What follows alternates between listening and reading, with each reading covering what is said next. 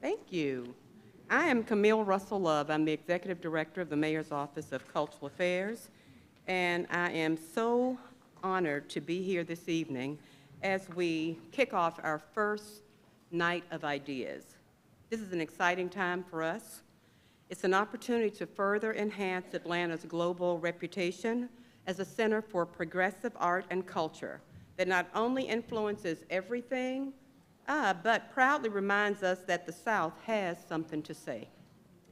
Throughout this evening, we will all be immersed in a shared exploration of art and ideas that hopefully illuminate this convergence of creative thinkers as catalysts for the next steps that we all take to ensure that Atlanta fortifies its reputation as an inclusive and diverse city that can inspire social change both stateside and internationally. Before I hand things over to Gaetan Bruel, director of Villa Albertine, for his remarks, I have to say that it was such a pleasure working in partnership with Villa Albertine and the French consulate. David Raffel and his team brought this concept to our city, and we look forward to Night of Ideas becoming an annual event here in Atlanta. So, oh, there you are. Those French, you know, they're just like that. Gaetan Bruel. Thank you, Camille. Good evening and welcome. I'm Gaetan Bruel, Cultural Counselor of France in the US and Director of Villa Albertine. And it is my great pleasure to welcome you for the first Night of Ideas in Atlanta with Camille Russell-Love. The Night of Ideas was created by France to activate a worldwide conversation around the same night every year. In Tokyo, in Delhi, in New York, in Istanbul, in Lagos, we wish to bring thinkers, activists, artists, audiences all together and invite them to discuss the most pressing issues of our time. Also in Myanmar, in China, in Russia, in Iraq, where activating such a space for debates and ideas can be challenging, but is all the more important. In dozens of cities across the world, and now in Atlanta, wherever the French Cultural Network can activate safe spaces for free discussions. As I'm coming from New York, and therefore one of the very few tonight who don't live in Atlanta, let me just tell you why your city is a city that fascinates me. As much for its extraordinary assets, of course the Beltline, a vibrant cultural scene, a spirit of innovation with world-class institutions and universities, a one-of-its-kind tech scene, a unique history, an unparalleled diversity, and a progressive leadership. Atlanta fascinates me as much for its assets as for its enormous challenges, such as social inequalities, a growing gentrification, important problems of housing and transportation, to name just a few, that all come to one question. Where are we going as a city and as a society? Atlanta is home to wonderful communities, but that perhaps miss opportunities to get together beyond their urban silos. How can these communities join their forces to form and to foster one community, the community of Atlanta? So in the upcoming months and years, we at Villa Albertine want to contribute to the positive dynamics of the city and the future of Atlanta. We wish to help transform the international image of the city, as many projects here can inspire others all over the world. And we want to foster a rich cultural dialogue and numerous projects between Atlanta, France, and the French-speaking world, notably Africa. The Night of Ideas is one of these initiatives. It happens only once a year, but it sparks conversations that can be all year long. In 2022, Villa Albertine organizes the Night of Ideas in 19 cities across the US. But I'm happy to say that for the first edition of Atlanta, it promises to be one of the most innovative and forward-thinking of the entire network. Why? Because Atlanta, I would say, is Atlanta. Such an event, which aims to put ideas and dialogue with the arts at the heart of the city, was made for a city like Atlanta. So from the beginning, we wanted this event, obviously not to be a French event, but an event by and for Atlanta. And in this endeavor, we immediately found the best partners we could dream of, with Camille and the City of Atlanta Mayor's Office of Cultural Affairs, co-producer of the event. We have worked hard, and their vision for democratizing culture has contributed to change this city for the best. And I know that under the inspiring leadership of Mayor Dickens, who gives us the honor to be with us tonight. They are playing a critical role I wanted to acknowledge. Tonight, we are offering a program that aims to bring to light also not only some of the major challenges that Atlanta is facing, but also the new ideas that can address those challenges. And these ideas will appear in the discussion that will take place during the evening, but also in the artistic forms that we are proposing. We also wanted to create room for your own ideas, so be sure not to miss the participative format that will take place in the car room. And we are proud to bring into these reflections the contribution of French thinkers and creators you will discover along the night. Lastly, I want to thank especially the Woodruff Art Centers for welcoming us. It's just great to be able to host this first Night of Ideas in Atlanta, in the city's most prestigious and dynamic cultural institution, and also to thank all who made this evening possible. Once again, the Night of Ideas is a festive event. You are free to enter and leave the auditorium as you wish, and we invite you to explore the program in the other spaces until the DG closing party at 11 p.m. Just remember that ideas are not only on this stage, but can be found everywhere. Thank you very much and have a good Night of Ideas.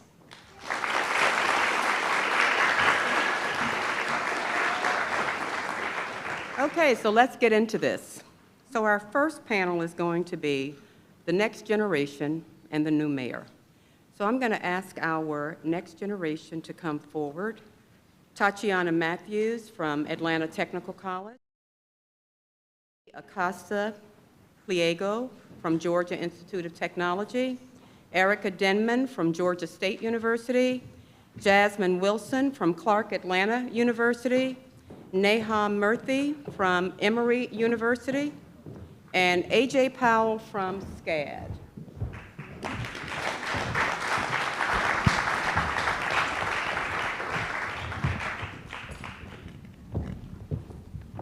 Now, I don't have to introduce our mayor, but I will.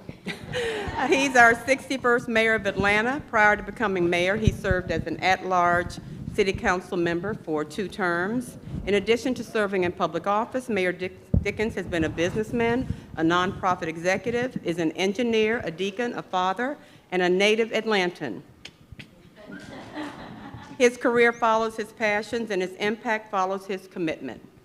Dickens is a member of the Georgia Tech Alumni Board of Directors, an alumnus of Leadership Atlanta, Diversity Leadership Atlanta, United Way, VIP, Regional Leadership Institute, Kappa Alpha Psi Fraternity, and is a deacon of New Horizon Baptist Church. He is a product of Atlanta Public Schools and is a graduate of Mays High School.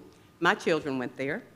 And he earned a bachelor's degree in chemical engineering from the Georgia Institute of Technology and a master's of public administration degree in economic development from Georgia State University. Please welcome Mayor Andre Dickens. I'm gonna lose my job. Oh my God. Is this a little much for me? Andre, hey. It's Andre. Hey, Andre, I'm Camille.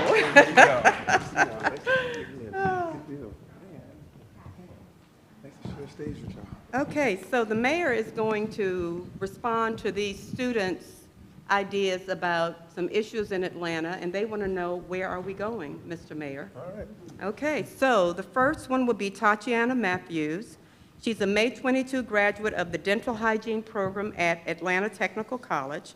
Tatiana hopes to help motivate and inspire the next generation to go after their true passion through the route of technical education as an alternative to the traditional 4-year post-secondary education. Tatiana? Hi, and thank you for having me.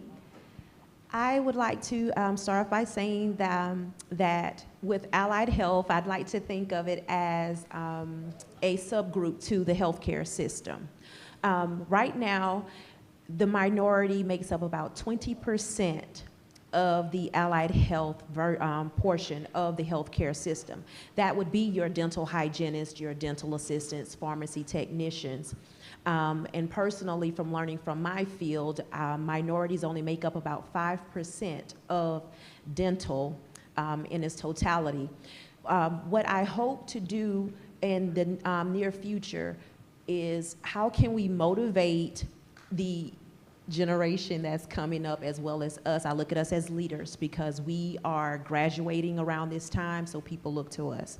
How can we influence and motivate them and encourage them to be a part of the healthcare system and the allied health system within it, to build that society trust?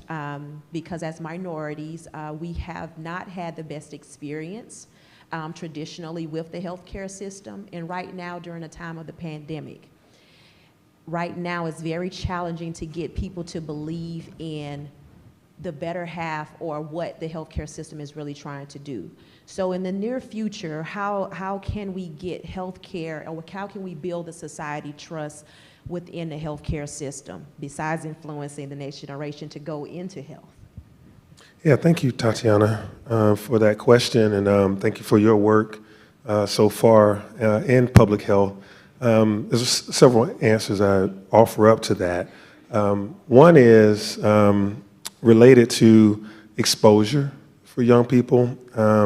This summer, we're going to have 3,000 youth employed across the city of Atlanta. Some of them will work for the city, but some of them are going to work for law firms, doctors' offices, dentistry, as well as veterinarians. So as youth profess who they want to be, they can go on our portal and find jobs that they can have this summer that will pay them $12 to $16 an hour, depending on your age, 9th grade through 12th grade and beyond, to have an internship and a summer job in a career of your choice.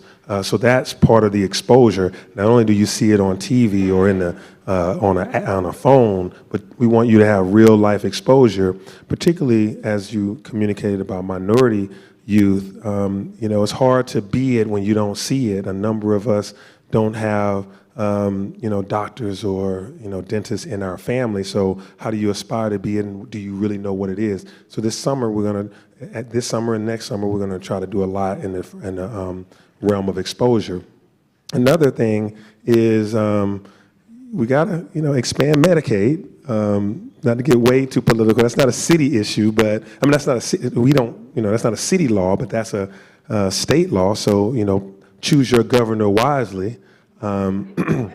One denied the access to health care. Another is a huge proponent of it, as well as our state, as well as our U.S. Senator Warnock. So I would encourage that as well. Last but not least, you know, part of my mission statement that I wrote as mayor, the vision is to have a city of safe, healthy, connected neighborhoods. Healthy neighborhoods are vital and very important. Far too often, minority communities don't have access to good public health, and that comes in the form of fresh food. Food deserts are a part of our health indicators, and having doctor's offices and not using the emergency room as your primary health care.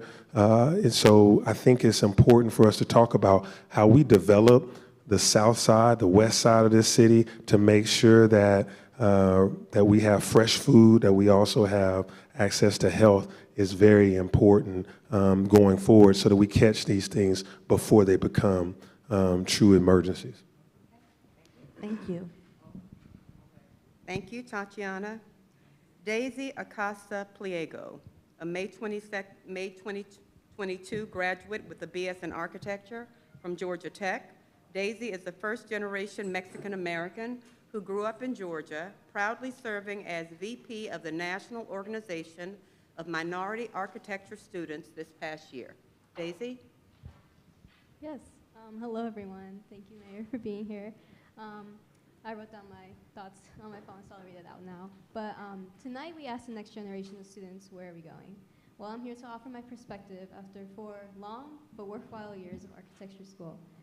Beyond providing shelter, architecture has the unique ability to become a stage set for our lives. I learned of the churches where activists, such as the Black Panther Party, set up their headquarters and carried out basic public services for the people, such as their free breakfast programs and health clinics. I also learned about public architecture in Brazil, whose sole purpose is to exist for the community, such as Lina Bobardi social service centers. These examples have helped me shape what it means to become an architect and how I can use what I learned to advocate for the best interests of people. I learned not only from history, but also from communities around the world and the ways they have used their own architecture as a tool. For example, there's a little city in France called Grigny, and they have created lifelong education programs utilizing schools when not in use. And these programs allow for anyone, such as those who maybe had to drop out, or adults who don't have the time during the day, to continue their education. These programs were made possible through the participation of both the community and local powers, such as the mayor.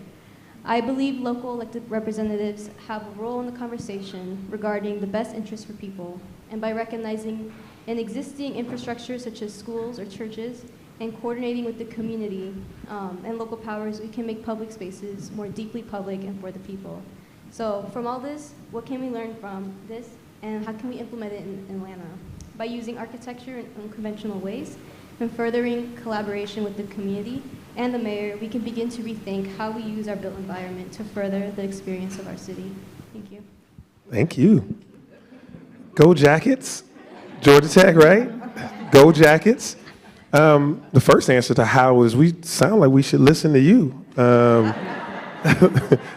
You have a great perspective on the value of architecture in the public space. I share that, and I think that Atlanta has to continue to push the envelope as it relates to design.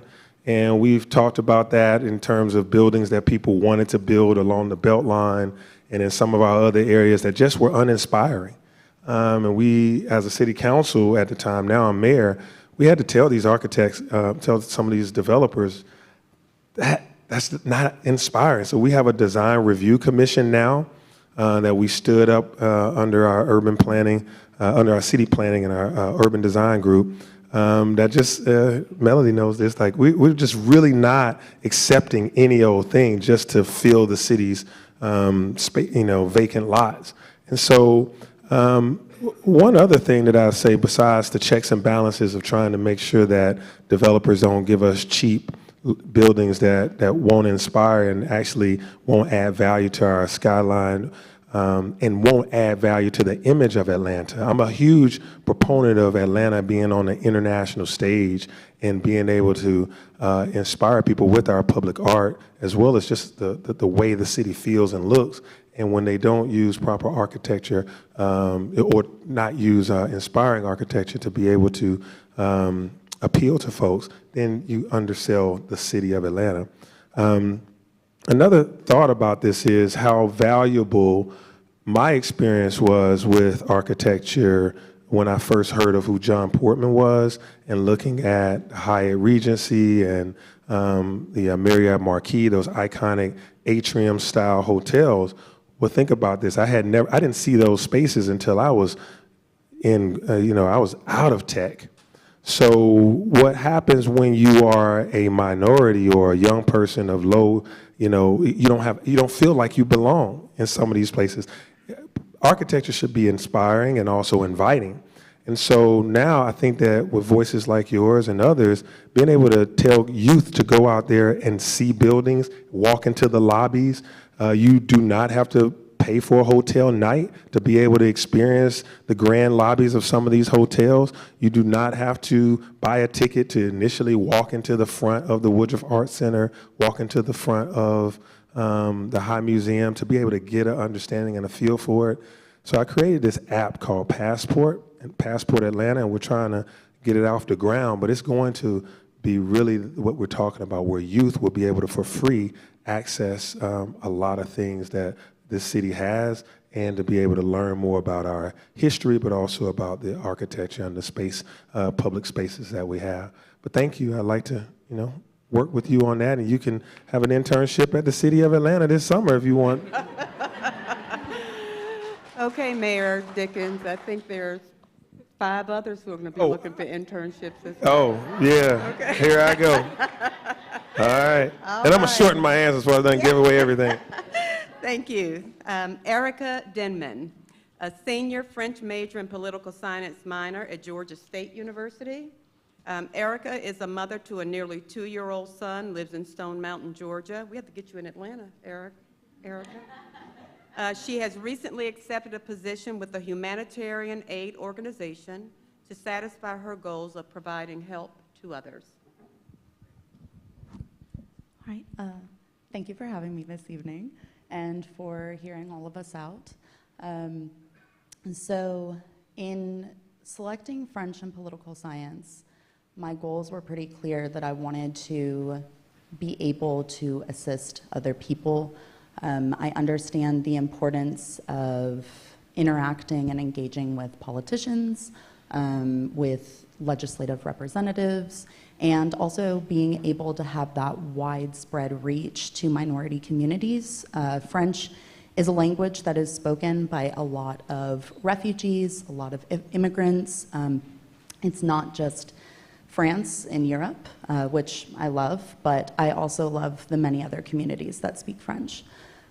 So the direction that I see Atlanta going is I want to see us in a place of inclusion where we do allow refugees, immigrants, lower income communities, single mothers, people of color to have access to the same opportunities that people who already have a little bit of privilege have access to.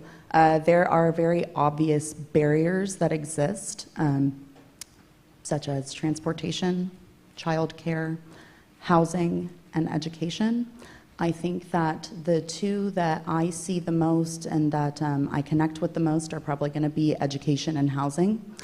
I have been fortunate enough to have access to education, but in the work that I have recently started doing, I am seeing the barriers that exist for other people. I work with a lot of low English level refugees and immigrants, and there's also the issue of the cost of education and services. I appreciate that there are vocational training programs like TechBridge. That is very helpful, and I appreciate the targeting minority communities with that, but I would still like to see an Atlanta that is more welcoming and that is focusing on removing those barriers to opportunity. All right. Merci beaucoup. Bonjour. Je suis an Atlantan. That's it? That's good? Miss Anderson at Mays High School took some French. My daughter's taking French now. So one, I agree with what you're saying. We want to be a sanctuary city. We want to be a welcoming city.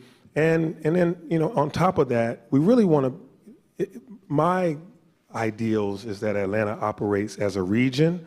So you're in Stone Mountain. So your lens is both DeKalb County, Stone Mountain, as well as Atlanta. We want to be a welcoming region. Atlanta's a small dot. We're 10% of the metropolitan area's land mass, by the way. Atlanta's small. You got a lot more beyond Atlanta, but I'm going to do my part here and also expand using, the voice of the mayor of the heartbeat of the region. But I think that what we're talking about is how to make sure that not only what happens in Atlanta, because we have an Office of Immigrant Affairs, we have an Office of International Affairs, we have staff that goes out and feeds and helps, and we have bilingual offerings on and multilingual offerings on our website for all the a number of the programs that we have. We need to do a better job. We need to expand more and offer more. I also want us to do that regionally, though. The cost of living in Atlanta as a city proper has risen substantially. I'm a huge advocate for affordable housing. Some of the metropolitan counties and regions surrounding us, their cost of living is not as high, so that does become a place that can be helpful in this conversation about providing housing opportunities. And here she is right here. Here's Vanessa Ibarra, who's over these offices that I just mentioned. Thank you for being so timely. But the other thing I would say is one universal need for all of us that have children is, is to have early childhood education that you can afford, childcare. So much of the cost that people bear each month, your housing, your transportation, and then childcare. And of course, if you got medical conditions, your medicine and food. But childcare has gotten way out of control and is extremely expensive. So that's why my administration, we're the first to ever commit $5 million to early childhood education for kids 0 to 4. Because you know, people go to work and they still have to do, what do you do with your child each day? Well, it's so expensive. And so we're committing $5 million from the city's budget. That's the first time we've ever committed money for early childhood education. We have a whole school system, and the school system takes you from K through 12. But what happens before that K? There's pre-K and then there's preschool and all this other stuff. And so we said, but the goal is 20 million.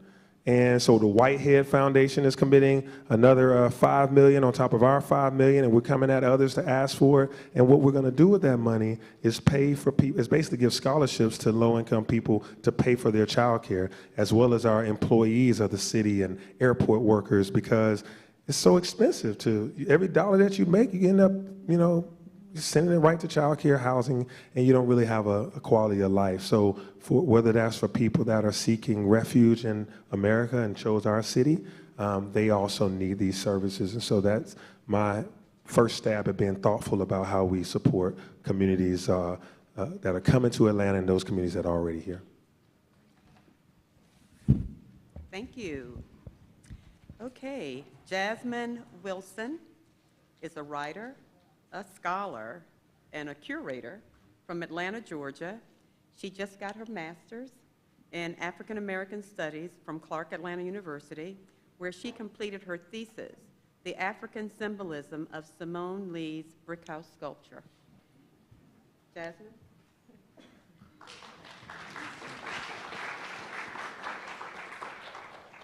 Hi, everyone. Can you hear me? Speak up. Speak up a little bit? All right. Thank you for having me tonight, and to everyone involved with this beautiful project dedicated to the arts. I am so grateful for your efforts. Much like my peers on this panel, I have many ideas about the future of Atlanta in regards to our youth. I currently work as the graduate assistant at the Spelman College Museum of Fine Art, and am witnessing some amazing things happening within the Atlanta University Center related to the digitization of the fine art collection at Clark Atlanta University's museum, the Atlanta University Center Art History and Curatorial Studies Collective, which is a program dedicated to training the next generation of museum and art professionals.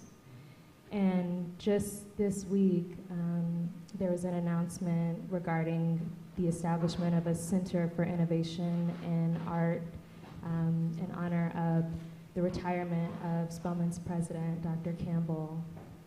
So there's already a number of things happening, specifically within the HBCU community around art, innovation, and technology. But as a native of Atlanta, I'm always thinking about the pathways for our youth to enter these institutions with a sense of preparedness.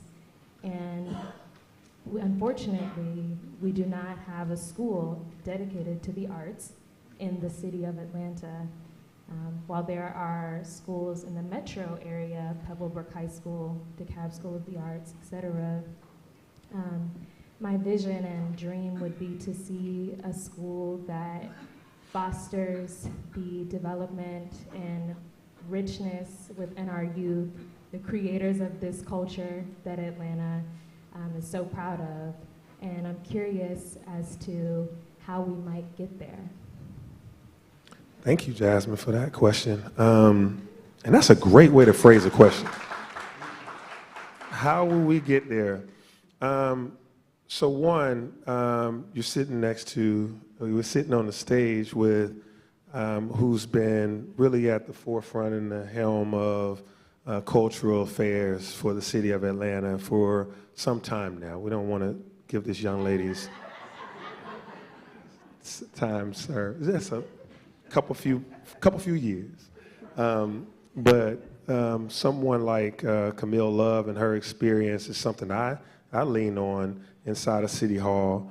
but we're taking it a step further by working with a number of individuals right here that they got their cameras out. They're recording me every word I say because they want to make sure I get it right with them. But these individuals right here are part of a collective of folks that really advocate on behalf of the arts of this city and the artists of this city and really the culture of who Atlanta is. Some back in the back, actually they're all over as I look out. And I'm responsive to them and you. I know that what I want is to make sure that the city is, a world-class city has world-class art. It has an art scene, it has art as part of its, appeal. People want to come to see the art, and the art isn't just in a museum, although it should be, but art is on the streets and murals, arts are in the, on the public transportation, on the buses, on the trains. Art is, throughout our, even on the roads, on the streets, on the sidewalks. Art should be, inspiring you and also challenging the norms. And so I believe that we identify the North Star together as to what we want to see. We should have an arts district. We've talked about that, making sure that, we have some pockets of art districts, but we need to have something that's more, formalized as an art district. It's going to take money. It's going to take planning. So we're going to be looking at that in detail. Art should be funded from the city's coffers and the county's coffers. And yeah. And so if you paid any attention to our most recent budget, we've increased the arts budget for the city by 25% this very first year of my administration. So we're doing that. Yep. And there was a loan fund that was out there for $1 million. Only $110,000 of it had been loaned out. So it's $890,000 left, but it's in loans. And this is how being attentive, this is actually good lessons. So well-intended people created a loan fund for the art, but for artists. But the challenge is artists didn't want to use a loan fund. They wanted grants. And so we just converted that last $890,000 into grants so that we can get what we actually want, which is the art and the artists being taken care of. So you'll see that as a product of me listening, as a product of me trying to make sure that, it's not just a piggy bank. When you put this money out there, that's what government do. I'm not an artist by any stretch. So we employ and we advocate and we express that we want this. But when you set the money out there as a budget and you walk away and you come back and you're like, the money's still there, then you have to, make some adjustments as to how to deliver that. And so the delivery mechanism moves from a loan to now it's going to be grants and so many other mechanisms. So when you say how, a little bit of it is money, a little bit of it is space, a little bit of it is the voice of the mayor, and a little bit of it is a bunch of collaboration. Thank you. All right. Neha Murthy is a rising junior at Emory University, obtaining her degrees in quantitative social science with a concentration in biological anthropology and French. I guess she didn't have enough to do over there. In just her 1 year on Emory's campus, she has been elected by the students to serve as their next vice president of the student body. Neha.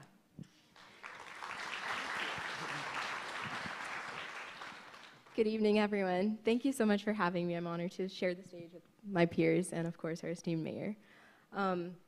Today, I want to talk about my vision of the future in terms of tech, but specifically in healthcare. Today, we are in an age where specialized cancer treatments are becoming a thing, and doctors are able to produce targeted treatments for patients based off of the patient's individual genomes and their genetics, which is I find this incredible. And I think it's just breathtaking how we have the technology to be able to almost treat everyone based off of their DNA and who they are and provide more care for them. But I do acknowledge the struggles to this, that right now this is not available for all cancer treatments. Genetic testing is extremely expensive. And most of these treatments are available in like research and clinical trials at the moment. But looking forward, I hope to see the healthcare system where we're able to help every individual based off of their genetics, but something that's more affordable and accessible to all. I see us as a society going forth being based off of sound data, and also being a society where we value research. So I hope to see research being founded or like driven more by the question of what is ethical, being exactly what drives us in this search for genetics and ethics. So this kind of just open-ended, I guess, how we can use ethics to drive genetics and the future of healthcare and technology. You are smart. Wow. Oh, man, stump the mayor contest up here today. So what I'll tell you is I don't know a whole lot about everything that you just mentioned. But one thing I will tell you I know is the value of data. I'm an engineer. I'm a chemical engineer, and I'm a in technology. Prior to them electing me mayor, I was in technology, and the value in data, the value in being data driven in our decision making about everything, most things I would say, and particularly as it comes to health. And for me, I think that ethics looks like justice, looks like fairness. And so as whoever's going to create these treatments, whoever's going to create these genome tracing and all these things that are, beyond my scope, but my desire is that they do it with fairness, justice, and that means that they need to have people that push them in that direction to guide them and make sure that the voice of the least of these is heard. That is, cancer is so costly. Cancer is so costly financially and on society in general that whatever DNA they need, they're going to need to get it from low-income people as well as high-income people. They're going to need to get it from brown people and lighter than brown people and darker than brown people, in our politically correct way of saying things.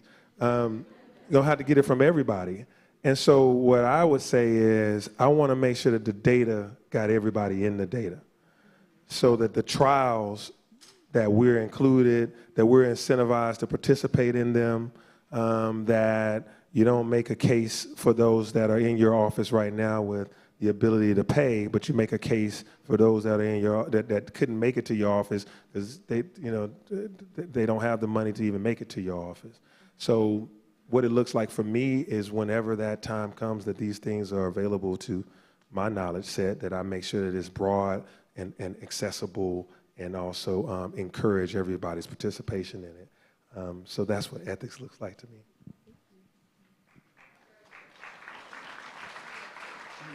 Hey, don't do what she just did now. That was hard. You handled it well. You did a good job, Mayor Andrew. Thank you. Oh, okay. And finally, we get to this gentleman on the stage, Alan Jayon Powell, also known as AJ, American fine artist born in Memphis, Tennessee. I want to give my condolences to the Memphis Grizzlies. Sorry about that. AJ is pursuing a BFA in painting at SCAD, Atlanta, being especially influenced by the bold colors and graphic lines of trained graffiti. His larger-than-life portraits are inspired by people, both famous and in his personal life. Oh, I have slides too. It's like a quick slide.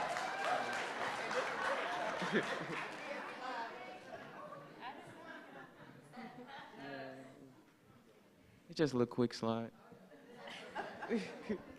Now they're all like, dang it! I should have brought my slides. You could have showed me the human genome slide. Okay. Good evening and thank you, Mr. Mayor and distinguished guests. My name is Alan Jayon Powell, and I am an artist.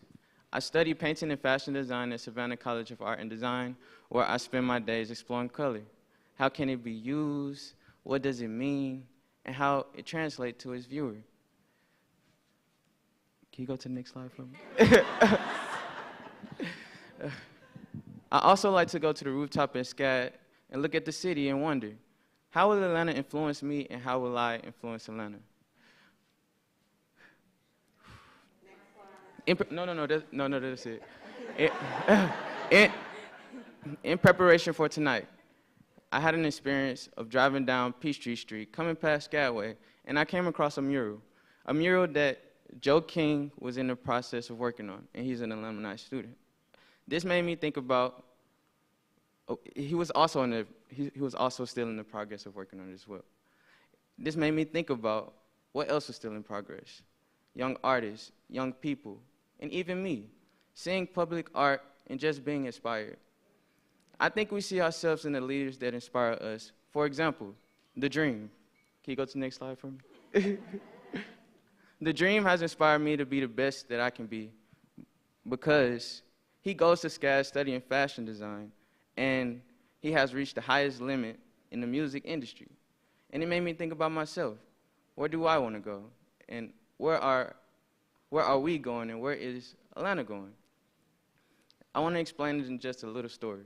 So I was walking in the park, and I came up across a flower, and I thought about the process of the flower. You have to plant the seed, and you have to water the flower and protect that flower in order to see it grow.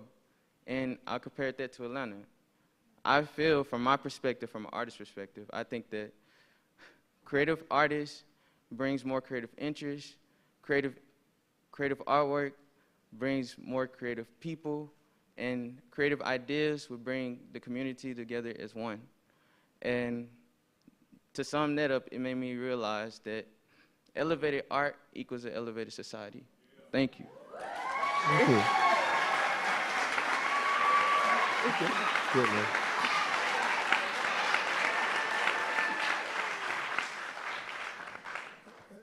Beautifully said. Hey, AJ Mama. AJ Mama. AJ, first of all, you're not just an aspiring artist. From what I see, you are an artist. You are awesome. That I just saw there, really good, really good. And there's some people in this room that they're just a few years older than you, like Fahamu and Fabian, and some others, Ashley, and some others that are here that do murals. But you're well on your way from where you just started. And I know you were a little nervous as you were communicating, but you're a storyteller too. You're a storyteller with your art. You're a storyteller, as you just gave us 2 stories about your commute and then also about the flower. So I believe that, we have to, as I stated earlier, we have to, as I was communicating to Jasmine, invest in art and artists. And SCAD is a wonderful place. And Hard Stop. But then there's also, people that may not be able to make it to SCAD or afford SCAD. So we have to help people be able to afford SCAD, but also people that are right now just artists. They're just doing their thing, investing in that, buying, supporting, making sure that the city buys art. When Camille and I go out and we go places, we'll see some art, and I'll say, I like that. She'll say, Mayor, can we buy it? And I'll be like, the budget. I don't know. I want it. Can I get it? I want it. And she makes it happen, and we buy art. We buy local art. Let's be clear. The mayor's office, Atlanta, buys local art, and she manages the negotiations and the pricing of that. But we want to invest in artists and young artists. And, I think my job now, I've been mayor.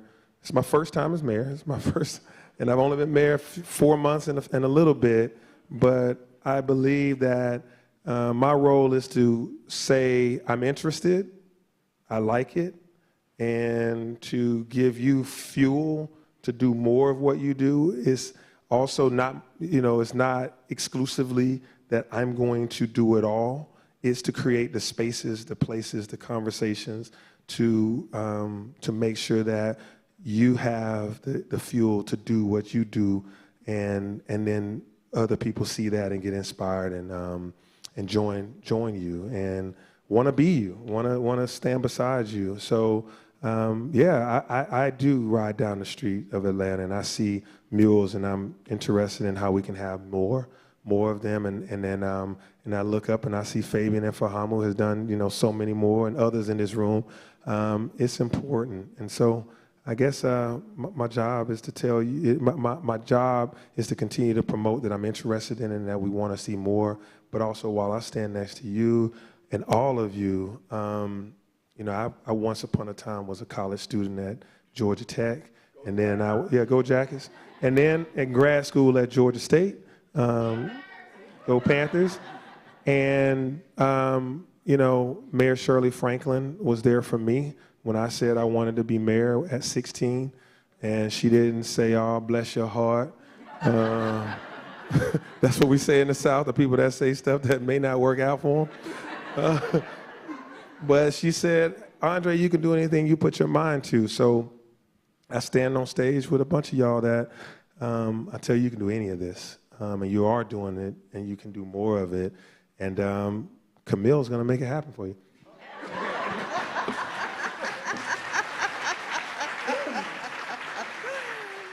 Okay, well, Tatiana talked to us about allied health. Daisy talked to us about architecture and how we could, use architecture in new and exciting ways. Erica discussed with us how we could get the least of these access to better services, affordable housing and other services. Jasmine Wilson wants us to fund a high school for the arts. And Neha Murti is going to do all the data gathering for you, but she talked to us about the ethical implications of genome studying. And then AJ wrapped it all up for us with how the artists are the heartbeat of Atlanta and how they are, responsible for the creativity that is so prevalent here in Atlanta. I want to thank each and every one of you. Let's give them a round of applause.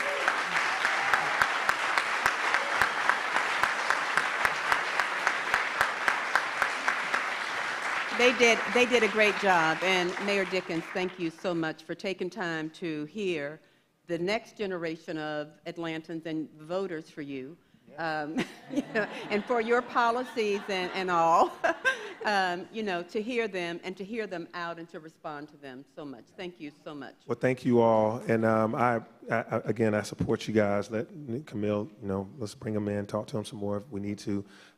This is event number 2 of 6 tonight, yes. So we're about to dust the tuxedo. Run. Me and AJ must be going to the same place. You fresh, you clean, I see you, tuxedo. But I'm going to get out of here. Thank you all. Y'all take care. Okay.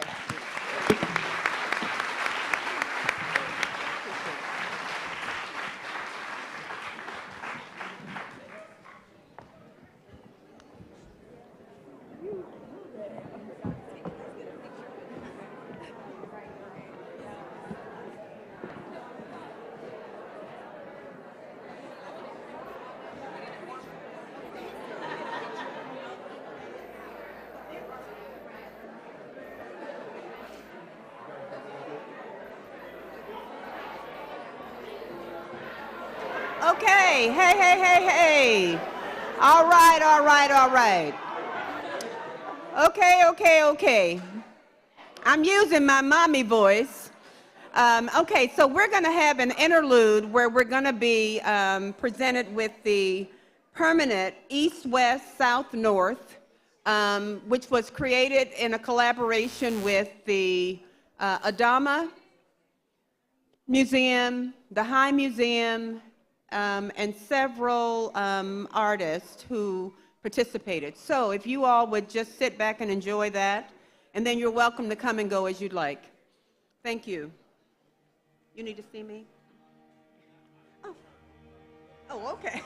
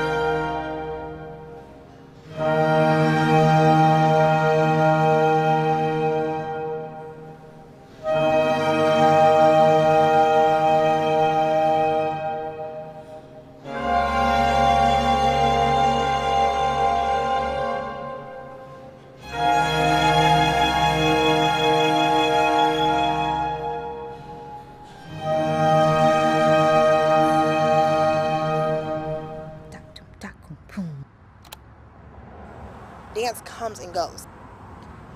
Literally what I just did right now or did at that place, I will never like do that again. Like it's in that moment. With the coming and going of like literally how our art form works. It's like in that moment when I did that turn right then, it came and it went. Now I'm on to the next thing, doing a leg, or I'm on to the next thing, going to the floor. Or I'm coming back to something, coming back to my center, so that literally in our art form, but then also with the experience.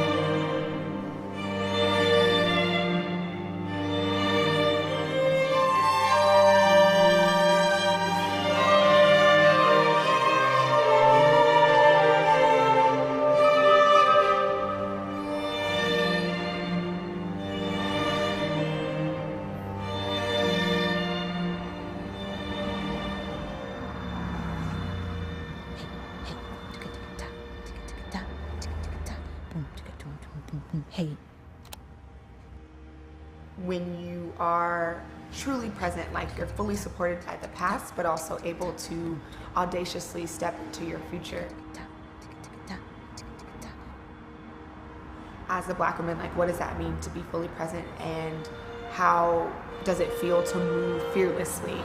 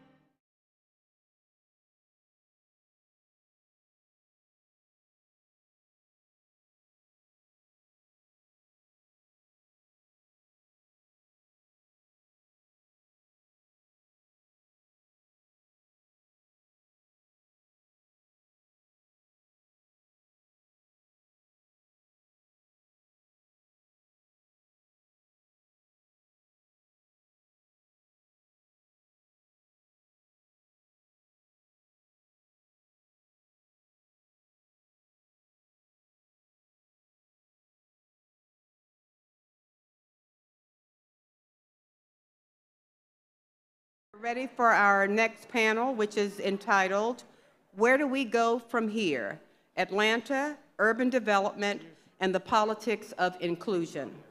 I'd like to introduce you to our panelists. Rose Scott, who is an award-winning journalist. Okay, perfect. Thanks so much. Rose, you have some fans up in here. Just two. Just two? Okay. All right. Thank you, Rose. Ryan Gravel, who is the architect of the Atlanta Beltline. Maurice Hobson, who's a professor at Georgia State University. And Winona Thatcher, whom I understand is an entrepreneur. Is that correct, Winona? Are you an entrepreneur? She's an entrepreneur. And she has this beautiful blue hair of my absolute favorite color of blue. Okay, I'm going to turn this over to Rose. Thank you all for being here. Thank you so much, Camille. Good evening, everybody. Good evening. Got y'all out on a Saturday. You know, what a loaded question when we talk about where do we go from here, Atlanta, urban development, and the politics of inclusion. Now, we have 45 minutes. That is not enough, but we're going to do the best that we can. And, you know, and often when we have these type of conversations, and full disclosure, I've interviewed these folks so many times. So I can't think of anybody else on this panel that could be on this panel where we could have an honest and authentic conversation. This is not Closer Look, so I might be a little bit more militant than normally when I'm on the radio. Yeah. But often when we have these conversations about our beloved city, and Professor Hobson can attest to this, folks always want to throw out their Maynard-isms. You know, our Maynard Jackson, our beloved Maynard Jackson, they throw out all these quotes from him. But one that always stays with me, and I always say this, we must see the other Atlanta, the one across the tracks, the inner city one. The Atlanta and the valleys and the shadows just beyond the first expressway one passes when leaving downtown. That is the Atlanta we have to address. And so when we talk about where do we go, we have to begin with, well, what are we? And who are we? And I told Ryan in the VIP lounge, a few years ago, we were having this conversation, and I asked him about Atlanta's identity, and you didn't remember what you told me, did you? Ryan said, you know, Rose, Atlanta's like a gangly teenager, still trying to figure itself out, still trying to find its pathway, not knowing what the future holds. Do you remember you told me that now? I do.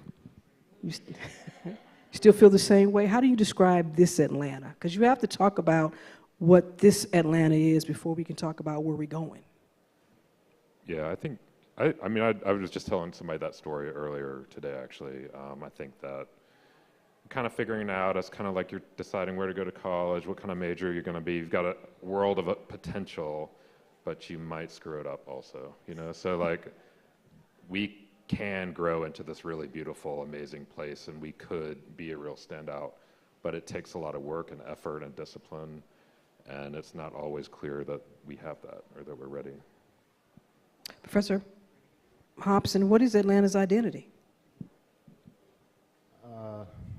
Atlanta's identity is one to where, particularly in terms of the American South, it's the newest international and world-class city of the American South.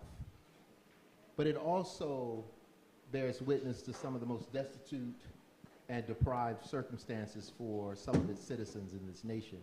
And so the truth is somewhere in between. Mm-hmm. And the thing is, we have to decipher or discern what is mythical, or what is legendary, and what is actually real. And I think that once we actually have that honest conversation, I think Atlanta will be on a footing to be able to move forward. Winona? Can y'all hear? Can you hear me now? Yeah. Okay.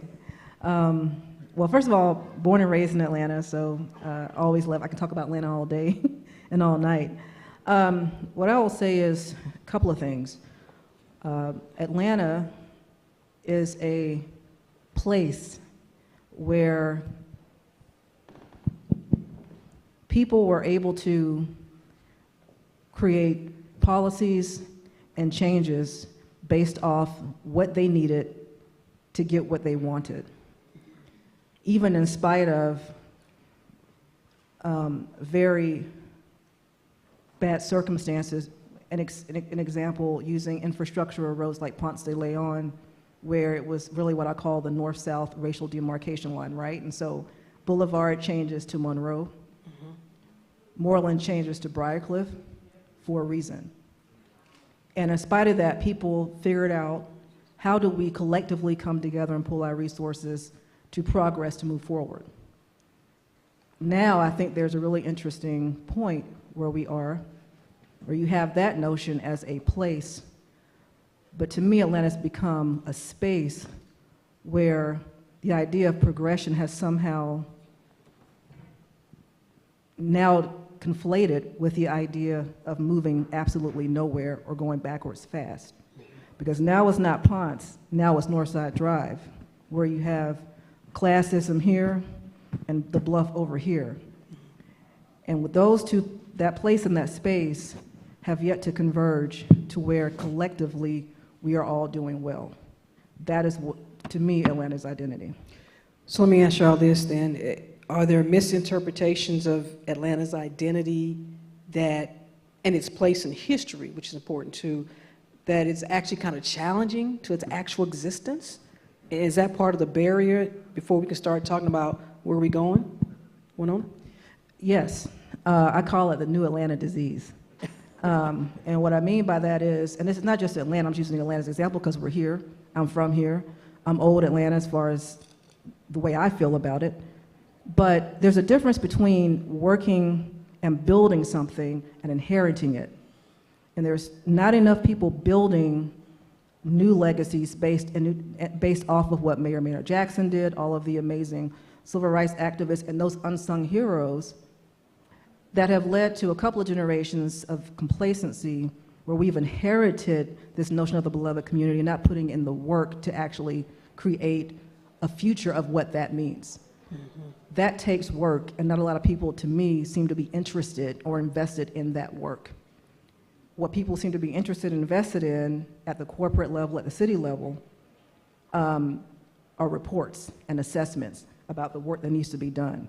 I don't know how many more reports we need to tell us that there needs to be another report about an assessment about the Bluff versus Old Fourth Ward and what used to be City Hall East and the Sears Building versus what used to be Boulevard or what used to be Stewart Avenue. It's Metropolitan now, for anyone that doesn't know.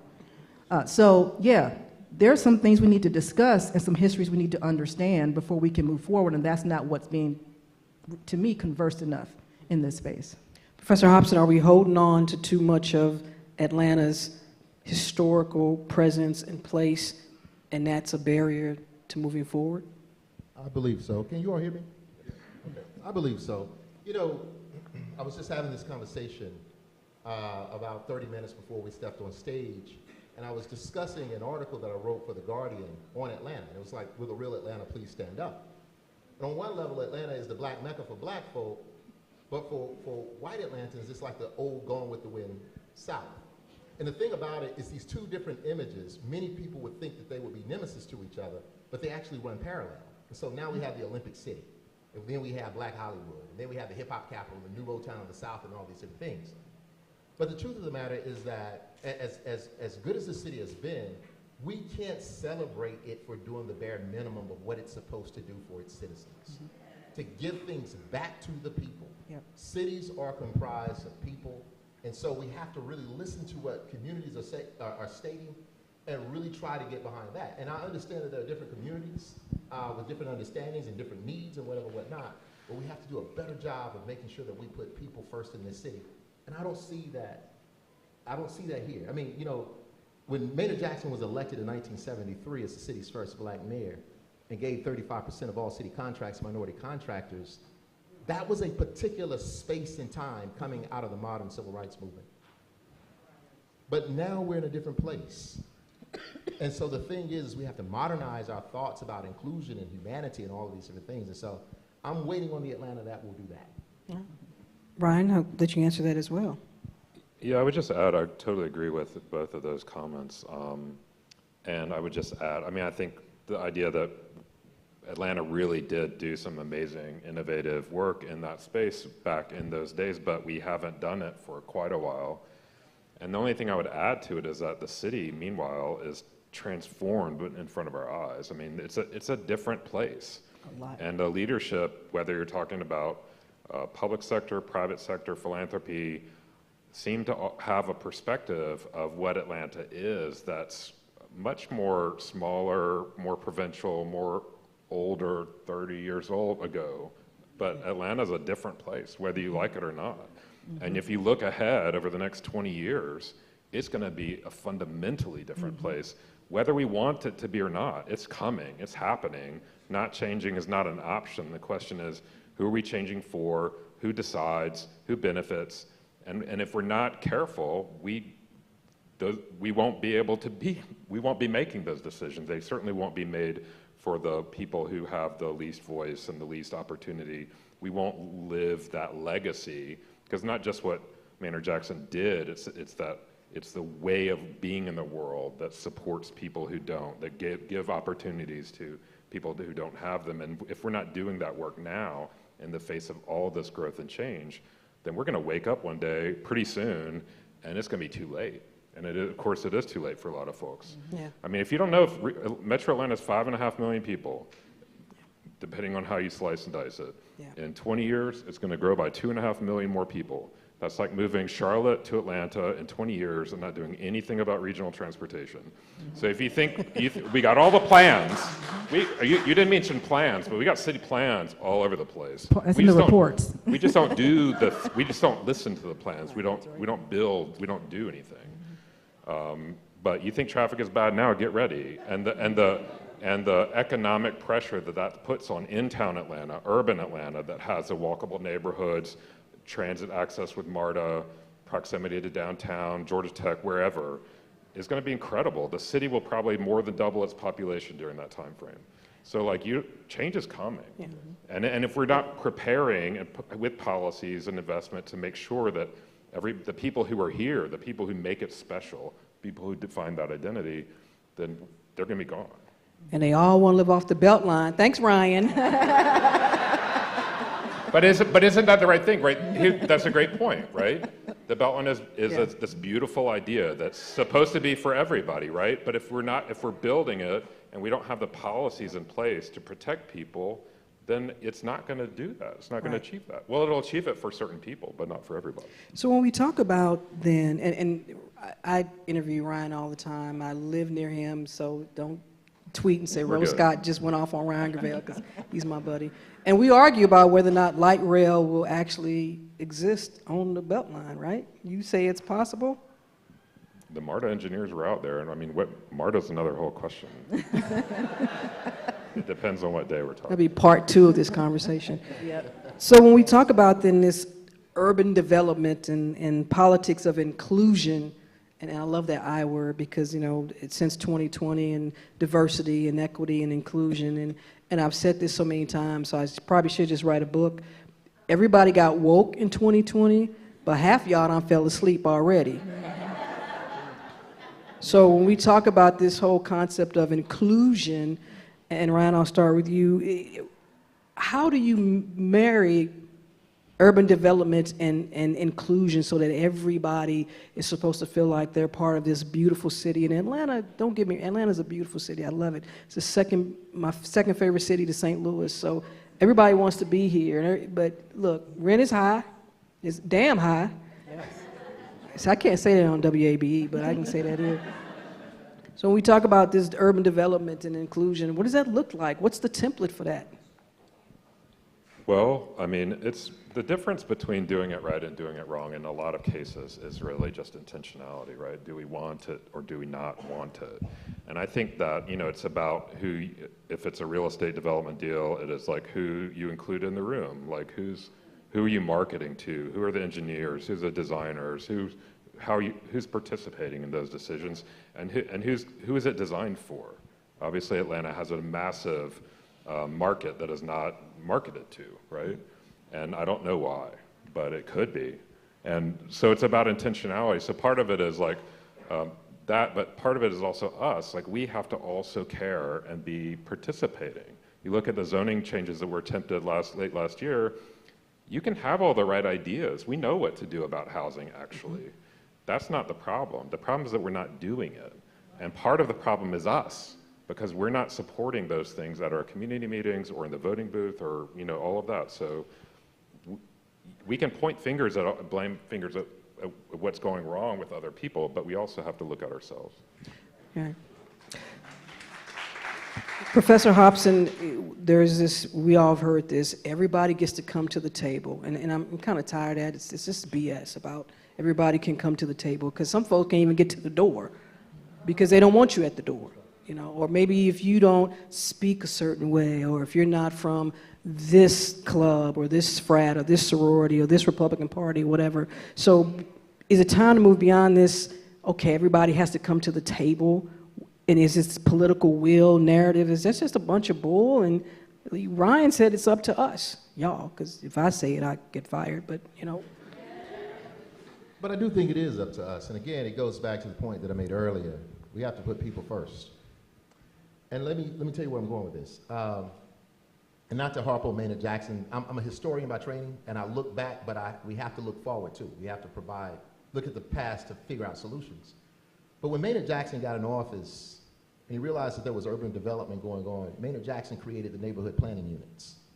And what it ensured is that folk in low income, no income housing were able to sit at the table and actually chart the direction of the development in the city. That's not been the case in the last 20 years. And what we've witnessed is an absolute assault and attack on low income, no income black people. Folks have been displaced. I mean, we can talk about the Olympification of Atlanta and what that means. In 1987, when the business elite drew an invisible circle around the city and called it the Olympic Ring, and the goal was to take back all of the downtown real estate in particular ways. Mm-hmm. When Maynard Jackson understood that that was happening, he tried to bring the people back in to sit at the table, but it didn't work. Yeah. And now when we talk about inclusion, you know, historically we talk black and white, but Atlanta's a lot more than black and white now. And we have to have serious conversations around, you know, brown people, LGBTQIA, native-born versus immigrant. We really have to have these conversations. And so, you know, as we talk about moving cities forward, we have to be smarter about the table, but we have to be honest and recognize the barriers that won't allow folk to even get to the door. And that's where I see us as being foolhardy, is that we don't want to actually articulate or engage what the issues are. But and to your point, I'm going to get to one on, but there's another aspect of that too, and I want to be fair about this, because some folks don't know how, or they don't feel empowered. And side note, when I was covering the Atlanta public schools cheating scandal, and I talked to parents on the South Side who said, you know, Rose, I knew something was wrong. I knew my kid could not read, but I didn't know how to talk to the superintendent. I only have an 8th grade education myself. So sometimes it's, you want to be a part of it, but you just don't know how, or you don't feel empowered, or you don't feel that, you know, you are even warranted to be at the table. So we've got to change that as well. Absolutely. Winona? Yeah, I mean, well, I think that's why it's critical. I'm kind of personally past this notion of sitting at someone else's table as that being the answer. The reason why my company is called Makers is because I feel like we're at a point where the beauty, let me back up. The beauty of the civil rights movement and other movements that were an extension of civil rights movement, example, the farm workers movement in California. The reason that, one of the many reasons why it was so successful, they were so successful, was because they tied change to a broader conversation. And it wasn't just black and brown. It was really built to say, if we don't do certain things and have certain policies, capitalism will not work. And so once it was tied to consumerism, you know, if they do that bus boycott, we're gonna lose some money. Well, that's been done already, right? And so what kind of irritates me when people say, well, they're gonna do something in the state politically I don't like, I'm gonna move. Move where? And this is an American problem, which means that a big part of it is understanding what is your role, because Ryan, they are correct. We are the ones to make the difference. But instead of being really about the consumerism piece of it, to me what's more powerful, the powerful opportunity to move forward is to be on the production side of it. How do we create and democratize access to the infrastructure needed to build the tables by the people who live there versus somebody else building the table for me and saying that that's my power? That is not your role. I know what my power is. Now, going back to Mayor Maynard, it's hard not to talk about Mayor Maynard Jackson. Right. But one good example is Little Five Points, one of my favorite neighborhoods. And one of the reasons I love that neighborhood, well, a lot of reasons I love Little Five Points, but one of the main reasons is the history of that and how Mayor Maynard Jackson, first of all, there's strategy involved when you want to make a difference. Like you have to, what is the strategic capacity, right? And there are three pieces of strategy that's important. Tactics, targeting your resources, and timing. Timing is critical, which is a good gentrification conversation on timing. But what the community basically did was say, we're going to gentrify our own shit. And what I mean by that is, we are going to set the tone for what we need to get what we want to make sure this is an equitable and inclusive community. The beauty of what Mayor Maynard Jackson was now coming from the government side, which is different than what I'm not seeing today, is that he said, you are going to lead the policy and build the tables. You're going to create the floor plan of how we want Little Five Points to be in the future. But as a government official and mayor, I will support that by bringing the high wealth and the investors to the table that you have created versus some economic development office in the city of Atlanta saying, we're building the table and telling corporations how you should respond to them. That is a problem. So we've got to figure out a way to inspire, not empower, because I'm very careful about that word, but inspire our residents, especially those that can't make MPU meetings because they might work third shift, right? Like a lot of MPU meetings went from the beauty of being built to now I'm just going to go and complain about something that has nothing to do with the actual problem. So how do we create that space and inspire our own residents to build their tables based off their experiences so that we can understand your experience, your perspective, my perspective, and then how does that affect land use and zoning moving forward? And that's not what's happening. So there is no equitable connection to what the actual problems are and the people to make the decisions and those that can find the resources to bring those resources back into the community. And the last thing I'll say about that is, not just in Atlanta, but we're in Atlanta, we have a philanthropic problem. And what I mean by that is philanthropies, especially when you mentioned the wokeism piece, the idea is if we give enough Black Lives Matter signs and take the work that BAME has done with Atlanta Influences Everything, all that hard work to build that, put that in a yard, and all of a sudden, I'm Atlanta now. I'm an AT alien. Like, I understand what it means to be evicted. No, you don't. You're being positioned to be easy to think you understand that language when you have not put in the work to do so. And so philanthropies are doing that in Atlanta. I've noticed that a lot where the idea is if we can, the more homeless plates that food we provide to the homeless, the better. No. You should be in business to go out of business, because if you're going out of business, then that means the problem is being solved. So my question is to the philanthropic community in Atlanta, to the public officials in Atlanta, and even some of the Black elitists, which that's a whole other conversation I ain't getting into today. You know, how are you really making a difference collectively, not just about yourself? And that, to me, I think once we start talking about that, only can we then move forward and talk about the classism piece and all of the different components that make Atlanta so special. And I think that's scalable, because every city is dealing with this, but Atlanta is just rightly positioned to be in a very interesting space in the South to really make that difference. So, you know, we can't keep solving problems that are multidimensional with one-dimensional reports. It's just not going to work. You got to put in the work and the ethic to inspire people to know that they are powerful. How do we then take their language and balance it with the language of those that have the money to make things work? Because money makes social movements work. That's just the way it is. I mean, I'm sorry. Yeah. You know, I mean, that's my long-winded answer. It's all right, sister. To the next level, it's all right.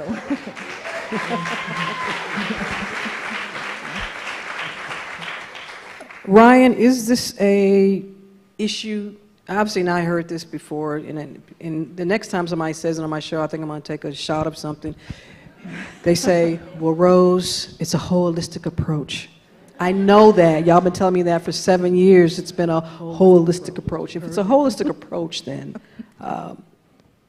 is there a sector that's not showing up? Talked about the philanthropic community. You want to talk about them? That's fine. Let's get to it. I mean, is that a missing sector here? Yes. Okay, show's over.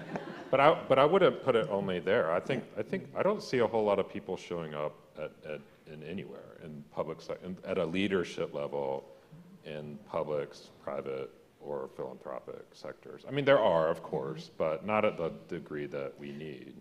But is the problem also too that? But I think to Winona's point, like the problem isn't the solutions aren't found in the C-suites, and they're found at the cultural creators. The idea that BAME and Atlanta influences everything, like that's the table, right?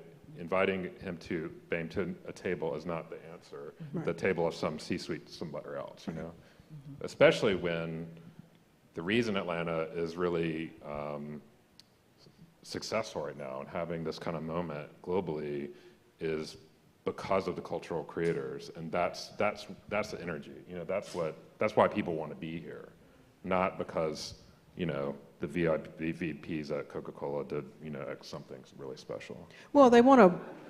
They want the culture and they want the swag, but they don't want the pain. Right. They don't want the people with the pain. They want to frame the conversation based on their perspective, which is why they're creating those tables and making all the blue ribbon committees. Don't get me started on blue ribbon committees. Professor Moe, the other issue, I think, and I've had people talk about this, and I want to stick with the philanthropic community because I think it is important in terms of public and private partnerships, is that when there's an issue that everyone then wants to zone in on, they focus on that for 2 or 3 years. And I remember there was a time when nobody wanted to talk about the sexual exploitation of children. And Shirley Franklin and Deborah Richardson and Nancy Boxell and Stephanie Davis and Nina Hickson, Judge Nina Hickson, they all pleaded and tried to get people to address this issue, child sex trafficking. Nobody wanted to talk about it. But then Brad and Angeline started dealing with it, and Jada started dealing with it, and it became the new black, and everybody wanted to do something about it. When you have folks that were fighting for years with this issue. Is that a problem too, because all the foundations are focusing on one thing because it's the new black, and then meanwhile, folks in Grove Park, now y'all want to talk about housing. Well, grandma done lost her house now, so what we gonna do? I absolutely agree. I mean, and the thing about it is I'm always so disappointed with the public on how the new black becomes the new thing and a new conversation. And I'm like, well, where are the leaders? Like, someone needs to say, well, that's not necessarily the plan of action. Like, this is the big issue right here, right now. And so, I've always been one of those persons to do that. But the conversation particularly about, exploitation, particularly children, I mean, Atlanta's always been a travel hub. The political economy of Atlanta is travel, is transportation. And so whenever you have transportation, of course, you always have an influx of people that are moving and shaking in particular ways. But then we begin to talk about, this conversation around urban renewal and gentrification, annexation, education, housing, public transportation in terms of, and the interesting thing about a city like Atlanta is, and I say this with no disrespect, I love this city, but you don't get much for living in the city of Atlanta. It's not like being in New York where you can hop on a train and then you walk 3 blocks and be at your place. Like, you still got to deal with all the traffic and all these different kinds of things. But in saying all of that, Atlanta's a city to where public transportation is really to get people with jobs, to get wealthy people with jobs downtown or to the airport. But it's not for the masses of people to get to where they need to go. That's the intentionality piece that you just made mention of. And so, and we really do have to talk about this conversation in terms of education, because the children are our future, and the quality of education is based on residential taxes and some particular things. And so you can see where there's a failure with that. And then we have this kind of displacement of people. And so we talk about the philanthropic piece and just doing the bare minimum, but we also got to get the people to show up. And I would say this, and Rose knows that I'm notorious for this. In 2020, I teach at Georgia State, and I used to be notorious for telling my students, Like, the reason we're in this predicament is because you all didn't go vote. And then 2020 took place, and all the young people, they were sending me emails. I went and voted, and we did something good. I'm saying that to say that I have to give our young people their credit. They put their lives on the line in 2020. They protested, they argued for democracy.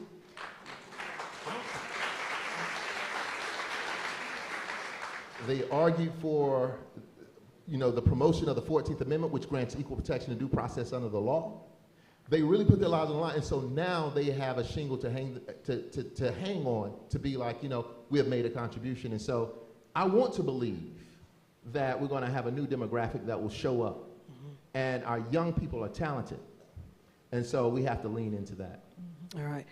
Winona, when we talk about, and again, Maynard's vision for Atlanta, and that was 1973, and this question of where we're going to be, in 2030. If we don't address all of these issues and do more than address, but have some probable outcomes, what is the city in 2030? What does the city look like? Probably not a city I want to be in, even though I'm from here. Home is a very interesting place. And sometimes you have to show up and show out in a different place to see home better than where you left it, or to see home with the half glass full. I'm usually a half glass full person, but only if there's a strategic plan, only if there are leaders that are defined. And during that time, what you find that leadership requires creativity, and that's why having creatives at the table to build the tables as well is critical, because that's what social movements are. It's all about, it's kind of like jazz, right? It's about improvisation. Yeah. So I used to work back in Durham, North Carolina for the city of Durham. I lasted 4.5 years, gained weight, and got gray hair, because I found out the hard way, government is not a creative place. At all. And the more creative you are, the more in trouble you're going to get. So I left. And, well, actually, before I left, what was difficult for me was being born and raised in Atlanta. The way I was raised was, and it's not just Atlanta, but this is where I'm from. We were raised to be, I was raised to be a change maker, a change agent. I was raised to make a difference. I was raised to leave a footprint. And to not have been allowed to do that was heartbreaking. And I remember my aunt saying, I was so angry for the first 5 minutes after she said it, but I got over it. She said, some systems you can't change, and it's time to go. So what I realized was, that's interesting, because we have two pieces of this, where we're going to be in 2030, and that is the beauty of what you were just saying about how young people showed up, which is critical in any movement, to tear down systems that are actually working the way they're supposed to. So that's difficult. But while you're tearing down those systems, there has to be those of us, Herman Russell was an example, that are building new systems. Because if you're tearing down something and don't have anything in place, where are you going to go? Are we actually ready?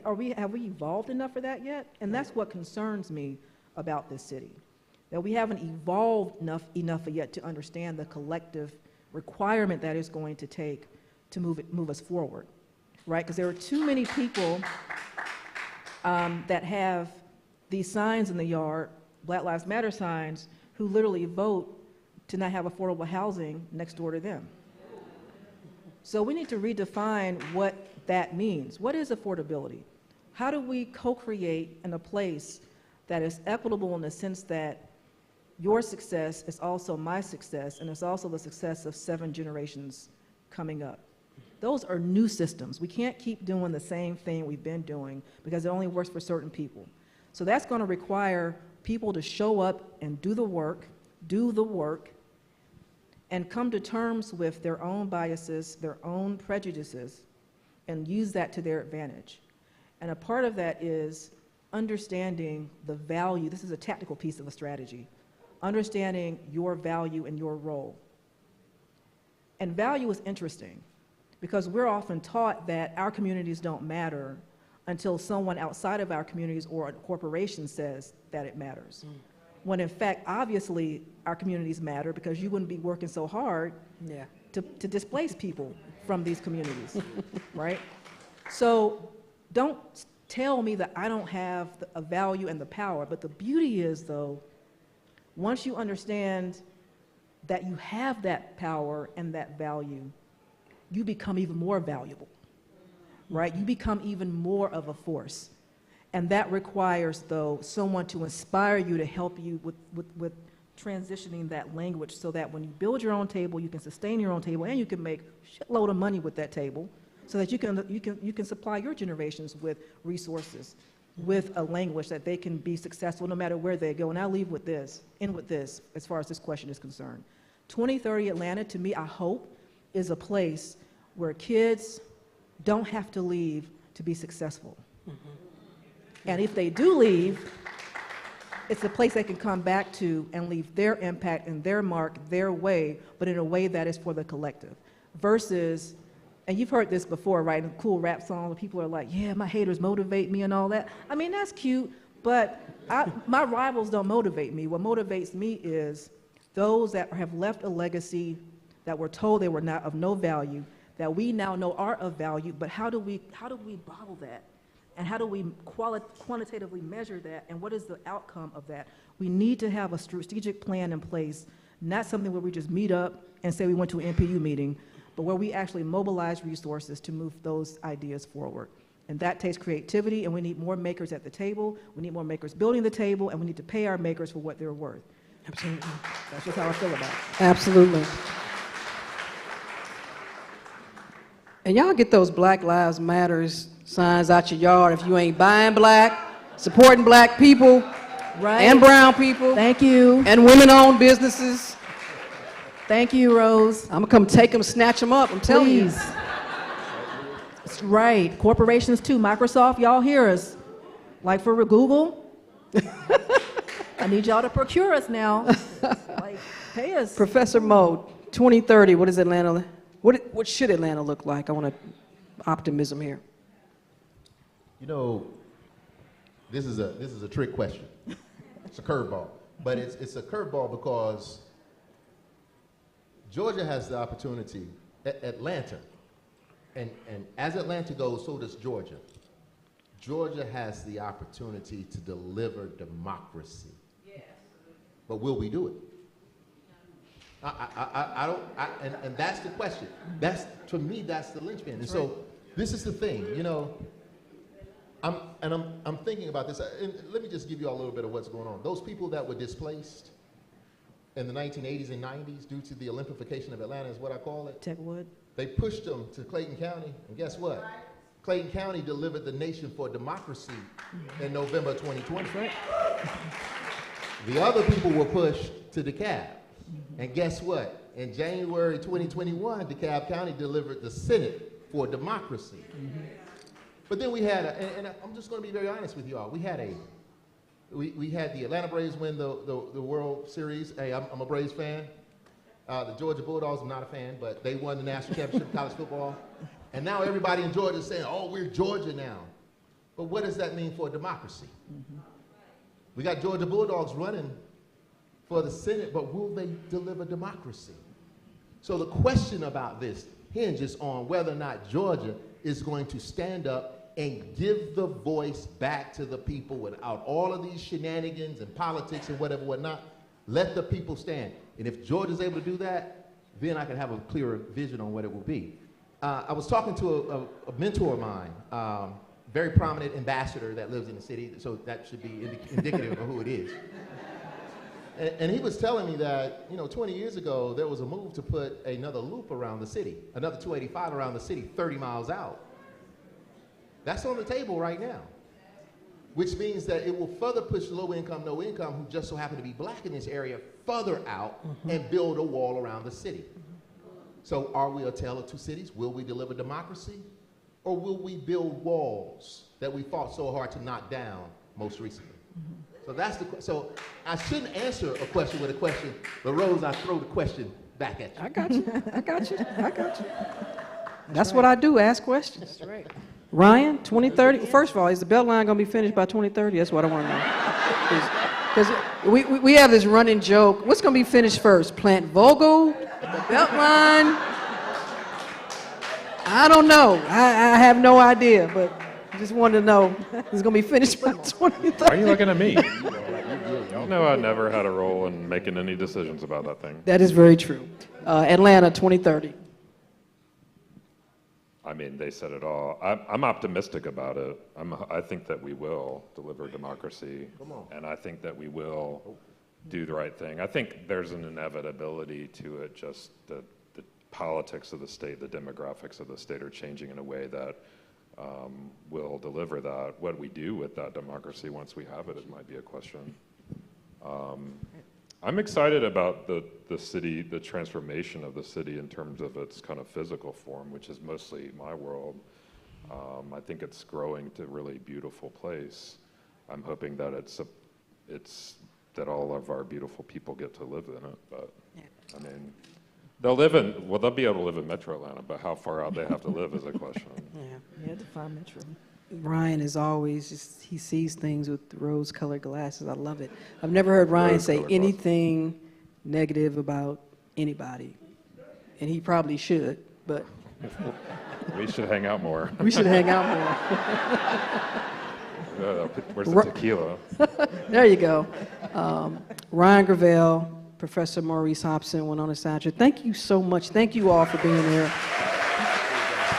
Great job, Professor. Great job. And I don't know, Camille, this is the dopest forum thus far, right? Yes. Tell the mayor I said that. Thank you all. Thank you all.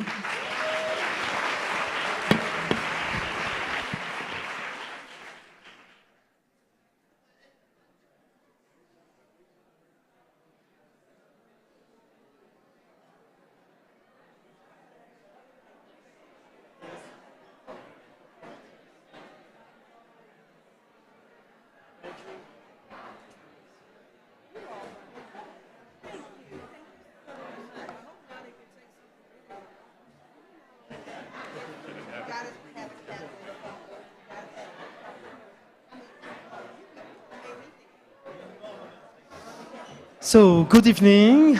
My name is David Ruffle. I am the director of the Villa Albertine in Atlanta. I hope that you love the Night of Ideas so far.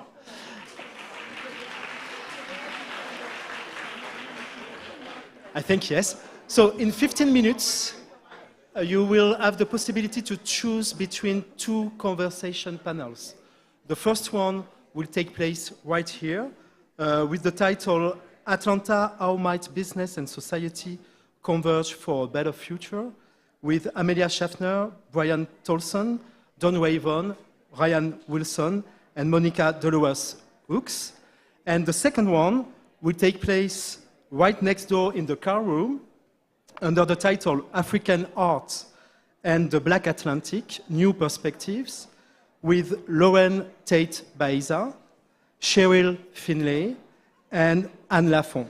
So please make your choice in 15 minutes, but right now I am pleased to introduce Ashley Hayes, poet and spoken word artist.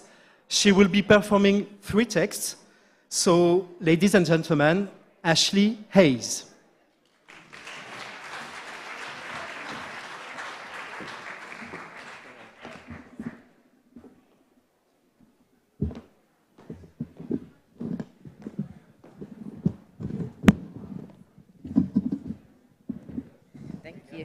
Hey everybody, how y'all feeling? This is a good-looking crowd. I love a good-looking crowd. Y'all look like, y'all dress good. Y'all look like you smell good. I appreciate that. Appreciate that a lot. Thank y'all for coming. My name is Ashley Hayes. I'm gonna perform a few poems for you all as a poetic interlude. Has anybody ever been to a poetry reading before? Raise your hand if you have. Great, about half of you. If you've never been to a poetry reading, I've got one rule for you. That is, if you hear something you like, let me know. How can we do that, Ashley Hayes? I'm so glad you asked. Some of you all already have the hang of things. This right here, poets love the sound of snapping fingers. You can snap right in the middle of a poem. If you hear something you like, give me a mm-hmm, a amen, a yes, honey, a hallelujah, something to let me know that you dig what I'm doing. I'm gonna start with a poem that I thought went well with the theme of where we're going. This poem is called A Heaven for a Black Girl. And it is my magical place. It is all of the things that make me happy and bring me joy and the things that I'd love to see in the world. And again, if you hear something you like, let me know. Let's say I arrive 5 minutes late, but I do not have to wait in line. I picture myself dressed to the nines, wearing my favorite pair of Jordan 6s in my version of heaven. I'm eating tacos at sunset with somebody's son, or crabs, or arepas, or mangoes picked from his cousin's backyard. In my heaven, Lawrence and Issa are getting married at noon tomorrow. And I still need to finish wrapping the gift I bought and making the sweet potato pie she asked me to make. In my heaven, Stevie Wonder chimes at daybreak and lunch hour. I do believe that there is Alexa outfitted in heaven, so when Megan Thee Stallion is more fitting, I choose her. And I rest often, and I teach children poems on the mountain. In my heaven, a young woman named Breonna Taylor in Louisville, Kentucky wakes up. She hits the snooze button one too many times on her way to work. Maybe she even stops at the drive-thru on her way and hopes her boss ain't tripping that day. In my heaven, a woman named Sandra Bland in Fuller County, Texas is playing WAP on her way to brunch with the girls. Or she at least lives to tell her therapist about the time she got pulled over and got a ticket she didn't deserve. In my heaven, Black girls get to be themselves, smelling like shea butter and wishing and dreaming and watching the moon rise in East Atlanta. In my heaven, the children of the block eat every night, and their mothers make enough money to leave men who do not choose love. I imagine a place where my queer poetry students are safe and find belonging, a place where justice does not only mean consequences for actions, but it means the Black girl breathes. It means the Black man lives to talk smack with his homies about the Lakers another day. Hey, Black girl, when is the last time you wrote yourself a heaven? When is the last time you dreamed a world where your breath was not traded for someone else's ego? A place where your voice meant something. A place where you could eat your sweet potato pie in peace. Thank y'all. Wow. Thank you. Y'all are so warm and dope. Y'all want to go on the road with me? I like this crowd. We should pack this show up. One of the things that I love in the world is haiku, and I was lucky enough to write some haiku for the city of Atlanta for COVID, and I'm going to do some. So haiku are super short poems. They're 3 lines, 5 syllables for the first, 7 for the second, 5 for the third. So we'll do a little call and response where I say 575, you say 575, and I'll give you the poem. You ready? 575. How is art not essential when it is the first thing we reach for? So that's that haiku. Thank you. And then this next poem is the shortest love poem I've ever written. Okay? So this poem is about a love that was love but didn't last long, and the lessons we learn when that happens. It's called Epilogue. On the cusp of fall, I met a man with a name sweet as Louisiana. Brown butter beautiful and brilliant as a Saturday afternoon. We love like we've been practicing. Like the years made us wiser without taking any of the softness. We Black and brilliant, and together we debate politics and music. We love like we done got good at it. Then one January Sunday, before winter could get comfortable in our bones, I reached for him, and he did not reach back. And that is how the story ends this time, not in drama or tragedy, but in love. And this one, I do not make a scene. I exit stage left and send for my things later. I eat sushi for a week. I call my sister and cry. But I do not spend the spring begging to be loved. If I have learned anything, it is not to chase ghosts. This is an exercise in love, too. Learning to let go of someone when they decide to let go of you. Thank you.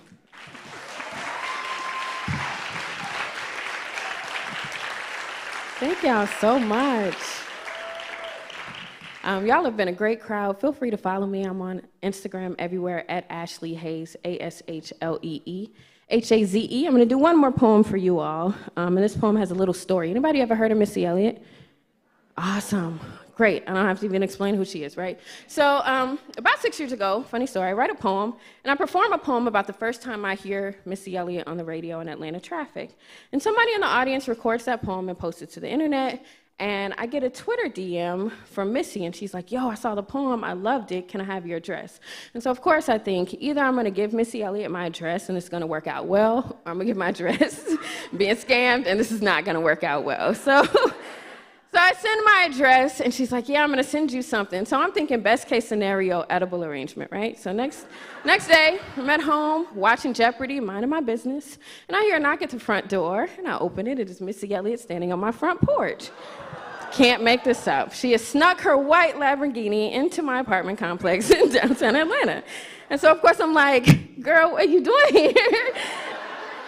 She's like, I came to talk to you. And Missy literally comes in my house, sits on my couch, y'all, talks to me for an hour about her life in Virginia, writing for Aaliyah and Timberland and me being a poet. And it's like the best hour of my life, honestly, truly.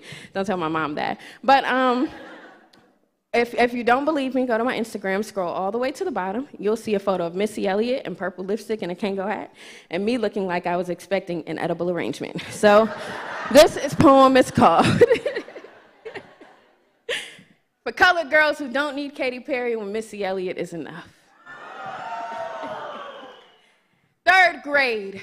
I'm in the hallway, and I'm sure I shouldn't have been. And Corey White comes up to me and asks, yo, have you heard the new Missy Elliott track? I reply, who is Missy Elliott? At the time, my parents only let me listen to gospel and the smooth jazz station, but that day, I went home, ran upstairs to my room, closed the door, which is a cardinal sin in a black mother's house, and I waited on TRL to come on. And then it happened. Metallics in a black trash bag filled my TV screen, and I hear the coolest thing I'd ever heard in 8 years of living. Beep, beep, who got the keys to the Jeep? And at that moment, I have my entire life figured out. I'm gonna grow up to be Missy Elliott. I spent the next 10 years of my life recording and rewinding videos to learn dance moves, passing that Dutch, getting my freak on, trying to figure out what the hell she was saying and work it. There were so many artists I could have idolized at the time, but Missy was the only one who looked like me. It's because of Melissa Elliott that I believed that a little black girl from Chicago could dance until she felt pretty, could be sexy and cool, could be a woman playing a man's game and not be apologetic about it. If you ask me what representation in the media is important, I will show you my velour outfit and the matching Kango hat I begged my parents for. I will show you a woman who learned how to dance until she felt pretty. Feminism wears a throwback jersey, bamboo earrings, and a face beat for the gods. Feminism is a brat Missy Elliott, Lil' Kim, and Angie Martinez on the Not Tonight track. Feminism says, as a woman in my arena, you are not my competition. As a woman in my arena, your light doesn't make mine any dimmer. Dear Missy, I did not grow up to be you. But I did grow up to be me and to be in love with who this woman is, to be a woman, playing a man's game and to not be apologetic about any of it. If you ask me where representation is important, I will tell you. On days I don't feel pretty, I hear the sweet voice of Missy singing to me, pop that, jiggle that fat, and don't stop, get it till your clothes get wet. I will tell you that right now there are a million girls just waiting to see someone who looks like them. Thank you all so much. My name is Ashley Hayes. Thank you. Thank you. Thank you, thank you, thank you.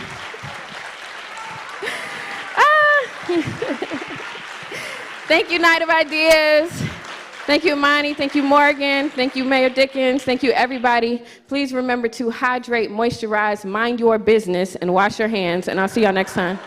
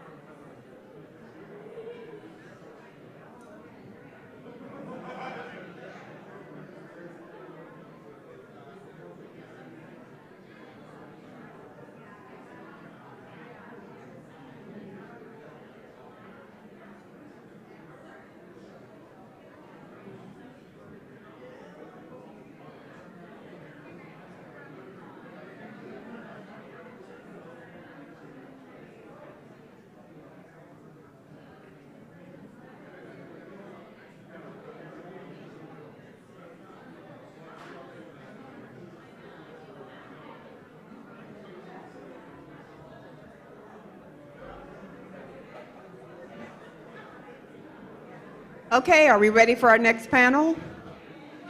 Okay, so the next panel is entitled Atlanta, How Might Business and Society Converge for a Better Future?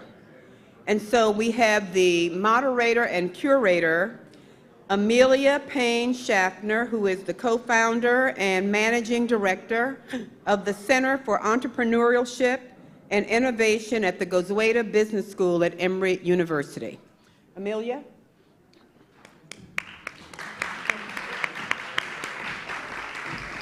And then the participants will be Don Ray Vaughn, Brian Tollison, Ryan Wilson, and Monica Dolores Hooks.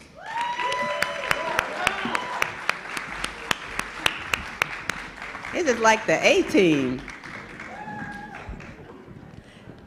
Okay, and I'm going to turn it over to you, and you'll make the introductions for the panel. Great. Thank you. Testing. Good evening, everyone. So we've heard a lot about Atlanta. So tonight the topic is about how we converge business and society together. You know, Atlanta, we know, has been historically shaped by both corporate growth and civil rights movement. And so we're here to talk a little bit more about these two identities and how these two identities can converge together. How can we make Atlanta a hub for social innovation and really contributing to net positive growth?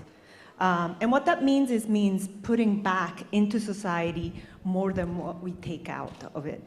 So we have here, I'm going to introduce our wonderful panel. We have Ryan Wilson, CEO and co-founder of The Gathering Spot, a native to Atlanta. Ryan is currently an active participant in several Atlanta civic and community organizations. He was the recipient of the John Lewis Emerging Leader Award by the 100 Black Men of Atlanta. We'll talk about his latest endeavor in a second.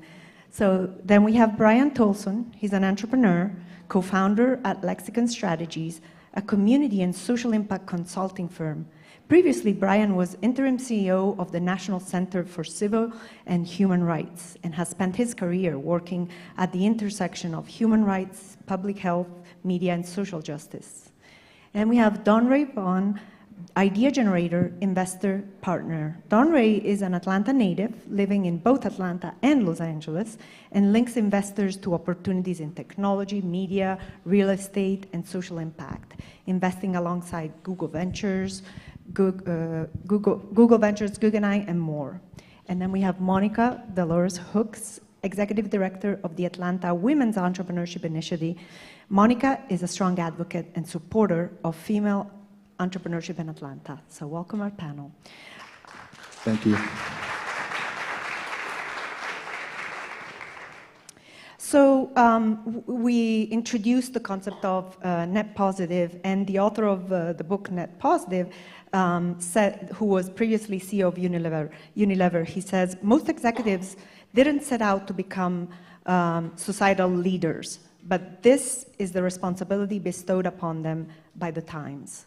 So I want to introduce a question to all of you and kind of trying to understand what are these times? You know, we're here in Atlanta, and what does Atlanta mean to you in the optics of the times we're in? And so I'll start with Monica, females first. Restate the question for me. Yes, so we're living in times that are changing. And so what does Atlanta mean for you in terms of the responsibilities that business has to sort of impact society?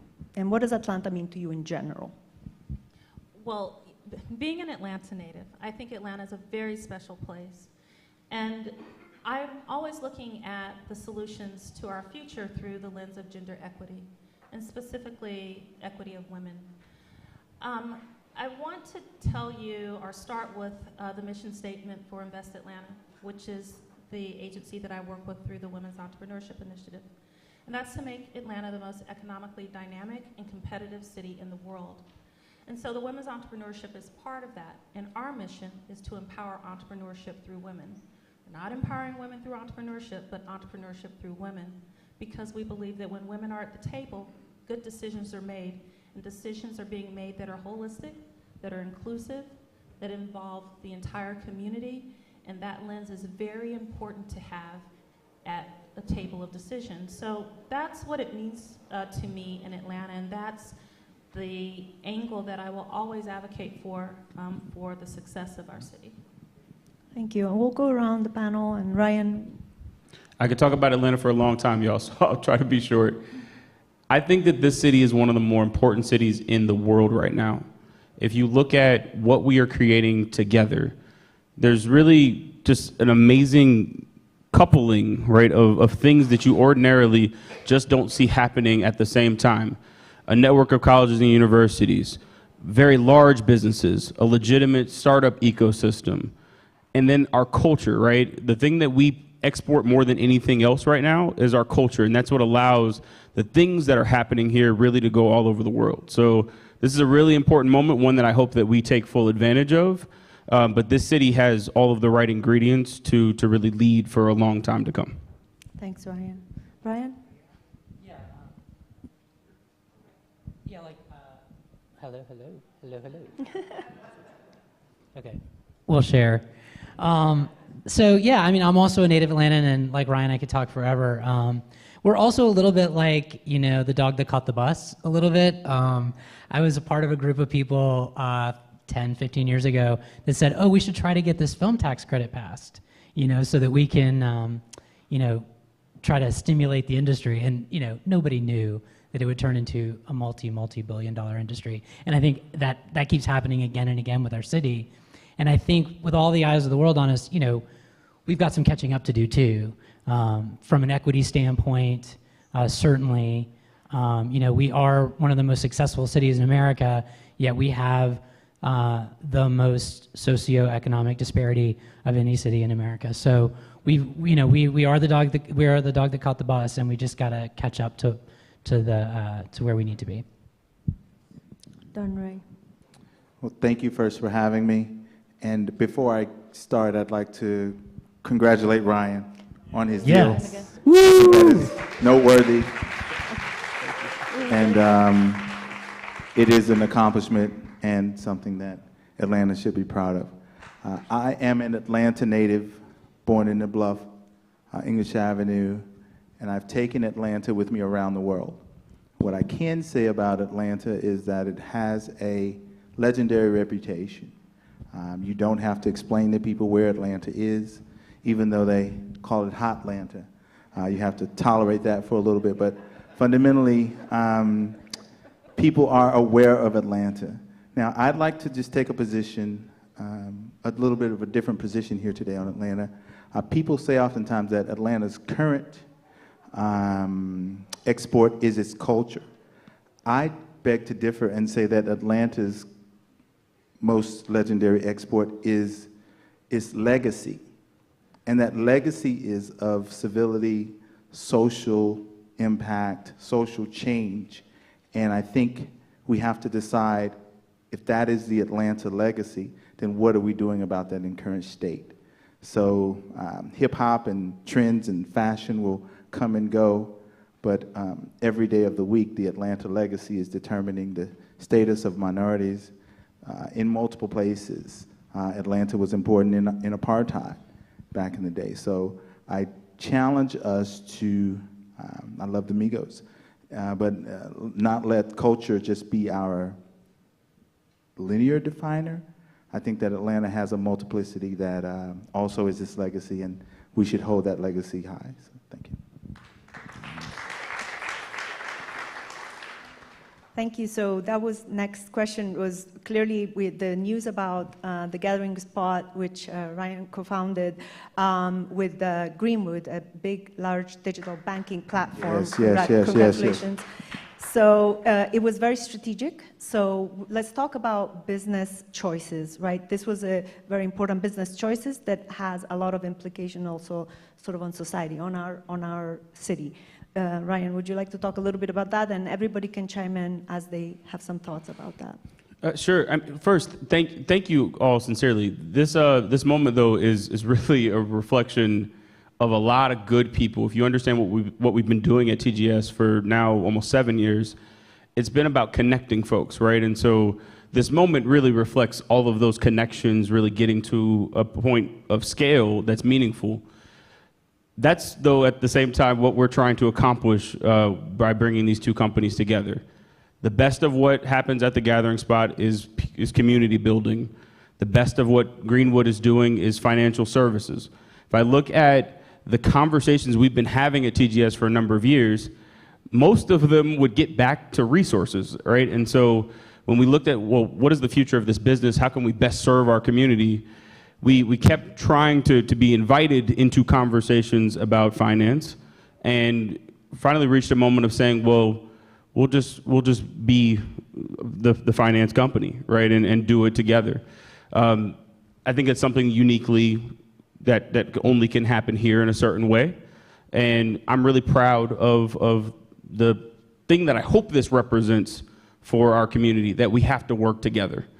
I easily, with my co-founder, could have said, we're just going to keep going alone. There was nothing bad happening in the business at this current moment, but we had an opportunity to do something better together. And we decided to jump in, and this is day 2 of my. so give me a second to talk about or to figure out exactly fully what that future will be. But the plan is to build a really big company out of this city, and to build a big company that is able to continue to add as many services and meaningful relationships as possible. So exciting times. I appreciate the support, and please continue. Let's continue this conversation, right? Because this company, at its best, will be a reflection of all of the things that are happening in this city, really coming together again to provide meaningful services. Thank you. I think Ryan always deserves applause, so I didn't want to stop that.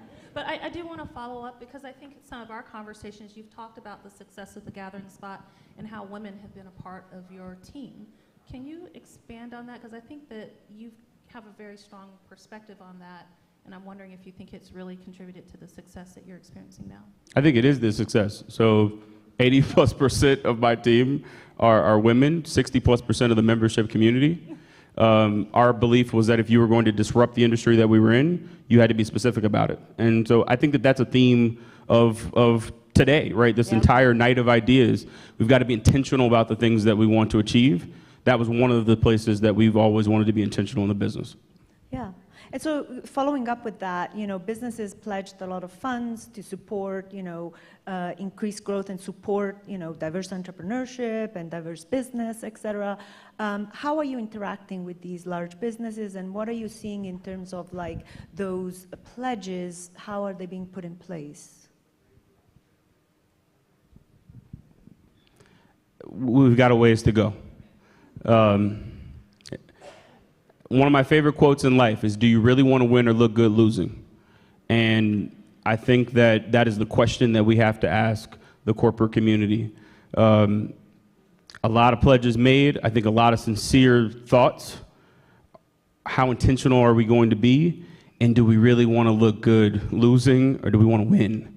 If we want to win, there's some things that we're going to have to do, right, that go beyond conversation, right? To Dominick's point, we've got to actually talk about, or everybody's point, we've got to talk about how this city is going to work for everyone.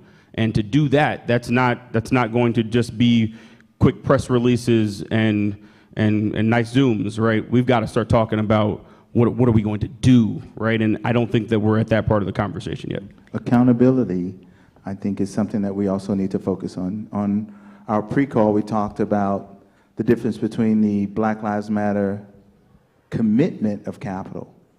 There was about $50 billion during that time verbalized. Statistically, I think only $800 million of that has gone out.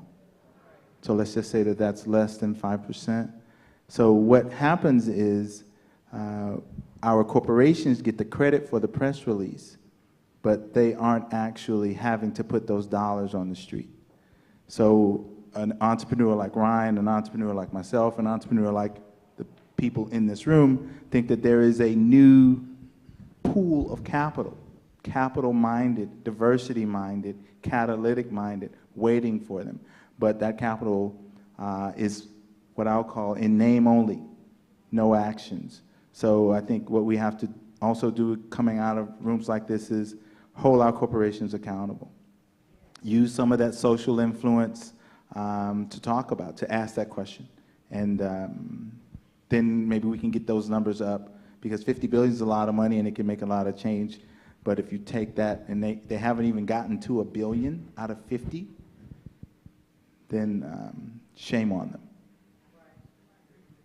Yeah, such a good point. I'm really, this idea that keeps resonating with me is this idea of short-term thinking and long-term thinking, which I think you really hit on. And, and everybody in the city uses the legacy of Dr. King, when it's convenient and to shine a light. But Dr. King made some very, very difficult choices in the short term for the long-term benefit of this nation, right? And so we have to realize that, Dr. King was very unpopular at his time, among both races, for many reasons. And we have to be willing to make those kind of short-term personal sacrifices for people to hate you on Instagram in order for us to push this city, this nation forward. I mean, those are the hard choices that we have to make. And, press releases are very popular these days, but it's the long-term commitment. What is your 50-year plan for changing equity in the city? And so that's a great segue, because business has been focusing a lot on the shorter term, shareholder. There's a shift, obviously, of moving the needle and focusing more on all stakeholders, not just the shareholders. But the timing still is very stringent. We're still very much focused on quarterly basis. So how do we bring business together to move that needle in terms of the time frame? Like, have you seen any ways of, having that dialogue on a longer term? And I mean, from all of your businesses. Go ahead, Brian. No, please. Yeah, so that's what I think the Women's Entrepreneurship Initiative is about, right? This program is in place because of mayors like Maynard Jackson in the early 70s. Because those sorts of policies for procurement and driving equitable opportunities and making sure that more than one type of person is at the table, that seed had to be planted then for 40 years later for us to have this program where we're developing the next Coca-Cola. I 1,000% agree with Brian. The work is a long-term process. And I think that you have to have all the stakeholders at the table. I think you have to have private corporations. I think you have to have government. And I think you have to have the community and community leaders. Yeah, and I mean, we are seeing some short-term wins and some short-term thinking that actually works. I mean, we can never forget that the city of Atlanta is in the state of Georgia, right?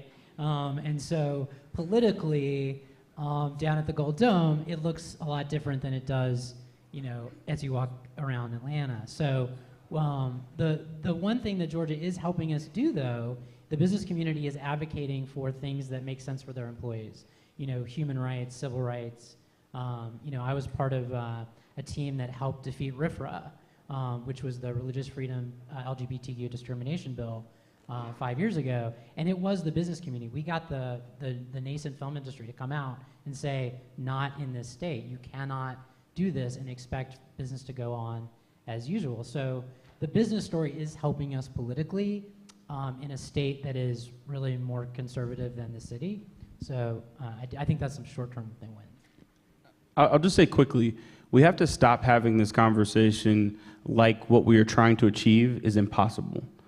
This is one of the few conversations that when you start talking to businesses, there almost is this commitment to confusion where you can almost set a calendar date for 10 years down the road, and the company will say, well, we'll probably still be talking about this. Those same companies, though, will have built the most complex logistics organizations ever, figured out how to get this thing to that place in the shortest period of time possible, but finding people or figuring out how we're going to actually make this work environment equitable for everyone, that's the conversation that's impossible for some reason. So I think how we start conversations, they really matter, and we can't have this conversation with the assumption that we'll never get there. I believe that we can, and I believe that we have really talented companies in this city in particular that I've watched solve problems super fast. So I'm going to trust that those really smart people can be really smart in this arena too, and let's figure it out. Great, yeah. So well said. So you're talking about also public-private partnerships, and do you have any example of anyone that you might have seen successful, or like what is one that tomorrow we could put in place, right?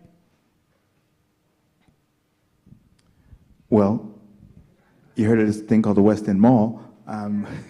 We could put that one in place. Yes, thank you. As you guys know, my partner Ryan Gravel and I, who did a great job on the previous stage, I'm a person that grew up in the mall, the opportunity to purchase the mall. That deal, I declare, is not dead. It is just hyper complicated right now. But in a place like Atlanta, could a guy who grew up in a mall, went to college across the street from the mall, partner with the city to properly develop the property into something that will be a catalytic moment for south of I-20, for adjacent to Morehouse and Spelman, Clark, and Morehouse School of Medicine. So those are the type of things that I think we have to become a little bit more intentional about, because what happens from a person who's in the market, as Ryan and I are in the market, and others in this room are in the market, and others, and everyone on the stage is pretty much in the market for either an activation of capital, a partnership of capital, or a commitment to philanthropic capital. What happens is you get a large corporation that announces that they're coming to Atlanta. Inevitably, what they say, they talk about Atlanta's civil legacy. Okay? Then they say, let's be a part of that civil legacy, but what they're really doing is basing themselves in Atlanta, taking credit for being a part of that civil legacy, but not being civil advocates. Okay? So what we are doing here is, I hate to say it, guys, but Atlanta's legacy is for sale. It's being sold. We are not collecting on that adjacency.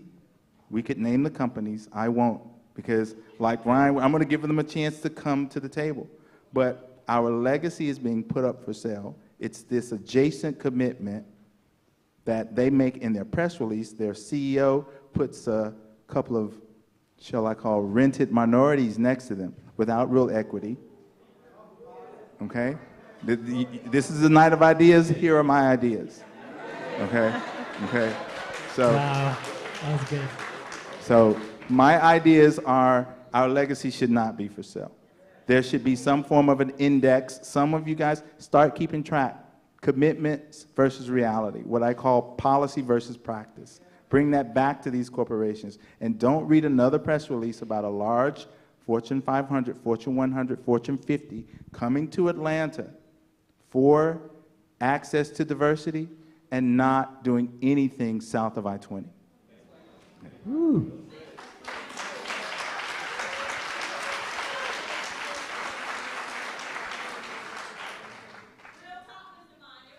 Thank you. Pray for me, y'all. Good gracious.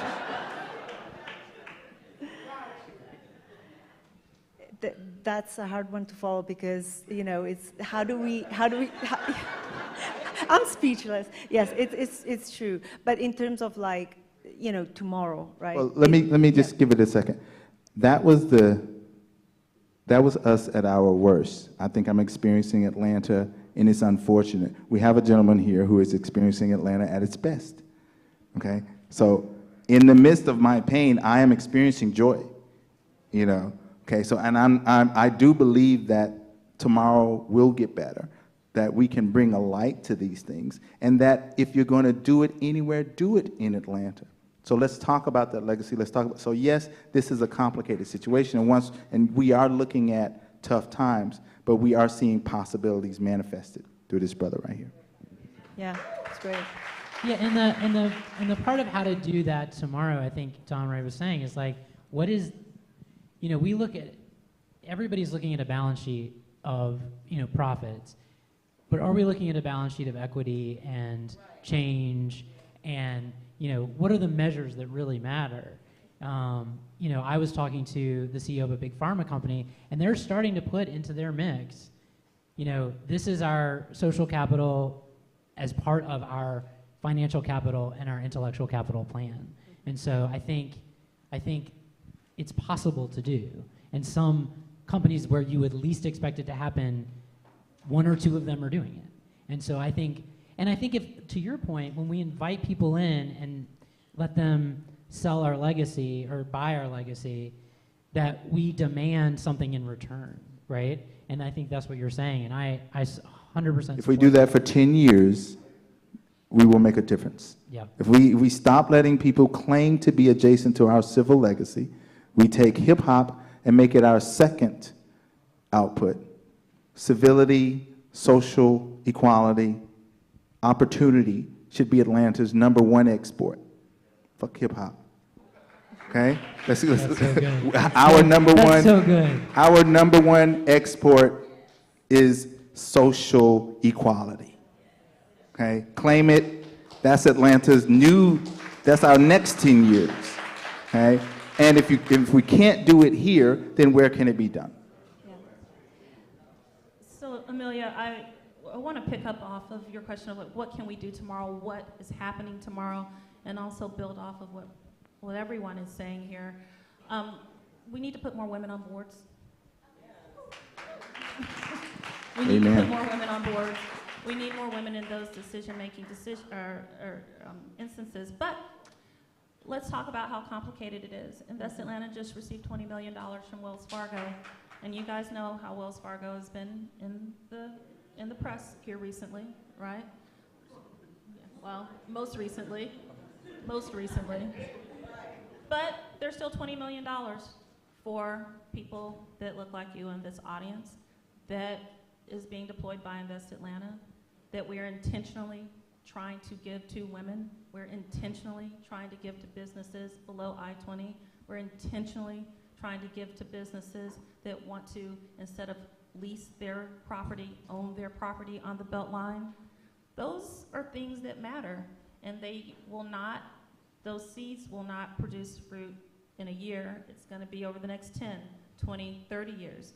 Now, again, it's complicated, right? Because everyone kind of snickered when I said who deployed that 20 million. But we do need to take that capital, and we need to measure it, and we need to make those types of corporations accountable for it. Yeah. Go ahead, Ryan. I think it's about opting in and opting out, right? We've got to opt in to some projects and some businesses and manufacture some wins. I think far too often in this city, we clap from a distance, we'll like a post, and we're excited about things that are happening, but we don't jump all in, right? There are other cities, notably if you look out west, where it feels like the ecosystem is coming together to try to manufacture some things that have to happen. We don't do that in the same way here. At the same time, we don't opt out. When there are companies and organizations that do not participate in the way that we as a community expect them to, the reality of the situation is that we do very little about that. We continue our same practice day in and day out, acting as if that pledge that they committed to simply just didn't happen. We've got to stop that too, right? And give some time and some grace and some space, but at a certain point, if the commitment isn't fulfilled, as a community, we have to have a conversation about what that means. And then we've got to ask the tough question, what are we as a community willing to do about it? Recently, I don't know if the answer to that question really will find us saying that we're going to do much, right? And I think that the organizations know that, and because they know that, that's why you can put out $1 billion commitment and put $5 million towards the initiative, because nobody's holding you accountable at the end of the day. So it's about them, but it's also deeply about us. And us in this space is failing, right? And we've got to be honest about that. Yeah. And I'm going to shift a little bit, just because the panel, we wanted to talk about both sides. I know a lot of you are in business. There is the other side, obviously. There's, government, the city, et cetera, and there's a lot that can be done. Obviously, we talked about access to network. We talked about access to capital. We talked about access to education. So how can business support these efforts? Because they can't do it alone. They have to work clearly. I know, Brian, you work with a lot of different also non-governmental institutions. So is there a route to that dialogue and to funnel some of those resources towards those first sort of starter points, like better education and so forth, yeah. Well, I really think it has to do with long-term thinking as opposed to the short-term thinking. And it's really, you know, we need to sit at the table with these companies and not just talk about, you know, your commitment, your fake commitment for the long term, but like what is happening long term? I mean, the pandemic pushed us into short-term thinking in a way that has never happened in the history of our country. I mean, most people have been thinking generation ahead, and now we're like, do I wear a mask tonight or not? Like, right? You know, like I'm problem solving for the now. And we've got to get back to that place where we are looking in this city. I mean, you mentioned Maynard Jackson. I mean, Shirley Franklin. These are leaders in the city who looked 50 years down the road and said, these are the problems that the city is going to face 50 years from now. So we've got to go together with business and government, entrepreneurs, and make the 50-year plan. And it may mean that your project right this now, right this moment, might not be the thing that's the most pressing thing. And it may mean that this passion point for you, I mean, this, you know, this human rights issue that I care the most about, like, has to like simmer down a bit so we can think about where we really want to be. And people actually talk about the long-term future in much more imaginative, inventive, and creative ways than we do about, you know, the panic I feel about whether I'm not going to wear that mask or, you know, whether, you know, what's happening right now. So I think pushing ourselves to this long-term thinking place is something that we just have to do in all of our, and governments can really start that. So that's one place where we have to look to government to say, you know what, that's your job is to inspire us to think 50 years from now, and then to push business leaders to be a part of that. I just want to quickly shout out Jay Bailey with the Russell Center, because I Yes, think yes, Jay yes. is an example of one of our leaders holding businesses to account, right? And Jay, I think, often speaks about being a product of the Maynard generation. Herman Russell certainly is, right? And so here we are, 40, 50 years later, and you see all of those businesses and all of those innovators across from Morehouse getting getting insight and knowledge and resources from the targets of the world, because Jay told them to do it and he's holding them to account. So we just need more of that. And I'm sure there are many, many of us here in the audience that can follow his lead. Well, if you look at this legacy that people talk about, where you have Maynard's legacy, Andrew Young's legacy, Shirley's, Kasim's, I think that in our new administration, you know, who will be a part of Mayor Dickens' legacy? You know, I think the Gathering Spot is a great candidate. I think that myself and Ryan Gravel and the proper development of the West End Mall makes for a great candidate, but also what makes for a great candidate is creating a step system. So people are amazed that I was able to get the mall under contract. That took up almost $750,000 just to get to a day where it was present. So being an urban entrepreneur is not an easy thing, and over 90% of our businesses have less than 2 employees. So when we start to talk about how do we increase, what does government do, we also have to bring projects that governments can partner with. We have to bring things that can pass muster inside of Invest Atlanta, but we also need Invest Atlanta to, shall we say, have a little ladder approach. You know, you give that money or you grant some of that money off to people who help get entrepreneurs up to speed.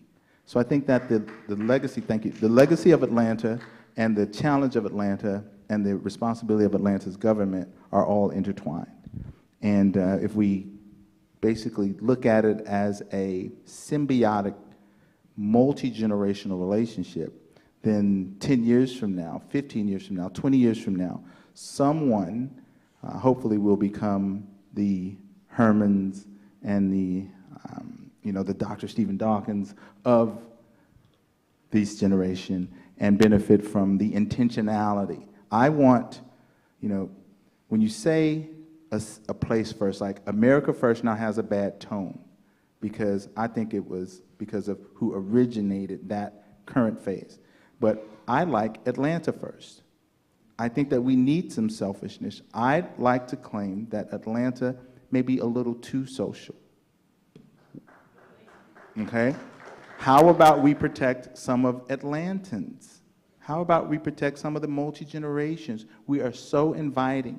By the time that we've invited everyone here, an Atlantan may be third, fourth, fifth on the list.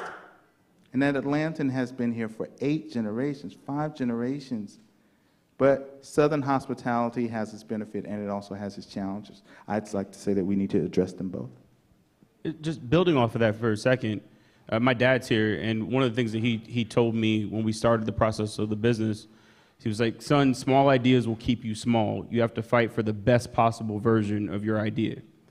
That quote changed how I thought about the business from that moment forward. We had to fight for the best possible version of the idea. I think that that's the same way that the city has to think about our work.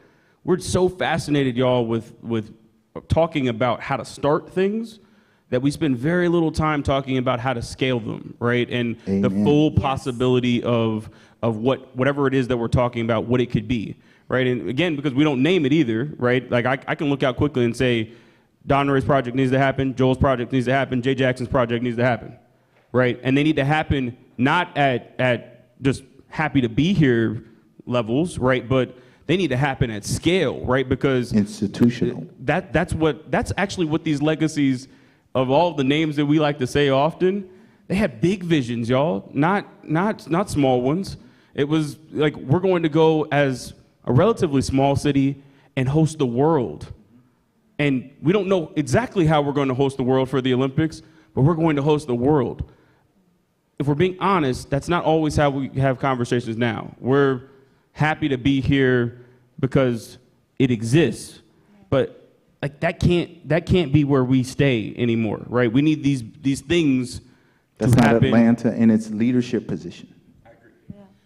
So I often pick up off of something you said, I think a few years ago, Ryan, we're all we've got, right? So we're all we have. The thing that we can do today and tomorrow, the next day, is to advocate for each other.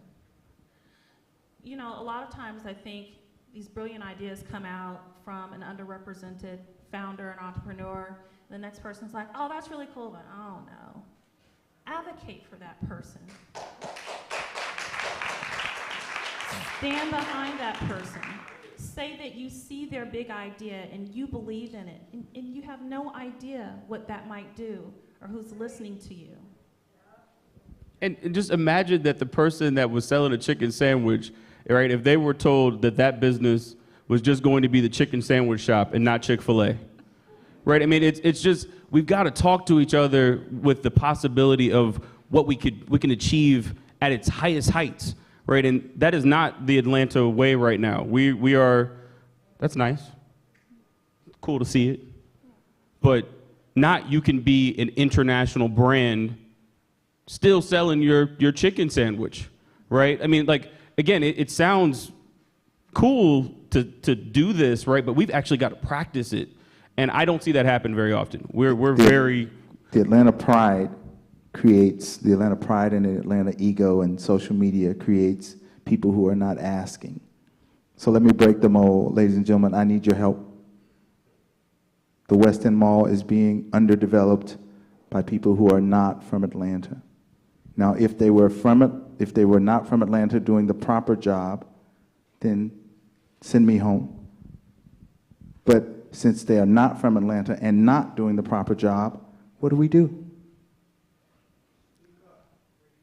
Speak up. Can I hear you louder? Okay, so eventually we will organize that into a question. What do we do? This is a moment. I chose to take this moment because it felt natural. And I want to challenge this room. I want to challenge the relationships in this room. I want to challenge the white people in this room. I want to challenge all of us in this room to be a little bit more active and be a little less reactive. Because what you're going to do is you're going to see me on the Beltline 6 months from now and say, what happened? And I'm going to say, you didn't send an email. Or didn't go to that MPU meeting. Amen. So there's a lot of big businesses also coming in town, right? So how do we act also both inclusive and, you know, go for that next big project, collaborate together with these big businesses that are coming in town? How can we utilize that as an opportunity, rather? Well, since I've been the one saying the most critical, I'll talk about opportunity. What I have found is that there is money out there with intent. But where that money needs to meet, I have a business analogy that the money lives on the 35th floor. But you get access to the money on the 20th floor. And a normal business plan starts about the 5th floor. So there needs to be some advocates that are moving deals from the 5th floor to the 20th floor, where they can really be considered, underwritten, partnered with. So philanthropy, family office, individually wealthy people. Say, I may not invest in your plan, but what I'm going to do is I may not invest in your deal. I have not made that decision. But what I am going to do is I'm going to invest in your business plan. We have to help each other get better. We have to help each other increase that ask, because a large corporation says you're just not there yet. It's a little too risky. I know I said it on paper, but you're not where I can activate yet. So we now have to start lifting ourselves up to that 20th floor so we can ask, and that ask can pass muster. Yeah, and I think we have to look at the businesses that we don't expect to do good things. Because if we only talk to businesses that are good businesses, that do good things, we're not going to change the world, right? We've got to change the people that we expect to do bad things. We've got to look at the polluters. We've got to look at, you know, the companies that, you know, may have not had the best record. And we got to change them. Because if we change the people that are causing harm, we're sort of, you know, doubling our impact, right? So I think as businesses come in, we don't write them off as like, oh, those, you know, and we live in a politically divisive time. So, you know, oh, those crazy conservative, whatever. We have to embrace those folks and you know, we don't have to expect them to come all the way yet. But if they move 5%, if they make a 5% commitment at this point in this moment, and they are willing to measure it and deliver on that promise, not make fake promises, but deliver on that promise, that's how we really change things. Yes, absolutely. And so on that note, I want to close sort of this panel in trying to get a sense of, are we feeling positive about Atlanta or other? How are we feeling about our city? You know, are we energized, all of us, tomorrow to go out there and actually put these things in place that were phenomenal ideas? I'm incredibly positive about Atlanta, but I think we're all critical thinkers. And we know that there's opportunity for all kinds of improvement. Look, I'm optimistic about Atlanta. I always will be. I guess that's the entrepreneur that's in me. But I don't think that talking about hard issues in love is not being optimistic about the future of the city. I think that we can do that, to Don Ray's point earlier. If any place could figure it out, we can figure it out. And so I think we have to have nights like this and then go out and turn the ideas into action. And I believe that we are uniquely positioned to do that here. So I'm not sad at all, right? I'm actually really energized about what we can do. We just need to go do it, right? And that's the next step. I'm also optimistic, you know, especially talking to these guys and in some amazing things that are happening right now for the city of Atlanta. For our planet, I have a lot more concerns right now. This is my chance to plug something. So if you get a chance, go to 9lessons.org. I'm working on a project for Gates Ventures, Gates Foundation, Rockefeller Foundation, and a whole bunch of other people for Dr. Bill Fahey. I don't know if you guys know who he is, but amazing, true hero, Presidential Medal of Freedom winner from Atlanta. And we're looking at, you know, this pandemic and how we blew it. And all of the existential threats that we face to the human race, and how poorly we are performing against that. And as Atlanta seeks to be this sort of global leader, we got to be a global leader in addressing some of these major problems, which we are just burying our head and pretend they don't exist. I mean, we think about traffic in Atlanta. We think in how annoying that is and how terrible that is. think about the pollution we are putting into the air for generations to come. You know, so anyway, I'm positive on Atlanta. I'm concerned for our planet. Thank you. I am. I have to really frame my life because I hold on to my Los Angeles life because it gives me some autonomy. You know, I hold on to my entertainment and technology investments because it keeps the lights on and keeps me a prospering individual. So I have to note that I have an entirely different income, an entirely different life. So as a black man here in Atlanta right now, thinking about the future of Atlanta, I'm very concerned. I'm concerned because of growth is a principal result of economics. If we are not included in this economic system of this hyper-growing thing, see, Atlanta is no longer social. Stop thinking about it as a social engine. Think about it as a growth engine, and your cousin is about to outgrow you. Your city is about to outgrow you. So what does that mean? So because I grew up in the Bluff, I have family members who are drug addicts right now. I have family members who've lost their homes in Fourth Ward right now. So a lot of things in my life are two sides. I've chosen not to bury my head in them so I can participate in them fully. So what I'd say to Atlanta and say to us as citizens of Atlanta is be vigilant, be aware that growth doesn't slow down. So since this thing won't slow down, we have to influence it in a couple of degrees in a different direction. And that direction should be selfishly towards people of color. That direction should be selfishly towards the LGBTQ community. That degree should be selfishly towards an Atlanta first approach.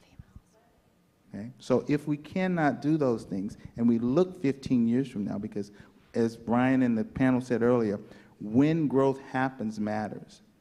Atlanta is no longer an adolescent.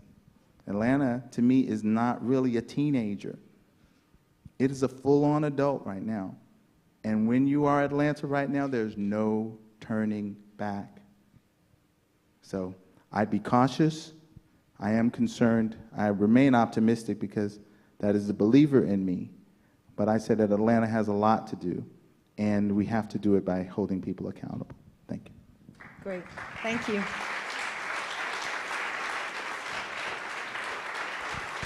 Thank you. Thank you, Monica. Thank you, Ryan. Thank you, Brian. Thank you, Don Ray. And thank you to our host, moderator, Paul. Thank you. Thank you, Amelia. Wonderful job, Amelia. Guys, can we get a photo? Amelia, can we get a photo? Can we get a photo? Oh, yeah, sure.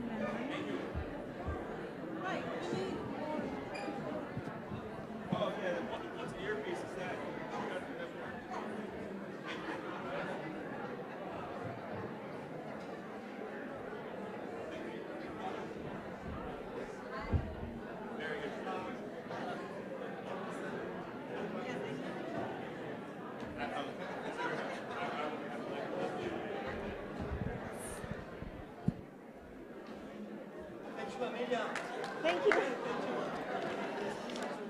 Okay. Can I introduce you? Okay, great. Okay. Hello? Thank you. Hello? Hi, everyone. Hello?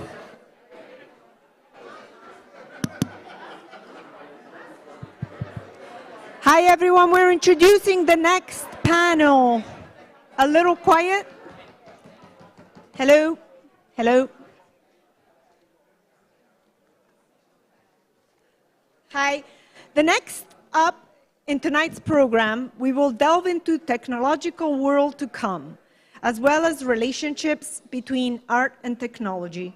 For this section of the night, we will start with a talk entitled The Virtual is Real from Elizabeth Strickler, a professor at Georgia State University, followed by a discussion on art, technology, and inclusion between Accidental Queens and Fabian Williams, moderated by Alex Francombe.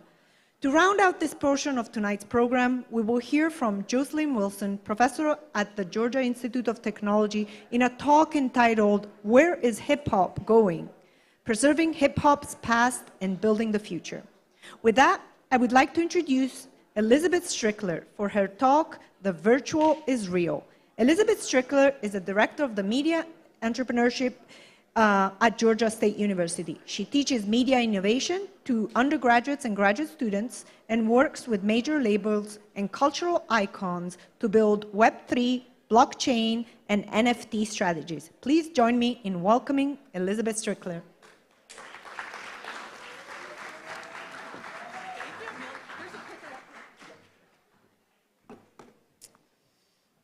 Okay. Hello, everybody. How are you all? They introduced me, and I'm going to, I don't have a teleprompter, which is probably good, because then I'm not just going to read straight off of everything. Yeah, cool. All right. Oh, sorry, I got to speak in here, right? Sorry, can't move around. Okay, so at Georgia State University, we have the Creative Media Industries Institute, and our students there create augmented and virtual reality. And so today I'm going to talk about metaverse because our students are building the metaverse as we speak. There's one sitting right there, actually, who just graduated. Hey, Max. Okay, so yeah, the Creative Media Industries Institute, which is right on Woodruff Park. It's a 3-story augmented and virtual reality production studio. Okay, so everything in this world is being recreated in the virtual world, the metaverse. The metaverse is a persistent digital universe that mirrors the real world and is becoming as diverse and awe-inspiring as the natural world. And you will be able to do everything there that you can do in the real world and so much more. This is where we need your imagination. The metaverse is an enhanced and three-dimensional internet, and the pandemic has exponentially sped up our transformation to this more evolved digital life. But let's go into a little bit of the history of the web before we get to where we are now. And at first the internet connected us to information, and then it connected us to each other through social media platforms. And now it is connecting us to each other directly and is including spaces and things in a 3D environment. It is a further convergence of our physical and digital lives, and it is about shared virtual experiences. And in my view, it must be creator-driven and value citizen first. But let me also explain that a little bit better. So the internet meant, when the internet started, it was meant to share information. And the way that we shared that information was to make a copy in order to share it. So this was great for the consumer, but terrible for the creators of the information. So blockchain was the technology, starting with Bitcoin, that allowed financial data to be sent but not copied.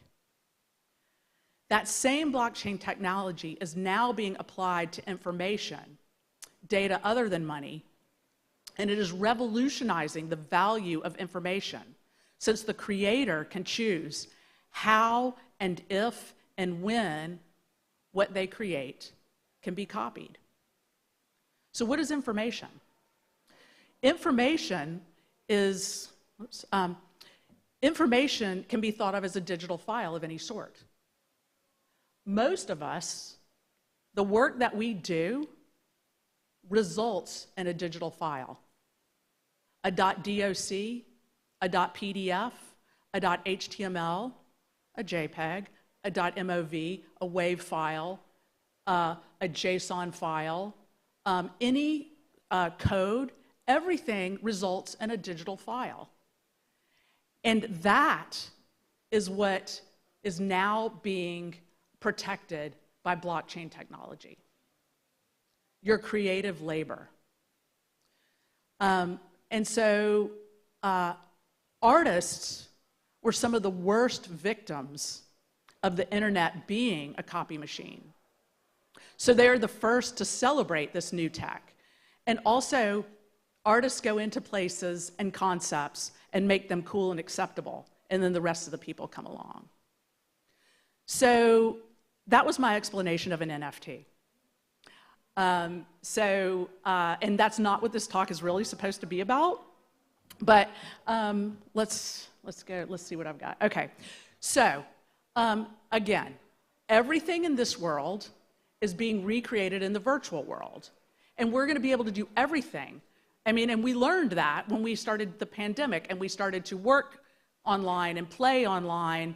I mean, obviously kids have been playing games for a long time, but we started to do a lot more online. And so, as with anything new, we start with the familiar. And right now, we're making replicas of everything in the real world and the virtual world as digital twins.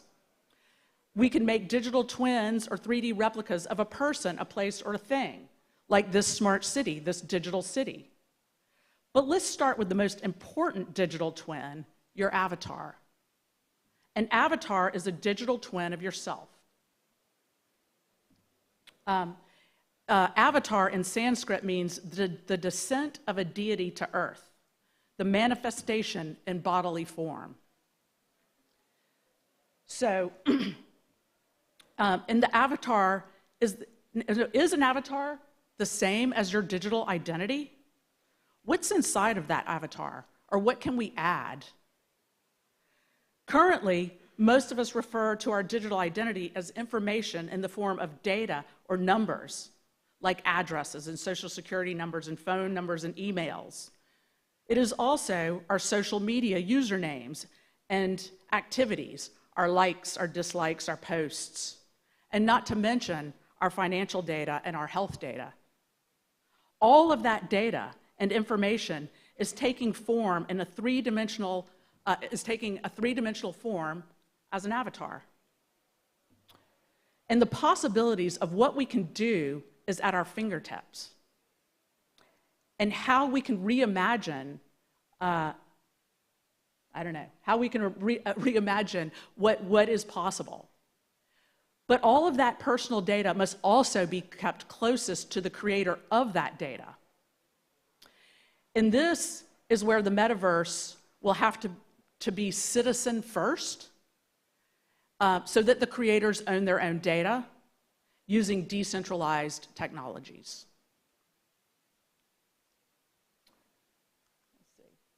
At the heart of our identity, our real life identity, and our digital identities is not numbers and data, though, but what it means to be human, our self-expression, and the ways that we communicate and create. We are not just a series of numbers.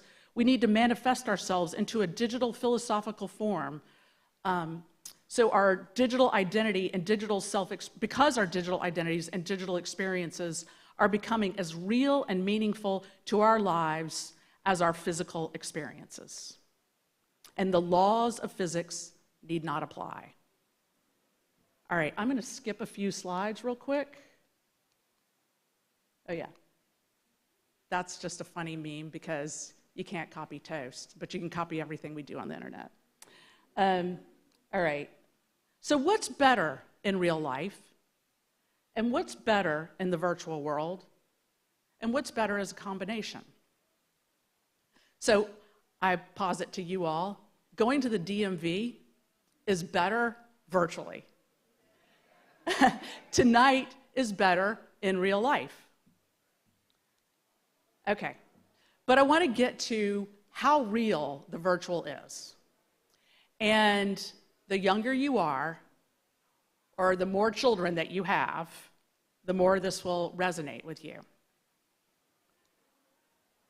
My son is 19, and he went off to college this year, and I asked him to pack to go to college.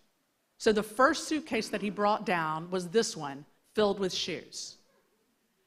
Okay, so shoes, I'm guessing that most of us have more shoes than we actually need. I mean, you know, we need shoes to keep our feet warm and to protect them from getting hurt on the ground. But after that, we are flexing, looking for a similar tribe, showing off, trying to find a mate. We are doing things other than protecting our feet, right? So Fewocious is a digital artist who so I'm calling this whole little thing the anatomy of a sneaker. So Fewocious took his art and put it on digital sneakers and made these, and this was a very rare niche of the internet where people were making digital sneakers. Until Gucci started creating sneakers that are direct to avatar sneakers. These are sneakers that you can never wear, but your avatar can. Okay, sounds funny, but so Artifact, you know, they don't have any vowels because RTF, Artifact there. They also started making digital sneakers and were bought by Nike because it is clear that we want to pick out our clothing for our avatar just like each of you picked out your clothing to come to this event tonight. Because it's about our identity and who we are and how we connect to people and how we express ourselves. Oops. And now there are, again, back to the real and the virtual, there's now a concept called the phygital, which is the physical and the digital connected. And we're already a little bit like that. You're pretty phygital when you use your fingerprint on your phone or your facial recognition. That's phygital. And so now people are selling things like a sneaker where you get the physical sneakers that you can wear to this event, perhaps, but your avatar can also wear the same sneakers. And if you sell the physical version of those sneakers, you sell the digital version as well as an NFT. So let me just make sure I got time. Okay. Oh, all right. I don't know what the time is, but they'll come kick me off, I guess. I'll just keep going. So this might sound crazy to you all because you're like, you know, in the real world, I use oil paints to paint on a canvas that I then show to real people who give me real dollars, and then they take that real painting home and put it on their real wall in their real house or a real museum. Sometimes that happens, but I don't think a lot. Because right now, people create content on computers connected to digital cameras and smartphones and electronic instruments using software and code, collaborating sometimes in real time and sometimes asynchronously with artificial intelligence or other humans across networks and across the world, creating new digital art forms, resulting in stunning interactive photos and immersive films and new music experiences and games and installations, all new art forms. And all of this is to conceptualize new ways to connect with each other. Oh, I skipped this. Kendrick Lamar said in his newly released song, The Heart, Part 5. I don't need to be in flesh just to hug y'all. So these new art forms, what will be the new digital hug? Which one of you will create the new digital hug? Okay, so again, at the intersection of the real and the virtual is a fascinating place. And we need visionaries and humanitarians and philosophers and creators and coders and ethicists to help lead the way in what we do want to replicate in the real world and what we don't want to replicate in the real world. So what is better in real life and what is better virtual, and how can the two enhance each other? All right, so I'm coming to the very end. So the metaverse is a place where we will continue to spend more and more of our lives. Who owns it, who builds it, and how it is built will determine the kind of world that it becomes. All the stuff that's been talked about today, that can be put in to the way that we build the virtual world. Because, like the real world, the metaverse is very complex, and there are many problems yet to be solved. And that is where Atlanta comes in. We are the future, the digital citizens of Atlanta, whose responsibility it is to be a good steward of the metaverse, making sure it is diverse, equitable, accessible, and sustainable. And I'm going to leave you all with this. These are the 7 rules of the metaverse, and I'll let you read them yourself. And so we need to build the metaverse pixel by pixel. There's a lot of labor involved, so let's get started. But you need to figure out how to monetize your labor while you're doing it. Thank you.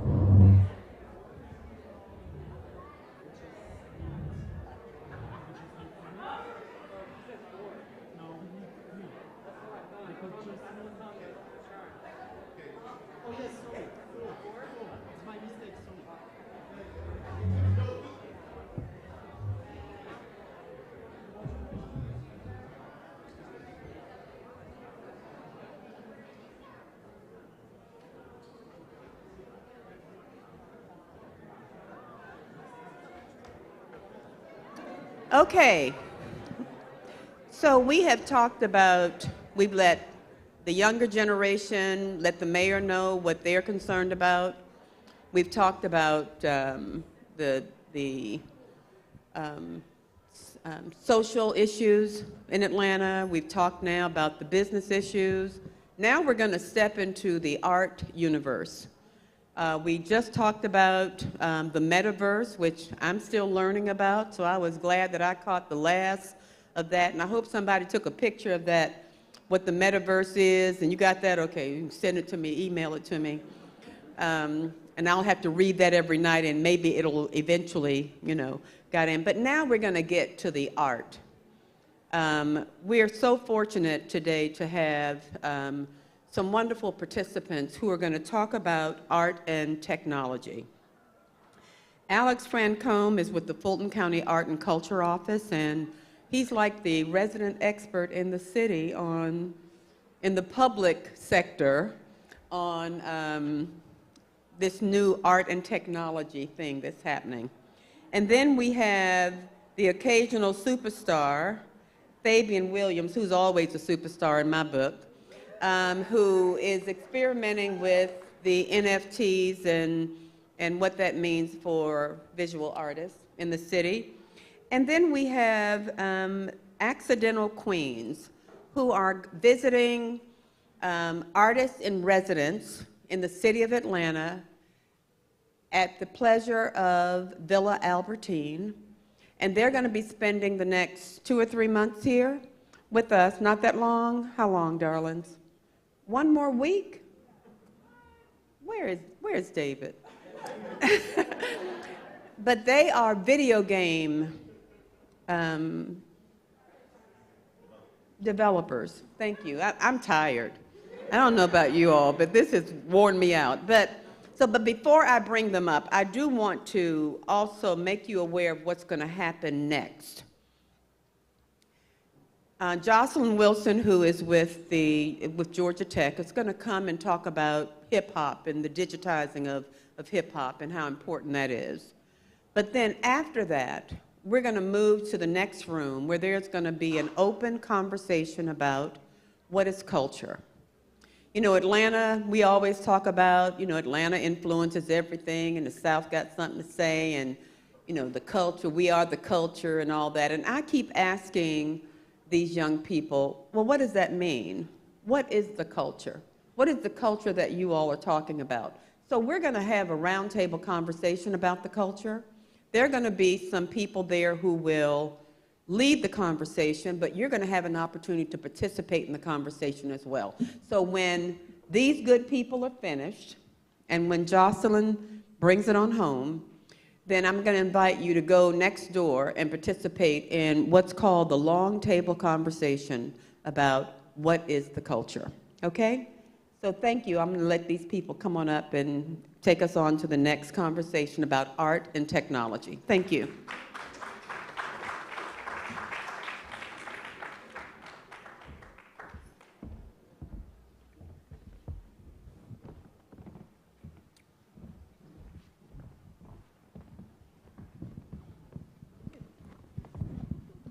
Testing. Cool. Welcome, everyone, to a conversation on art, technology, and inclusion. My name is Alex Francombe, and I am the Public Art Manager for Fulton County. Part of my role is managing a new initiative that we have called the Public Art Futures Lab. Our mission is to make the creation and experience of tech-enabled art accessible to our community. By reducing the barriers to participation, we seek to expand access to cultural enrichment, provide the tools for artists to thrive, and ensure that Atlanta takes a national role in leading the broader adoption of technology in the arts. I'm excited to be part of this panel and to talk in front of everyone tonight. But before I introduce the panel, I kind of wanted to frame the conversation. I feel like this is such a broad topic that I kind of wanted to narrow it in. Particularly with the guests that we have. So the one question that we seek to answer at the lab, and I encourage everyone here to think about it as well, is how do we empower the public to engage with art? The public wants art. I think we saw that during the pandemic where a lot of galleries closed and everyone wanted to still experience art, and so we saw all these new forms of experiencing that kind of art. But they want to do more than just see it. They want to interact with it. They want to touch it. They want to be immersed in it.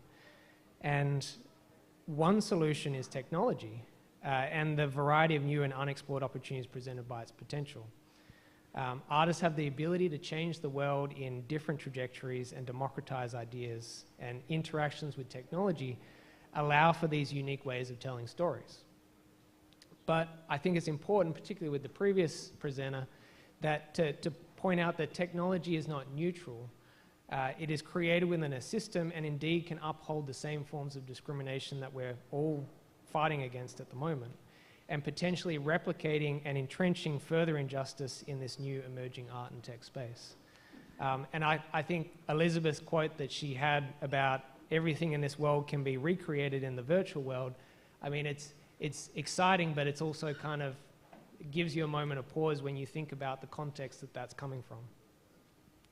So while technology presents new opportunities for artists to access new art-making tools, whether it's through accessing a global audience or access to creating art on a phone or an iPad, it also presents a lot of barriers like hardware, software. All of these things cost a lot of money, or physical space. Or maybe it's even a lack of the specialized knowledge in order to create the artwork. And it's also a double-edged sword for the audience, because as you open all of these doors through phones and computers and televisions, you also potentially close those doors through the cost of the equipment, through not being able to interact with the hardware. I mean, even today we're running the VR cinema, and a lot of people with different hairstyles can't wear the headset because either they have braids and it pulls on their hair, it's uncomfortable. That's exclusionary. Those people can't really participate in that experience. And so I think it's important to have these conversations around technology and inclusion. Even to participate in the metaverse, you need internet. You need a graphics processor on your computer that's fast enough to view the content. So when we think about opportunity and access, and technology presents, when we think about that in terms of different groups, it becomes even more complex, whether it's racial, gender, socioeconomic. And so now, I would like to turn to the stars of the show. With that sort of framing in mind, we have two artists from France, another from Atlanta. Camille did a great introduction, so I think in light of, we're running a little bit behind time, I think, were there some images that we had displayed? I guess not. In that case, I think we'll just go straight into it. Let me find my question. So first, Fabian, you get the hometown advantage. What do you see as the relationship between art, technology, inclusion, and in your case, a lot of social justice as well? Well, I come from an interesting intersection between all those things, because I started out of college in advertising. So my career started creatively building websites, developing websites, banner ads, doing a lot of digital work initially. So this NFT era that we find ourselves in is like, why did this happen when I was actually doing digital artwork? Because I'm more analog now. So it's like, I move with the times, and I'm always looking for a new medium to express myself, but also connected to people's everyday lives. So it's coming into the digital space again, and immediately recognizing the barriers between what I used to know and how this system works. Like, I don't know if any of you guys have ever tried to mint an NFT or get a MetaMask account or any of that weird, this new, I'm trying not to curse, but it's a foreign experience to anybody that hasn't done any type of web development or dabbled in digital platforms when it comes to money. So right there's a digital divide. The digital divide back when I came out of school was people of color not knowing how to interact with the emerging technology of computers and jobs in the digital realm. So it's like it's happening again, but this time with money, digital money. But I like to remind all people, young and old, that all of this stuff is made up.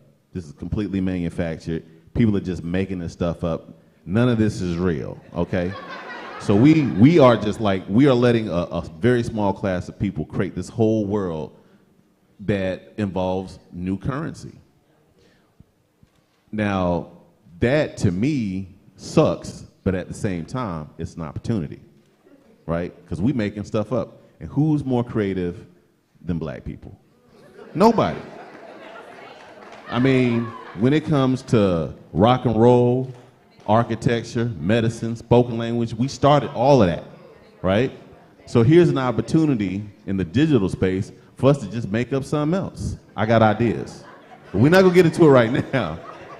But I'm halfway. At first, I was annoyed by it when people were trying to like, yo, you would kill NFTs. You know what I'm saying? But I was looking at the artwork coming out of the platform, monkeys, avatars that have nothing to do with my reality. You know what I'm saying? I'm still dealing with police issues. I'm still in my feed getting, seeing police kill unarmed black people right now. There was just a shooting, 20 minutes ago? A mass shooting in Buffalo, New York. I'm still dealing with that. So coming into the digital world is like, I don't really relate to it. So I'm trying to bring all of this real life stuff, the digital, into this space and give my perspective. So, and I like to remind people that art controls culture, culture controls people. We are the creators of the algorithm that we live by. We create the value systems. We create what people hold dear. Those emotional moments that artists create, that people attach to, that go out and change the world. We do that. So this digital form is just another medium for us to affect people and move people. You just have to move with that purpose in mind when you're on these platforms. So. That's great.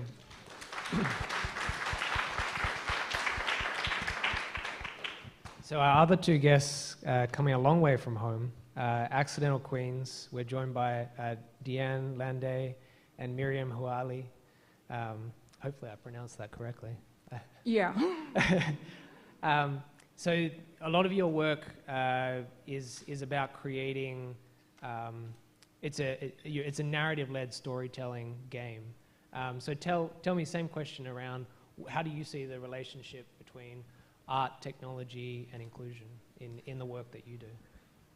I can start? Yeah. I think for us, it's a bit more natural because we are making video games, so we are making stuff that isn't really real. And we're doing that for a long time now. And even before that, I grew up with video games. I'm an artist, and Diane is our programmer. So I started by drawing traditionally on paper and painting and stuff like that. And when I was a young teen, I transitioned to digital art, and for me it was just natural. So when I hear all those conversations about the metaverse and NFTs and stuff like that, I'm like, yeah, but how is that different from what we are doing for I don't know, 15 years, and how is that different?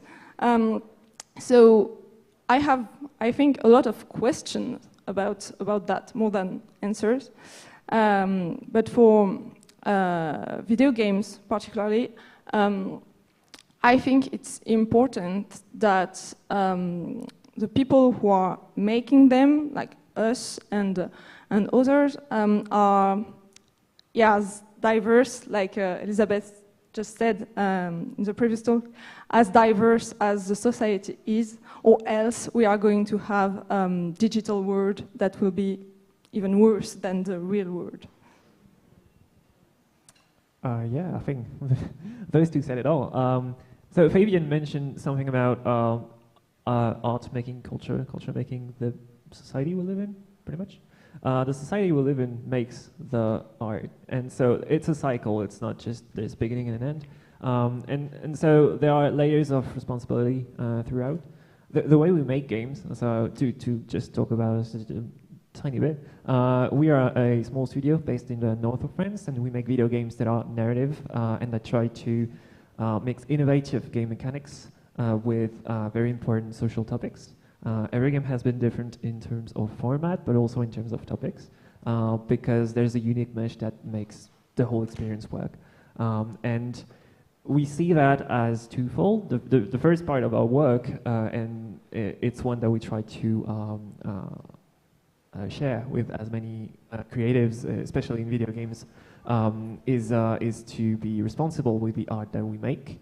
Because we are making culture, because we are building tomorrow's society, we have to be very smart about the way we represent characters and represent cultures inside of our games. They are a mirror of what exists in the real life, but we are making shit up. So, sorry, I'm not as good as... Language.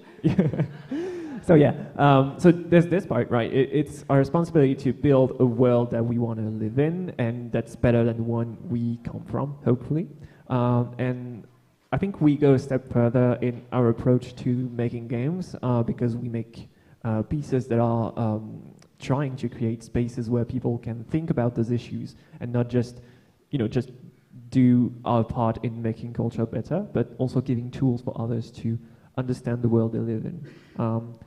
I realized very late in life, I'm almost 30, oh wow, but I realized recently that I play games mostly to understand the world that I live in. And this is true for video games, but it's been true for tabletop games, and it's been true in general in every act of play that I do. I've done a bit of theater as well.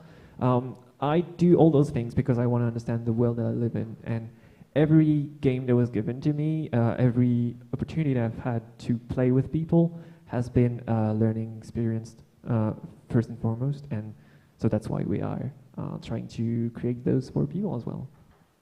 Excellent, thank you. And I guess, and anyone can answer this, what are some of the sort of emerging concerns that you have around this relationship of art and technology? Like, I know, Fabian, you're sort of really interested in dabbling in NFTs, and obviously being game designers, technology is a key component, but I guess we're now seeing this sort of explosion and sort of this fast track, and maybe it's COVID, maybe it was just good timing, but are there sort of some concerns that you have around art and technology, particularly in terms of inclusion and social justice? Well, I mean, obviously in terms of inclusion, there's a big gap when it comes to understanding the hardware and the software that's connected to minting NFTs, using digital coin, converting your money to digital coin, fiat currency to digital coin, changing it back to fiat currency so you can actually use it in the real world. I had to be educated on all this when I dropped my NFT. Luckily, I had enough prestige that a group of developers approached me and taught me how to interact with this world. Otherwise, I'm 46. So getting on here on OpenSea and trying to figure out what was going on it took me like 2 hours and I still didn't understand what I was doing. You know what I'm saying? But as far as creative individuals in the Atlanta area, or like if you're an artist, hook up with an engineer. You know what I mean? You're the creative, you're the developer. Usually when you work in advertising or some sort of platform like that, you have the creative person that comes up with the graphics, and then you have the developer that puts the information together. You have the poppers pop and the breakers break. You know what I'm saying? So don't put the pressure on yourself to try and learn everything on your own. There are people whose brains work specifically. I'm sure that her brain processes numbers completely different from her brain. I am not a numbers brain, even though I love math. Respectfully, I cannot do it. So I'm not like, when I come to the creative process, I let the mathers math, and I do the creative stuff. You know what I'm saying? So like it's not intuitive. You know what I'm saying? You don't just like get on OpenSea and just start moving around and swimming. It's not a sea at all. So that's the thing that concerns me the most, is getting the younger generation, or not even the younger, the older heads like myself, the fossils, to get on to this new platform and move around, because we have a lot of like creative ideas and experience that we can lend to this world. Because if you notice, the work that's coming out of there is stupid. You know what I'm saying? Like, it doesn't connect to reality in any specific way, which ain't necessarily bad if it's going somewhere, but it's not. So we have a lot of real problems going on right now. We have a lot of really bad social problems. We have gentrification. We have, you know, political rights being snipped away. We got a crazy class of people that are just trying to snatch away rights. We got like right wing and super left wing. We got a lot of really crazy things going on. And then you add the digital component with a whole emerging economy attached to it. And the next recession that's coming, you know, I think the digital currency platform is going to step up because it's not necessarily connected to fiat like that. So it's an opportunity for a lot of people of color to come up. And since we're making up currency, we could make up a currency that's connected to, you know, Afro ingenuity. Because after all, we did make everything to a certain degree. Wouldn't it make sense for us to attach a currency to that? I don't know. Just saying. Think about it. That's my idea, by the way. 2023.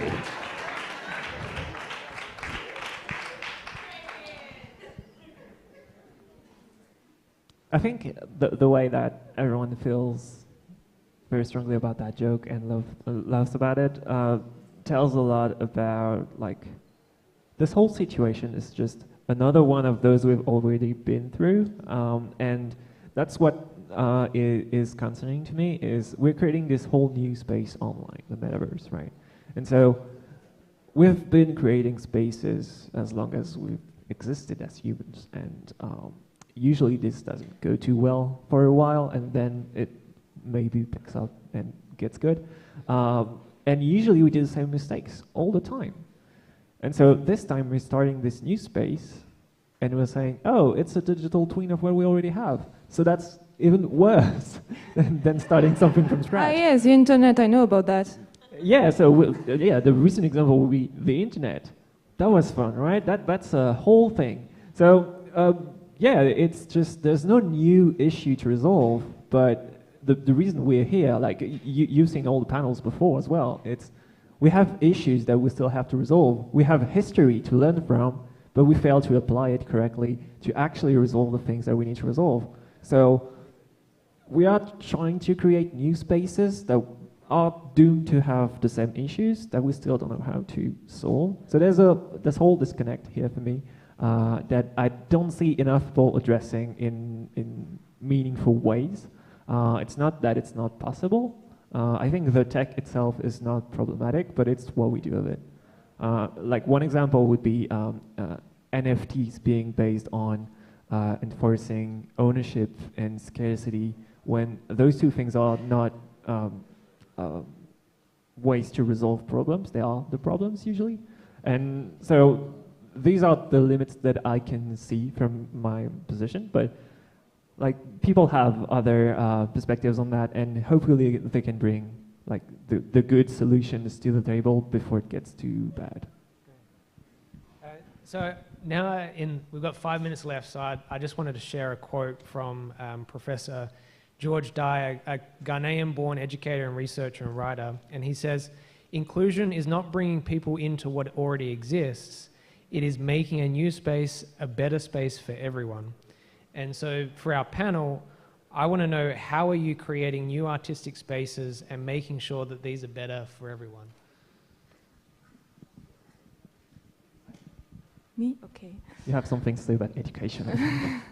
Yeah, I think it starts very, very early, because in video games, for example, like I said, it lacks a lot of diversity, and the spaces in video games are, like, there are good spaces where people can share their artistic vision, their thoughts. Like there are kind of game like those we made that were made for a long time by in queer spaces, for example, and these are super important. But when you ask like the mainstream about video games, we think about blockbusters, we think about all the things that are advertised. And those are targeted to specific demographics. And when you ask young kids and even less young teenagers, like, do you want to go to the spaces? Do you want to make video games? And it's always the same kind of people who say yes. And we had the opportunity to like talk to young women and young people of color and young people from other social backgrounds than the one that we usually see in video games, and they all say that they think it's not for them, but not when they are. It's not when they are adults. It's when they are still in high school. So there is a lot of things to do to enable them to think, oh, I can do that too. I can use those spaces too. I can make my own spaces too. And I think what we are trying to do as developers is make games that show that that can be used as models, maybe, of what we would want to see more in this industry. And also, as people, we go and talk to them and show them that yeah, you too can do that, and you should try. We've done it, so you can do it too.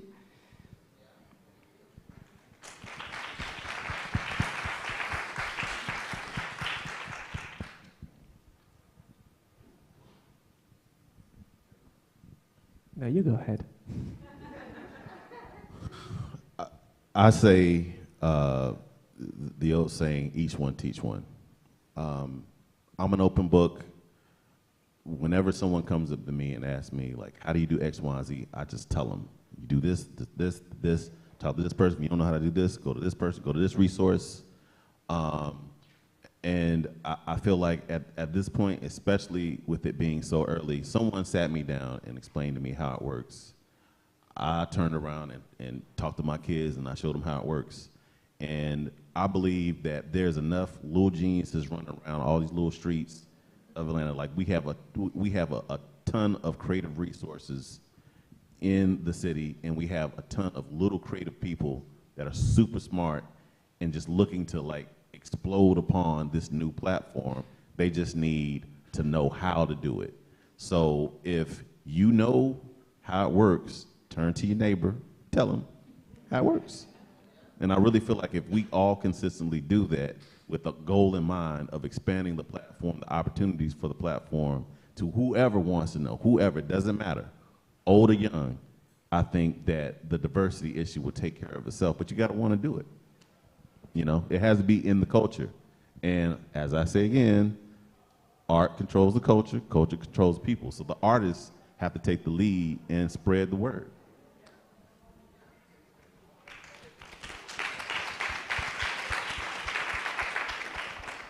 I think we've probably got 1 minute left, so are there any parting thoughts you want to share, any sort of reflections of your time in Atlanta? Oh, yeah. So we've been here for 3 weeks.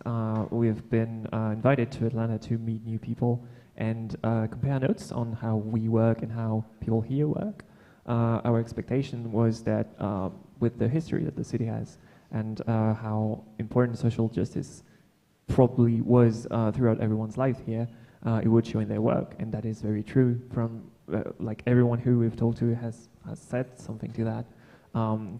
We have not yet found the way this is expressed in any specific and concrete way throughout their work. Like it's not necessarily just, oh, because I'm from Atlanta, I'm gonna do this and this and this, and suddenly my work is great.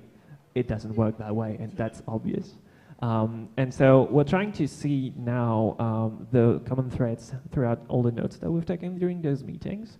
We'll be here for 1 more week, and then we'll have something to show to properly like put everything on the table. Like, this is what we learned. This is how people work here. And this is in parts due to their history and to the history of the city, This is also in part due to the people themselves, because it's not the city that does the job, it's the people who do the job. It's their communities, it's the spaces that they build and that they respect and they try to entertain. It's the tools that they share, that they give others, that others before them gave them. And so it's, again, a whole cycle, but it's in a specific state here in Atlanta, and we are trying to capture that. And Fabian, before we get dragged off stage, do you have any final thoughts? I know you got lots of thoughts, but... My only thought I'm leaving with you guys here is, you know, think about this emerging economic platform as, you know, an opportunity for you to grow your reach. You know, the thing about the digital platform is that it lands on a lot of different places where it otherwise wouldn't if you just, you know, were walking around downtown or something like that. So, and you also have an opportunity, at least for me, NFTs has created a way for me to actually make money so I can do the type of work that I actually want to do without turning to a corporate partner. You know, I don't know if you guys have dealt with working with corporate entities, you know, but sometimes they're not willing to say the things that need to be said. And using digital currency to go out and buy my supplies, find the wall, and to create a piece of work that I know is going to reach people and touch people in the way I need it to without having to water it down because it, you know, doesn't have the corporation's fingerprint on it. You know, I like to say what I need to say, and using NFT currency is a great way to do it. It's not the only way, but it's a good way to do it, you know, if you can finagle it. So I encourage all creatives to like look into it. I'm more of a phygital, you know, I'm still on planet Earth. My feet touch the ground. So I like to have a physical as well as a digital and vice versa. So, but if you want to go completely virtual, that's on you, but I'm 46. Great.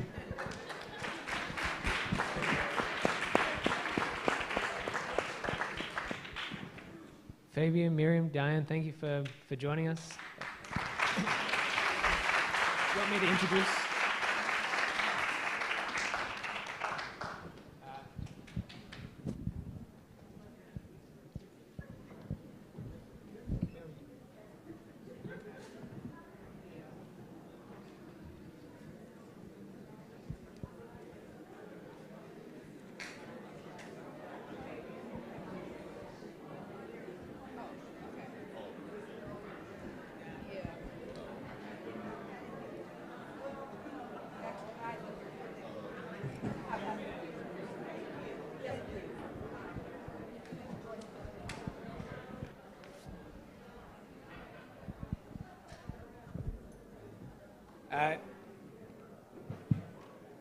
So I have the pleasure of introducing our next speaker to close out tonight's portion of conversations. Tonight we have Jocelyn Williams, who is presenting her talk, Where is Hip Hop Going? Preserving Hip Hop's Past and Building the Future. Jocelyn Wilson is an interactive curriculum designer, essayist, and assistant professor of Hip Hop Studies and Digital Media at the Ivan Allen College at Georgia Tech. Dr. Wilson is also the founder of the Hip Hop 2020 Innovation Archive, an education technology startup that designs and builds learning resources informed by the Hip Hop Archive. Please join me in welcoming Dr. Jocelyn Wilson.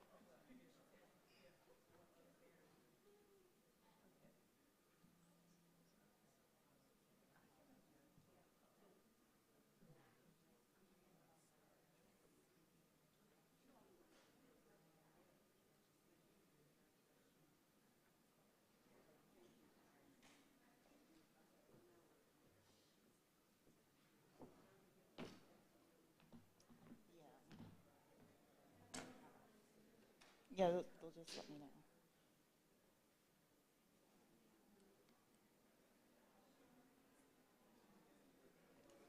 Hello, everybody. Just one second. I think they're working out. Go ahead. I'm going to go ahead and start so that we keep the momentum going. And when the slides are ready, y'all will let me know, and we'll click to it. All right? So I'm going to try to kind of illustrate what my slides say until they're ready, just so that we can keep going. So good evening. My name is Joyce Lynn Wilson. Professionally, I'm a STEM advocate, an integrative curriculum designer, and some folks call me their favorite hip hop scholar.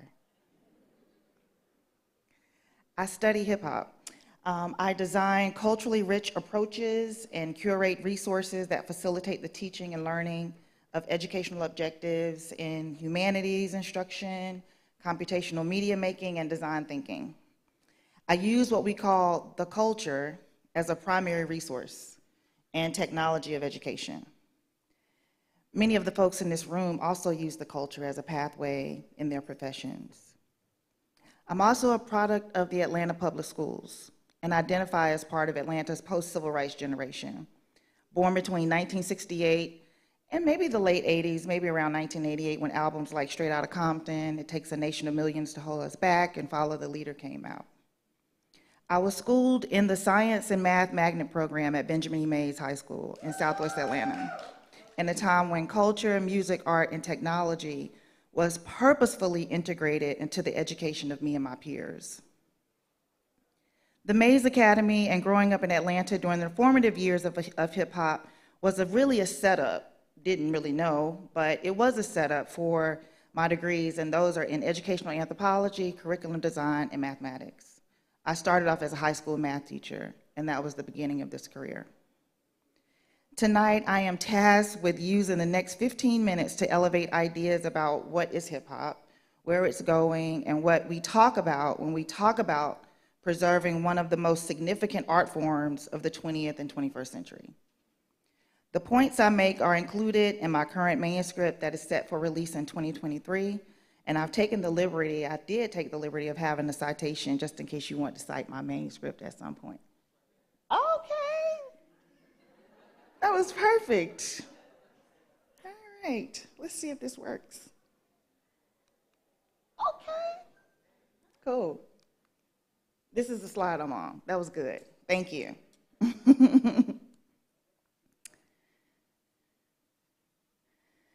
So approaching 50 years, we can't really say F hip hop, Don Ray, wherever you are. And here's why: we are talking about a middle-aged cultural phenomenon that has been a lens through which many of the folks in this room came up. It's part of the cultural currency that makes the city civil, just, equitable, and inclusive. Not perfect, but definitely special.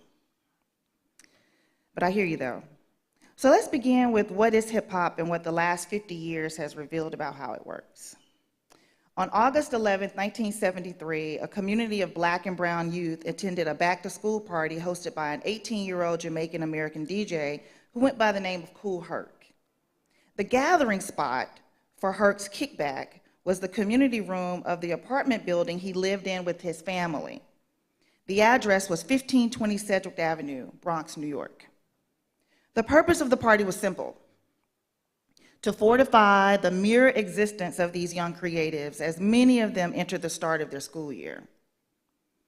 To enjoy music, dance, and other Black aesthetics of cool, as they were the pathways of this new form of expression that was becoming more well-known throughout Black and brown neighborhoods.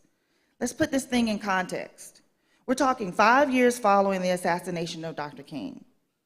When getting a grasp of the energy of hip hop, it's important to remember the climate of schooling in American society is fundamental to also understanding the mindset of the early pioneers of hip hop who, like Herc, for example, are the early beneficiaries of school integration and the stripping of laws that upheld segregation in public education.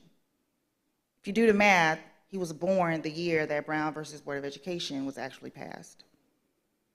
Herc's building would go down as the birthplace of hip hop, or what has been elevated to simply the culture with a capital C. 8/11/73 went down as the genesis date of an art and lifestyle movement that has forever secured its relevance in American pop, culture, politics, education, and technology.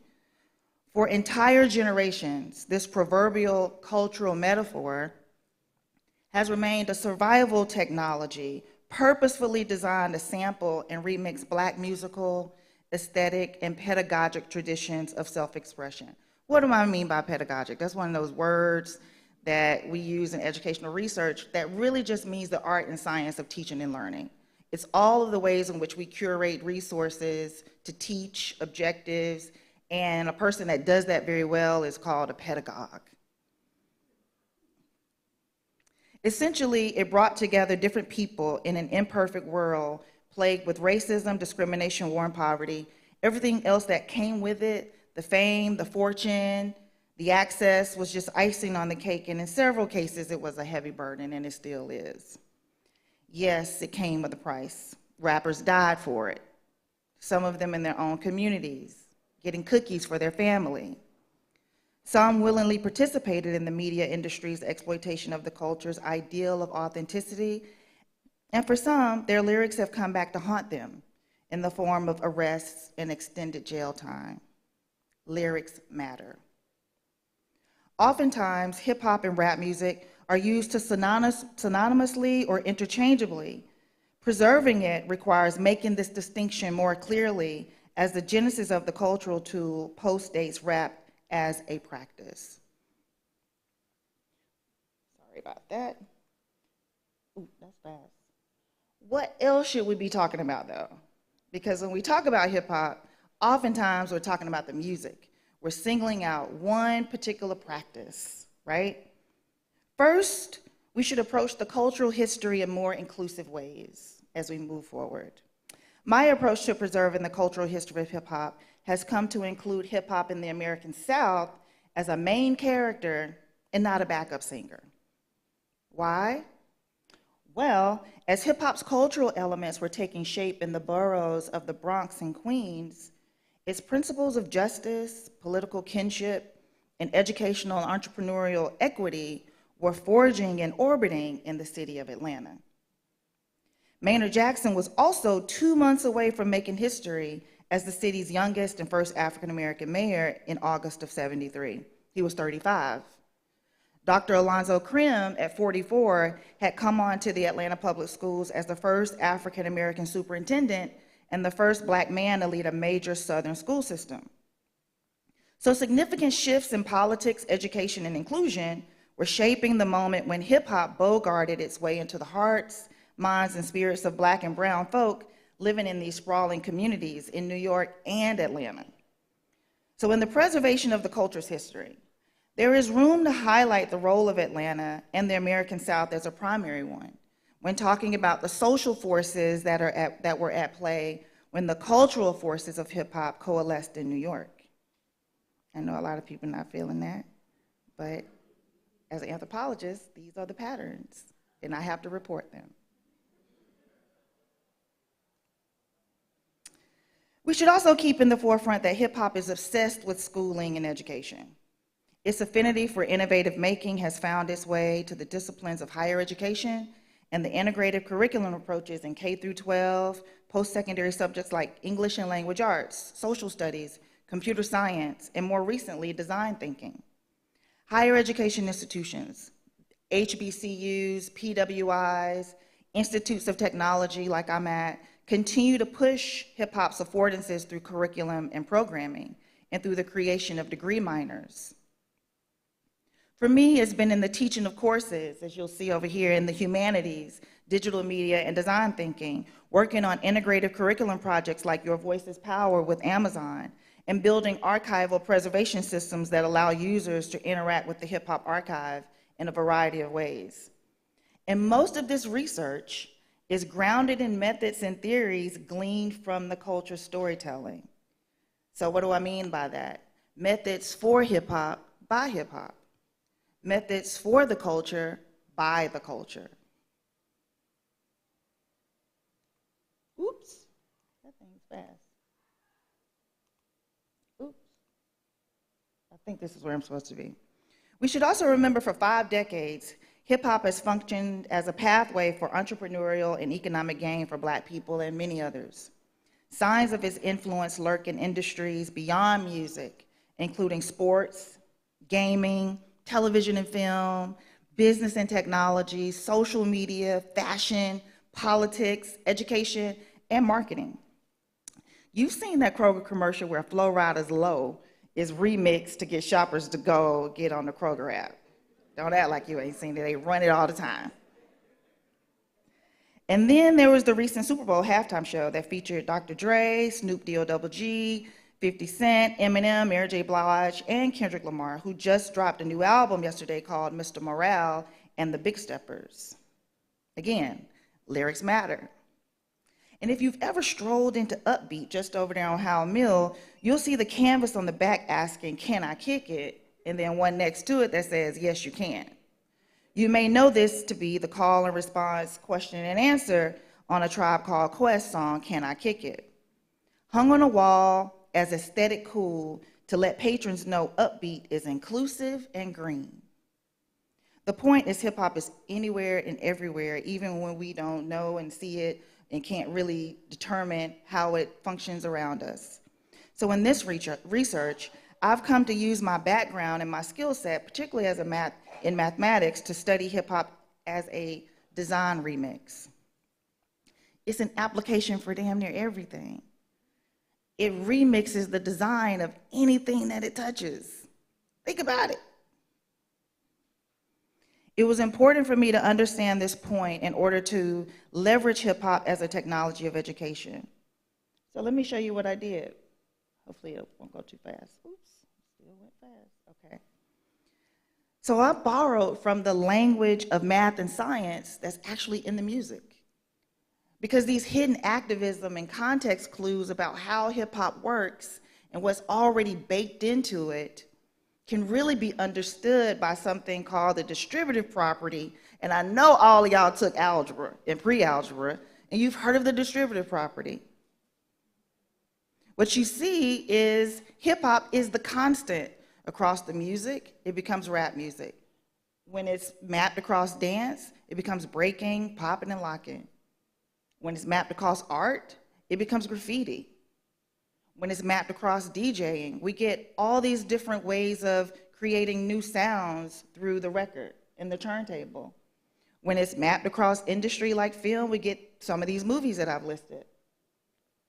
And when it's mapped across higher education, this is what we're getting. And when we get map it across politics, we elected President Obama and Mayor Andre Dickens. Atlanta's had 3 mayors over the last 2 terms that had this cultural sensibility and consider themselves to be a part of Atlanta's hip hop generation. That's not just by happenstance. Think about it. In his song, The Formula, go look it up if you don't believe me. In his song, The Formula, Tracy Curry, known as the DOC, he offers a design framework for creating what he refers to as rhythmic American poetry or rap music. Again, go listen to it. The formula consists of 4 verses. Each verse builds on a set of processes and ideas formulated to manufacture a style of engagement to generate active interactivity between Curry and his audience. He talks about principles of originality in the song. He talks about this open-minded thinking as one of those principles, these notions of kinship, this sense of fashion and accountability to the creative process. They all culminate in a set of characteristics for thinking through the creation of what he refers to as his funky composition. Curry weds these rhetorical elements to a 4-minute sonic arrangement of melodies produced by none other than Dr. Dre. As it relates to the art and approach to design remixing, it is important to note how components described in the formula are really pulled from this archive of Black performance traditions, and then they're repurposed using the unique design fundamentals that are unique to hip hop. Rarely, however, are these fundamentals framed as design principles, particularly design principles of Black cultural production. Rarely is the theoretical language of design research even used to describe hip-hop's affordances for sampling and remixing sound and text. Like the DOC, we could look to William Griffin Jr., known as Rakim, who in his book, Sweat the Technique, talks about the creativity that he puts into his writing. He goes on to say, I hear the same questions all the time. What's it mean to be a writer, a rapper, a lyricist? Where do I go in my mind to create the perfect rhyme? What energy do I channel to move an audience, to manipulate syllables into syncopated flow and point a story with words and music? How do I get someone to stop a record, rewind, replay, and rethink everything they thought they heard the first time? These questions presented by Griffin are design questions, in which he poses the practice of writing lyrics as the design issue. Again, the stream of questions presented in this quote are not described as an exercise in design thinking. Oops. Rarely is the, that's sensitive. Rarely is the pursuit of understanding what makes hip-hop situated as a design issue where the interrogation is committed to what Andre, Big Boy, and Reuben Bailey describe as the basic principles and fundamental truths contained within the music. See, these hidden activism stuff is here. And the question is, how do we use this in the classroom to actually teach computing, digital preservation of archives? We were talking about the digital earlier. How to help students think about creating designing projects that have social and equitable consequences. Games, for example. And in my case, it's been with the acquisition of a collection of records that I got from a DJ by the name of Michael Webster, who lives here in Atlanta. So what we did was, when I acquired these records, I was at a school called Virginia Tech. And if you know where Blacksburg is, it's in the mountains. So how are the people who hip hop is designed to reach gonna get access to the archive if it's up in the mountains? So this is where the digital has come in. This is where using technology, particularly gaming technology and software, and building architectural frameworks. This one is designed based on the Atlanta History Center, and this is where we used the Michael Webster room, which was a very small room in his house over off of Peyton Road, and we used something called a Faro scanner and actually went in and scanned the entire room to develop 11 more rooms so that users can have an opportunity to experience the archive in these digital and virtual ways.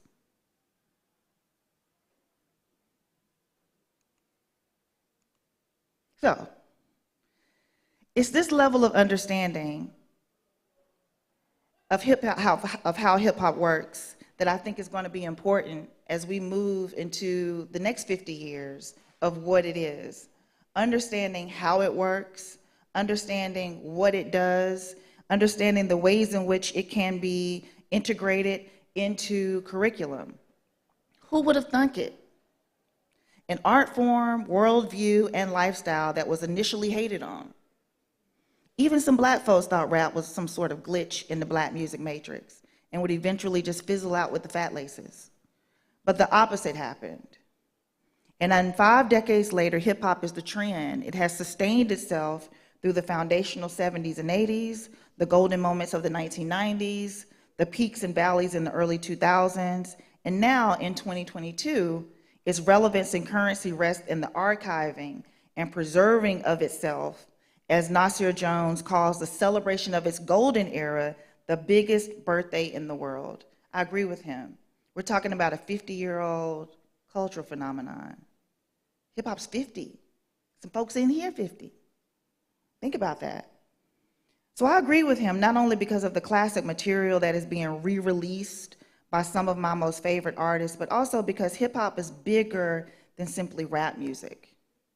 It is built on a set of affordances that will continue to impact teaching in K through 12 and post-secondary education. the ways in which artists are going about making art, the ways in which producers are approaching music and media making, the ways in which archivists are approaching their archival work, and how creative technologies are building innovative systems and platforms. Using the design principles of hip hop and its uncanny ability to map itself across pretty much anything is really the next level. And I think that's where we're going to start to see hip hop go. Thank you very much.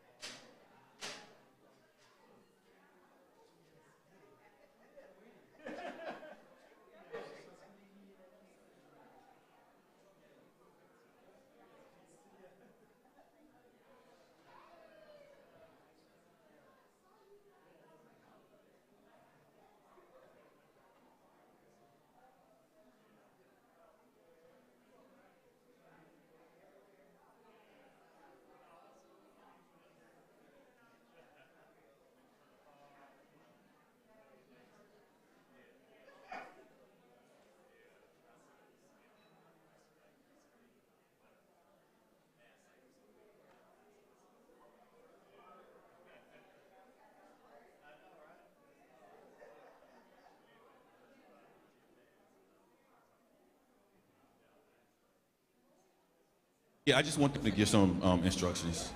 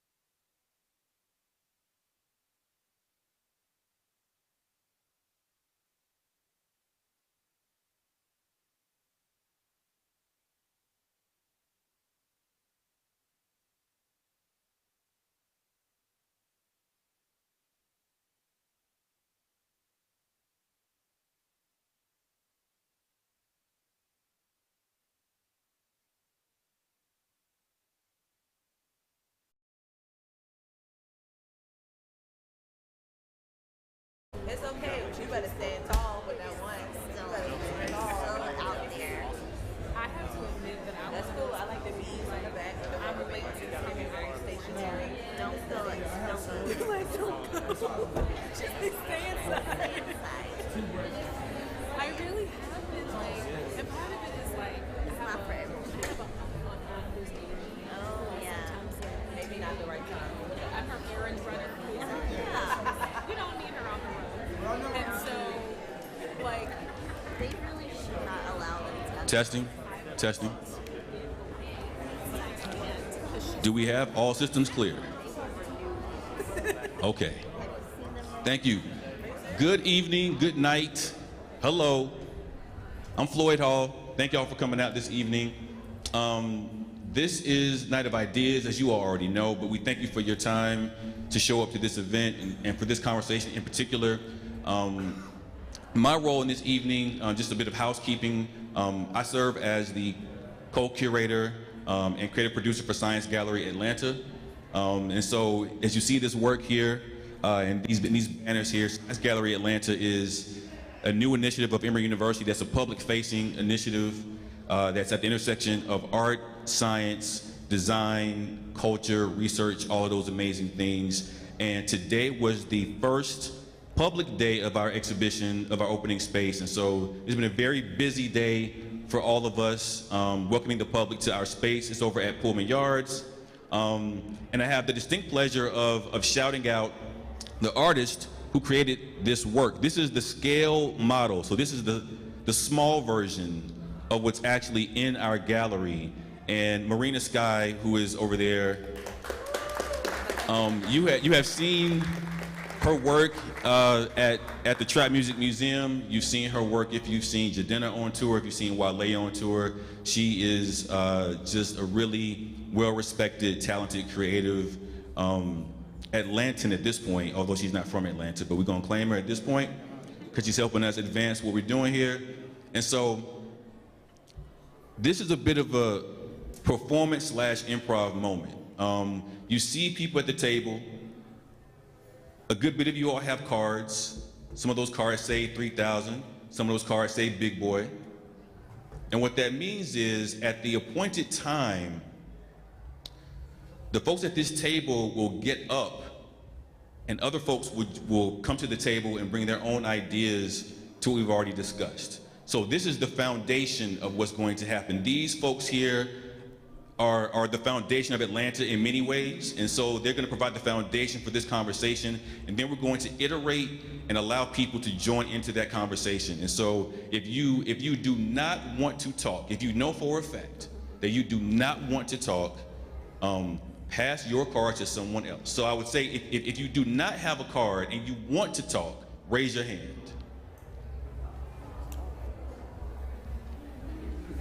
Okay.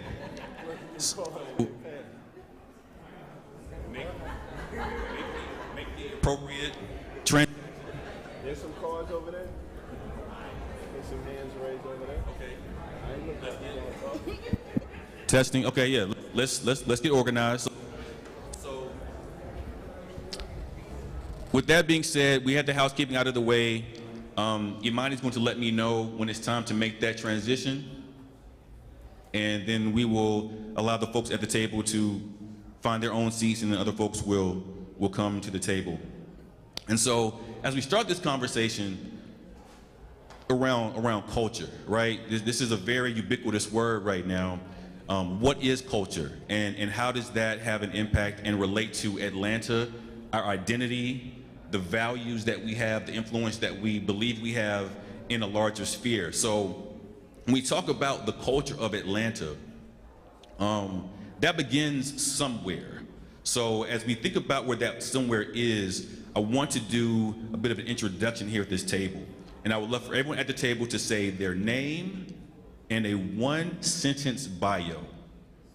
Not a run-on sentence, a direct sentence, a directive. So a one-sentence bio of your name.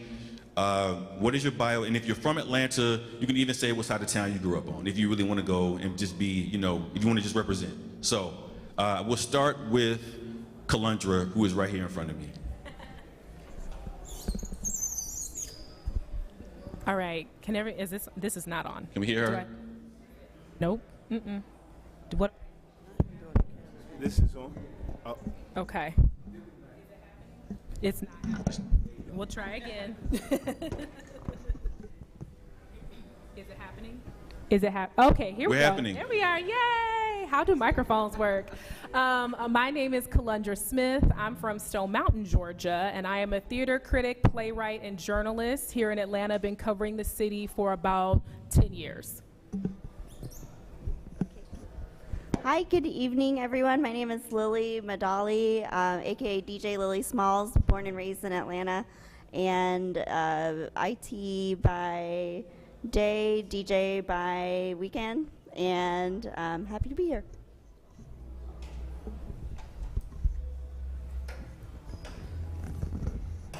Hello. One sentence. My name is Bame Joyner. I'm a diplomat of the West End community.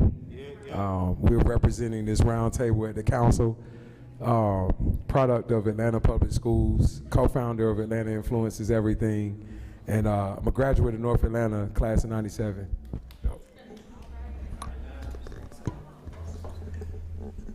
We got some diplomatic issues at the council. Hold on one second. Can we get someone to come work out what we doing at this table as far as the microphones? One of the folks in the back. I don't want to test it. I do. My name is Kirsten Daniel. I am born and raised. I'm from the west side of Atlanta. I've worked in the music space for 15 years. I own a brand called ATL, and I'm the trademark holder of Old Atlanta.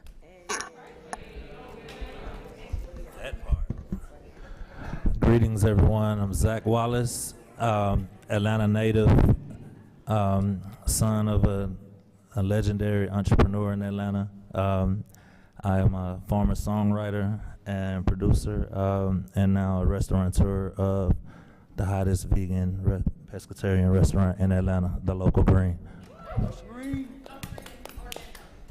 Hey, what's up, beautiful people? My name is Bosco. I am a multimedia artist. I also am the founder of a POC Gen Z creative agency, Art Collective Slug Global.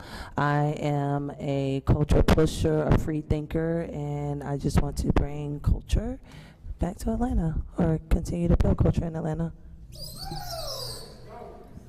So the room's small enough, I'm gonna try to project my voice so that y'all don't get the feedback. I'm John, I'm with Chekwa. I'm a storyteller. I'm not from here, but I've lived in the West End for the past 10 years. All right. Walter, yeah, that's my guy. Co-founder of Portrait Coffee, teaching pastor at Cornerstone Church, resident of the West End. Yeah. So I am Chris Pilcher. I was born at Grady Hospital. I'm a creative technology artist, and I am the creative director of Underground Atlanta. All right, all right. So now that we have the introductions and the pleasantries out of the way, going back to this notion of Atlanta culture and really thinking about how we got here, given that she is the rights holder of Old Atlanta, Kirsten, talk about the need for the term Old Atlanta. I started the brand in 2015, and it was pretty much out of a need of traveling and seeing how many transplants were in the city and how many people talk about Atlanta. Again, I work in music, so a lot of people that I work with never actually visit Atlanta to see what it represents. They utilize our talent to push our message forward. But I see, what I'm noticing is that for as much as people move here, they don't understand the reason why they move here and what the infrastructure has been in order for them to come and be able to flourish in the way that they flourish. So Old Atlanta is just a nod to culture preservation. It's a way for us to acknowledge the things that were here prior to, you know, this great building of what we have going on right now. And also a lot of the entrepreneurial values that we've had here, the Black excellence that we've had here, and I say geographical reverence as well, because we acknowledge, you know, if we speak about Amaretta, she talks about what is and isn't Atlanta, but ultimately all parts, all neighboring parts of Atlanta have represented the true value of why we're able to sit here in this room today and, you know, coexist in a space of, again, having so many different values and beliefs in entrepreneurial systems that work together. Zach and then Bame, when we talk about the infrastructure, or when Kirsten talks about the infrastructure, who are we talking about? Like, name some names, name some things, name some people. Let's actually maybe even, you know, give some flowers to people who actually help build the foundation of what this thing is that we call culture, because we can talk about the infrastructure a lot, but what does that look like to you when we talk about the foundation of this? Not to get too deep, but you know, in Southwest Atlanta, we had a skating rink, Jelly Beans, you know, and it was Stray Cats, people like that who were just everyday stars. You know, DJ Toomp, I think y'all know him. He was a big DJ, so you know we had a certain culture. You know, it was booty shake music. You know what I'm saying? Where it was like, and, you know, a lot of y'all know that. You know, it was like yeeking and all that was going on. But we were really trying to find our voice. You know what I'm saying? So you had, you know, then what came from that place was the Dungeon family, and you know. My boy straight from the deck. What's their name? Ghetto Mafia. Thank you. You know what I'm saying? So you had people popping out with different joints, and it was like, you know, but it was a consciousness. You know what I'm saying? That really is the foundation, the cornerstone for Atlanta hip hop. Really, you know what I'm saying? On a major scale, and you know, I feel like, can y'all hear me? All right. Let me. Okay, you gonna cue it up a little bit? These folks did music. Yeah. Aggressive engineers, man, in here. Hey, all right, so you know, to shout them out, you know, I have to say, I mean, I'm biased. I'm gonna have to say, if I have one cornerstone, I gotta go with Dungeon Family, just because everything that happened globally from, you know, from the Dungeon, from Rico's radio store in East Point, you know what I'm saying, from Tri-Cities, from Mays High, from, you know, Southwest Atlanta, Curtis Mayfield Studio, you know, and you know, so that was I wish I could hear you. Okay, I hear you.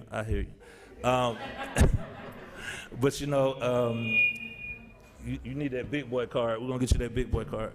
But you know, that's where we. It's so distracting. So that's where we are, man. Okay, so I want to frame this up then for BAME, because I feel like going to this notion of Dungeon Family, right? 1995 Source Awards, Andre 3000 says, "The South got something to say." We've heard that many times over, but I feel like we are living in this time of between the two Andres, Andre 3000 and now Andre Dickens, the mayor. And so we have this time frame that we're living in that is currently expanding now. So when we talk about that infrastructure, not just hip hop, but just like the city, what is important in the city that we need to preserve, or need to respect, or at least need to acknowledge.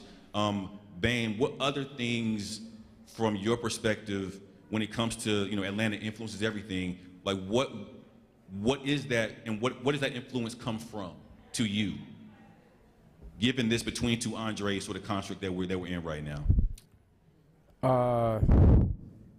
Pearl Clays, Radcliffe Bailey, Michael Lomax, Julian Bond, even Sharon Adams and Wade Burns and Thomas Cuffey, Marvin Arrington Sr., you know, some of the elders that, and there were certain things that happened post-Reconstruction where people started settling in Atlanta, you know, from Marthasville to when it became Terminus. But the bottom essence of like Morris Brown, like how so the AUC as a whole, you hear a lot about Morehouse and Spelman, but it was the Morris Brown kind of accepting of if you put forth the effort, you know what I'm saying, in Atlanta. If you put forth the effort, Morehouse and Spelman is like the W.E.B. Du Bois and Booker T. Washington kind of debate. And Atlanta is both of those. They're both of those legends. They were both right and wrong at the same time. You know what I'm saying? And Atlanta is a yes and city. It's not an either or. So it's a Grady baby city and it's a transient city.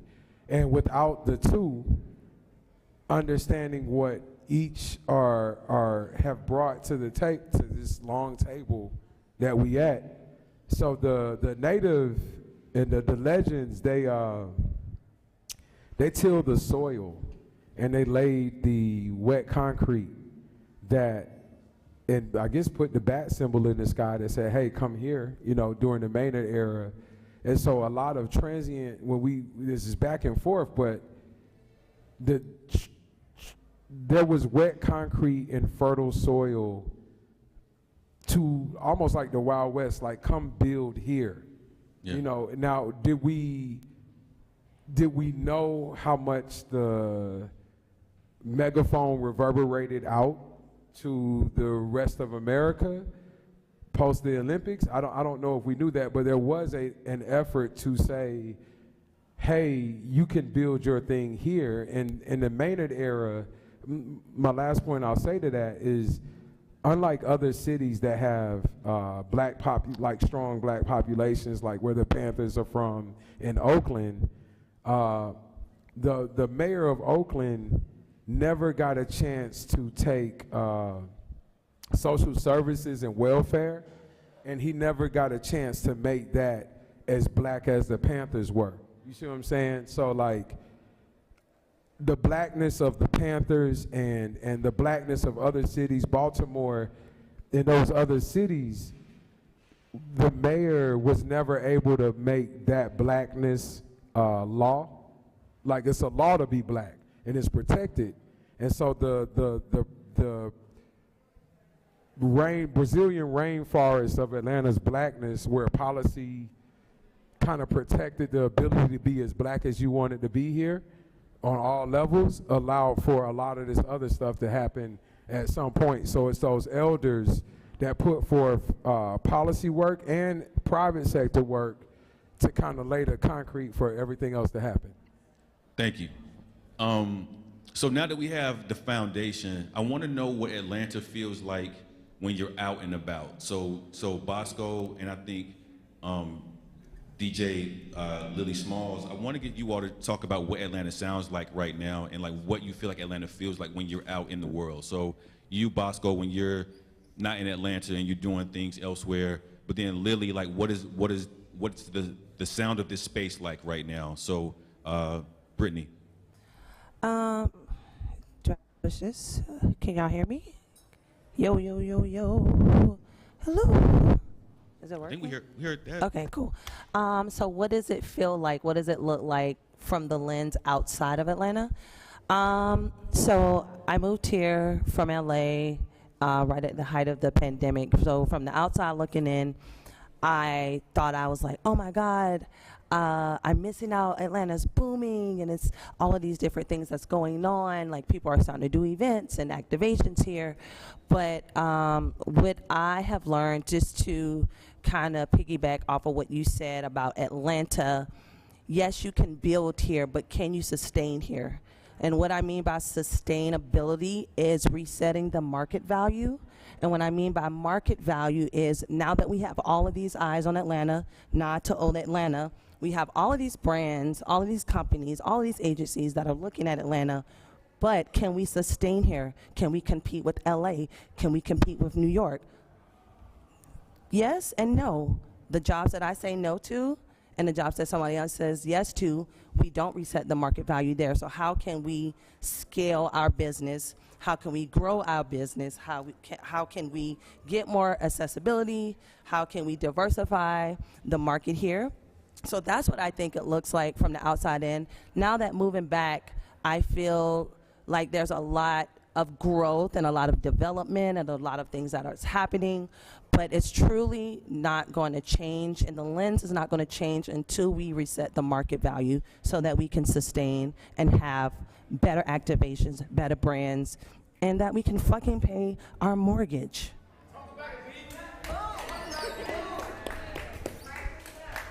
Yes. I hear you, girl. I really agree, and I really feel that some of our cultural spaces, our authentic cultural spaces in Atlanta, they're dwindling post-pandemic. We lost Sound Table, we lost the Music Room, we lost the Graveyard, we lost El Bar, all these really great spaces for real Atlanta music, real DJs to come in and play what they wanted to, not what the managers wanted them to play. And you know, people could come as they are and dance and twerk to everything. You know, I feel like that Atlanta has a responsibility now to preserve these spaces, to preserve the spaces that we still have. You know, we still have MJQ, which is on Ponce, which I believe is like the beloved community of the dance floor. You see black people, white people, Asian people, Latinos all twerking to the same beat. Is very beautiful.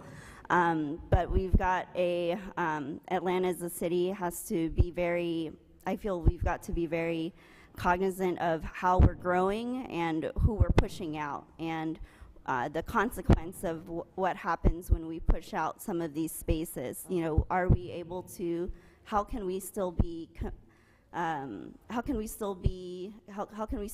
congregate and, you know, be together and celebrate life, and not just for us folks that are over 21, but also the young people. You know, growing up we had skating rinks and things like that, but I feel like those spaces too are also kind of dwindling, and we really, you know, moving forward, Atlanta moving forward, we have to think about how we preserve that. So as we have this final lap for this table, I saved these three folks for last because I think Kalundra, as a critic who is critically sort of assessing things in the world, Chris as a bit of a futurist who's thinking about, you know, many years ahead, and John, who is in many ways exporting culture out of Atlanta via Portrait Coffee. For each, the three of you, what do you want Atlanta to look like 100 years from now?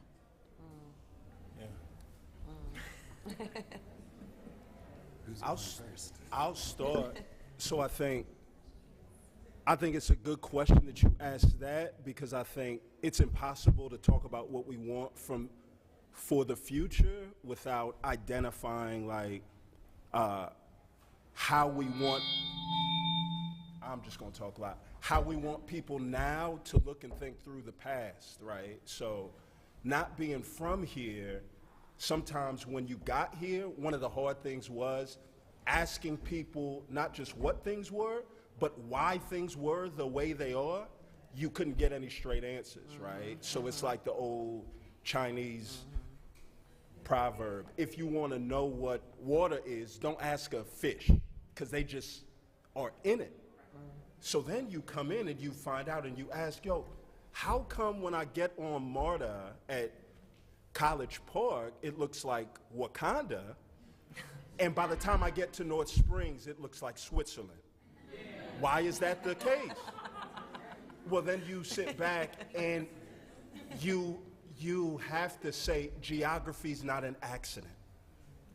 Things didn't just come to be this way. And if we don't learn, and if we don't have a group of people in Atlanta that are storytellers and ardent historians, then 100 years from now, things are gonna look exactly the same way that they are now, because nobody knows how it got to be this way. So for me, I think more than what things look like then, I'm concerned with what the people are like then. And 100 years from now, I hope that we would have a community of people in the room where everybody can agree and recount the same story as if we was all getting into trouble and try to get our story straight, right? That's what I think that we need. No, I completely agree with you. We can't predict what our future is going to be if we don't know our past and we don't know where we're at right now. Right. And being able to tell that story, like that narrative of like who is Atlanta, that's up to the culture creators, people who are sitting here at this table, people that are here in this room. So the only way we can build like this greater, more utopian vision that we all have, like everybody that's here wants to build something. Everybody that's here wants to build something better for the future, right? Better for the people that come after us. The only way we can do that is to support the people who tell the story, who hold the memories, and to support those people, we got to give them the bag. Yeah. Like, there's so much money moving around Atlanta right now, and that money needs to go into the pockets of the people that will use it for the right things. So that's what I think. And knowing where to find that. And knowing where to find it, opening up the resources for people. Like, I mean, Bosco, you travel the world doing your art. You do great. Ben, I know you're like amazing. I make money from my art. Like, it took me a long time to learn that. I grew up in Tri-Cities, poor as shit, but I'm doing great now. And it was because I had people to guide me along the way and show me where those resources were. So. Yeah, I think that part of the reason why there's so much cultural interest in Atlanta right now is because Atlanta is a place that looks like what the future of America looks like, which is that this is going to be I believe it already is a global majority country, and they just don't count the census, right? But, you know, whatever. So anyway, I think that Atlanta has been a place of possibility and a beacon for people of color for a very long time.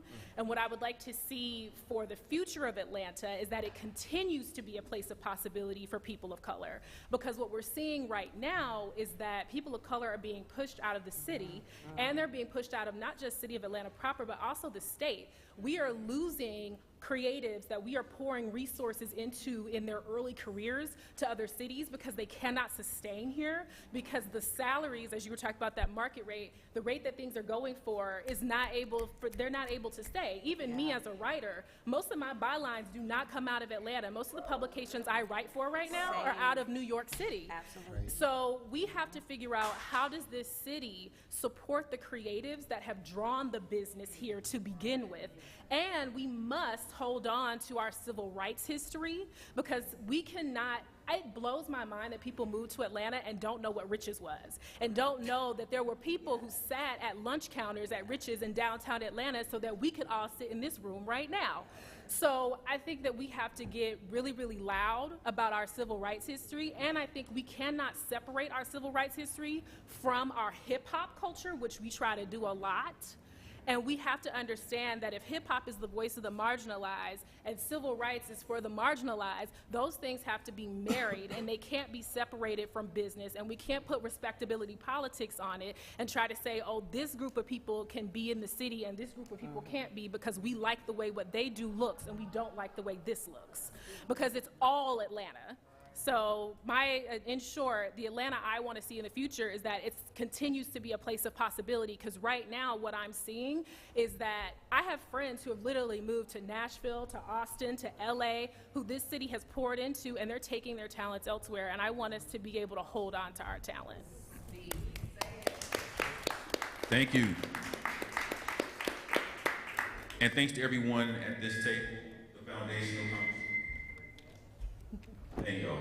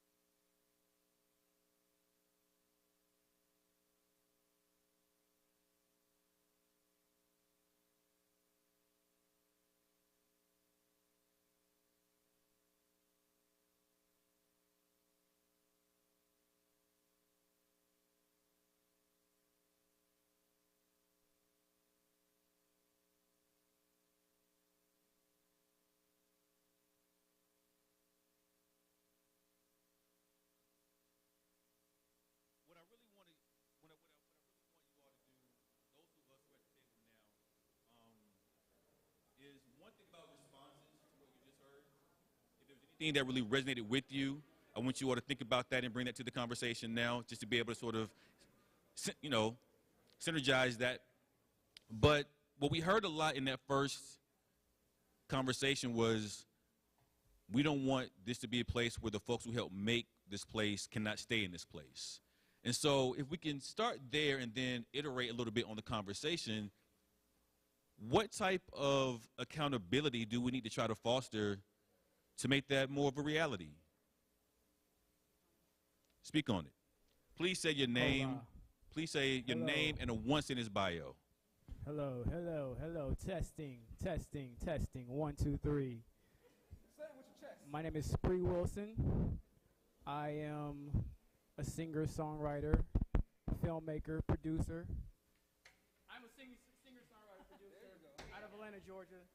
I like to talk about, you know, what some of the panelists was talking about as far as moving to other places.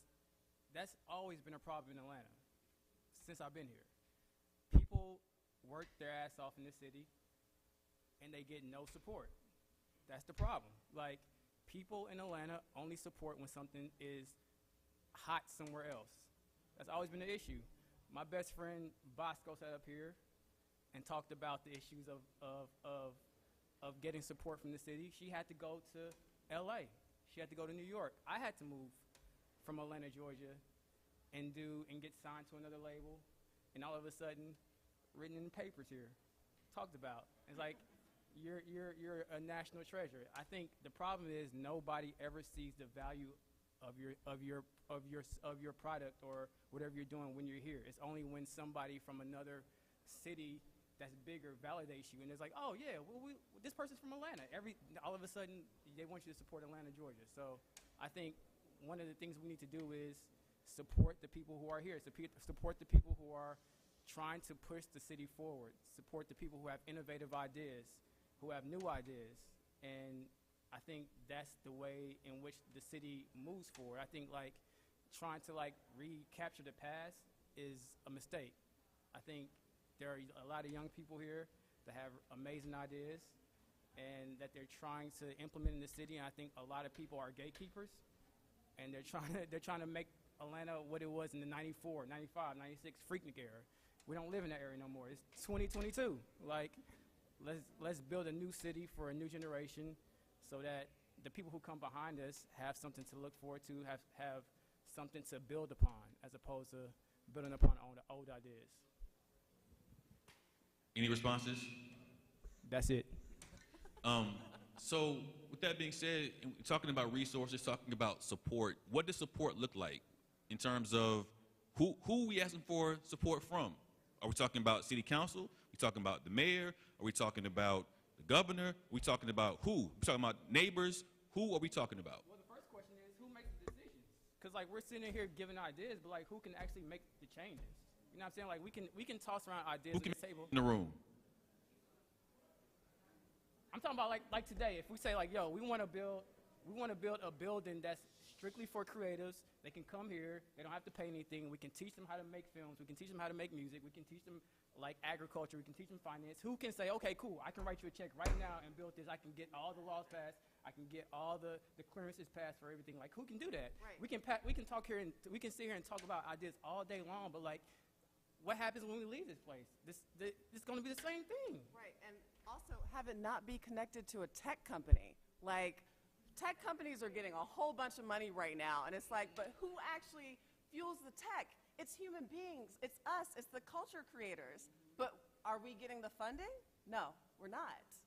We need that money, and we also need the infrastructure to support our ideas and our creativity to keep the city going. Sorry, my name is Nakia Phoenix. Sorry, co-creator of the Hey Brown Girl mural in Castleberry Hill. Boom. And also a commercial actress. Wellness creative. Boom. Okay. Yeah. I mean, the ideas in the city. Anyone aren't else? the problem. Anyone else at the table want to respond or add to what we just heard?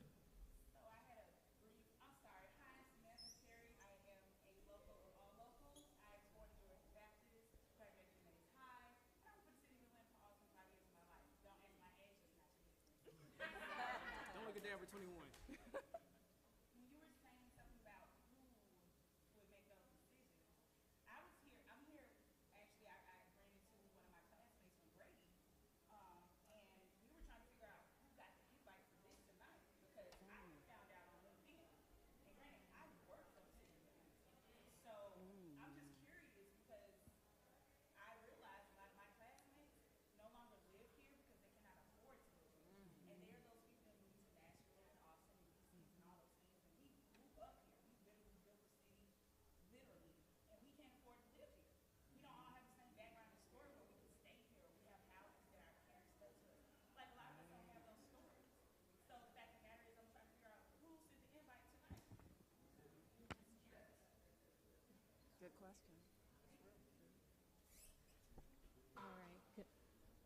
can't hear me.